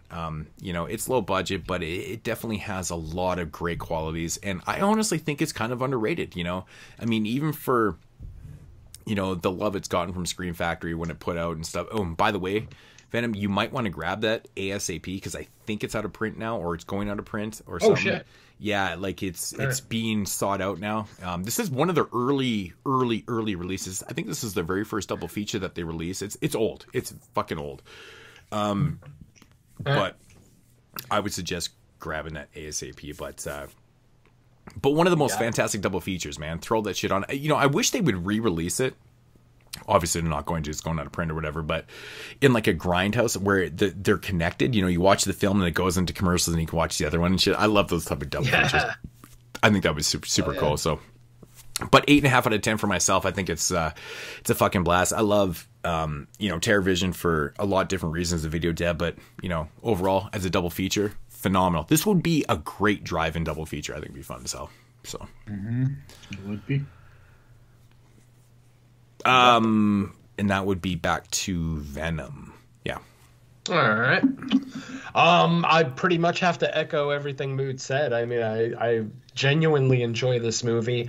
All the shortcomings that it has, I tend to forgive because of all the original stuff that they did with the movie. Like I said, the zombies having a sense of humor, the fact that they have a little bit of a supernatural, a more of a supernatural element than zombies generally have. I actually forgot about the scene with the bride finding that wig and putting it on. I absolutely love that. Right. I forgot about that too, actually. She's trying to be human so bad. She's trying to be pretty. I mean, it's her wedding day. It's supposed to be the happiest day of her life. So, but yeah, I mean, the movie has countless classic scenes of just weirdness that, you're either going to love or you're going to hate. And I absolutely love this film. So yeah, I'm coming in with the same score as Moods, 8.5 out of 10. Damn. Nice. All right. So for me, as we've kind of discussed, I think this is one of those movies where I would expect someone's rating on a first time watch to be a lot lower than, you know, a second or third watch, because I think there's a lot of ideas and concepts that they're going for in here that if you as a horror fan or just general viewer of zombie movies, if you pretty much stuck to what your standard zombie movies are, then you're going to throw this on and you're going to be kind of looking at it like, what the hell? Like, what is this all about? What are they going for? And it might not sit with you well after that first watch, but, you know, let it kind of marinate. And once you understand kind of like the frame of what they were going for, and you know going in what it's going to be like, I think you'll warm up to it. And it ends up being a really fun time, faults and everything. There's plenty to like about it, plenty to get a kick out of. And I'm going to go ahead and give it the same as I did TerrorVision, 8 out of 10. It's a fun double feature, like Mood said. I think they both definitely come off like prime candidates for drive-in double feature, and I would be overjoyed if my local drive-in threw them up there for double feature. So 8 out of 10. Awesome. All right, man. Yeah, that was fun. If anyone's interested, I just checked Amazon. The 2-pack is still available, $19.95. Oh yeah, grab it. It definitely is. It's on its way out of print, so get it while it's cheap. Yep. So. Yep. I might even grab myself another copy just to have it. There you go. Shit. All right, man. So, yeah, that is going to conclude episode 205. That's just crazy every time I even say 200 and something. That's nuts to me. But, yeah, man, that was a really, really fun episode, man. Kind of a different thing. Had some promos on there. We did a really long knowledge segment that I thought was kind of fun to do. But, man, talking about these movies tonight was great. This was just a fun... I'm so glad that this happened after that shitty last week's show, because all I wanted to do was just talk about fun shit. Besides the item. That movie sucks. Don't check that out. No. No, I never tell people not to check out shit, man. You can check it out of your own free will or whatever, but yeah, it was not good. It was not good. But thank you guys for coming back on the show, man. It's always a pleasure to have both you guys, Mike and Venom, on the show. Come back anytime. I'm sure, Mike, you know, absolutely. You know, you've been crying to get on shows. I know. Well, because Fresh Cuts, that's pretty reliable as far as we know that's going to happen every week. But with the other show, you know, getting pushed back all the time, it's like, shit, I have all this time to like show up on other shows. And I know with you guys, it's like because of everyone's work schedule, there's always that potential that like one or even two co-hosts will be missing from random episodes. So I'm like, shit, give me a message and I'll try to be there. And it worked out this week. You know what, man? We're going to have some openings coming up here. I mean, obviously, the way work is going for everybody with JP and Dave and Jeremy also. I mean, no, I don't think you're going to see the four of us on a show until we break, until we probably come back in September. Just that's the way it's going to be. Damn. Like, everybody is so busy. Nobody can get together anymore. So, I mean, hence why I'm here by myself tonight, kind of thing. But, yeah, you know, it is what it is. So we're going to have some openings. Venom, obviously, you're welcome to come back if you have the time with your 101 podcast. Hey, Friday nights is the one night I don't do anything usually. Yeah, it's kind of weird, actually, man. Yeah, you know, Friday used to be the big night, you know? That used to be the night where I was never free, you know? Age showing now. That's what I do. If this was 10 to 15 years ago, I'd be like, oh, I'm just doing shit on Friday. But now I'm like, Fridays I'm always home pretty much. Well, at least during the winter months. I mean, come, you know, May, I'm fucked. You know, there's no way. I'm out of town all the time. So, but anyways, guys, that was a fun ass episode. I hope you guys enjoyed that. And you know, there's no one here to do the outro, but you guys know the links are all down below. And fuck, man, we're out of here. Wait, you're not gonna mumble the outro like Jeremy? Fuck no. Fuck no. I don't need to get the sand sucked out of my vagina because I don't have one. So fuck the outro. And we're out of here, man. Deuces. Peace. Adios. What a guy.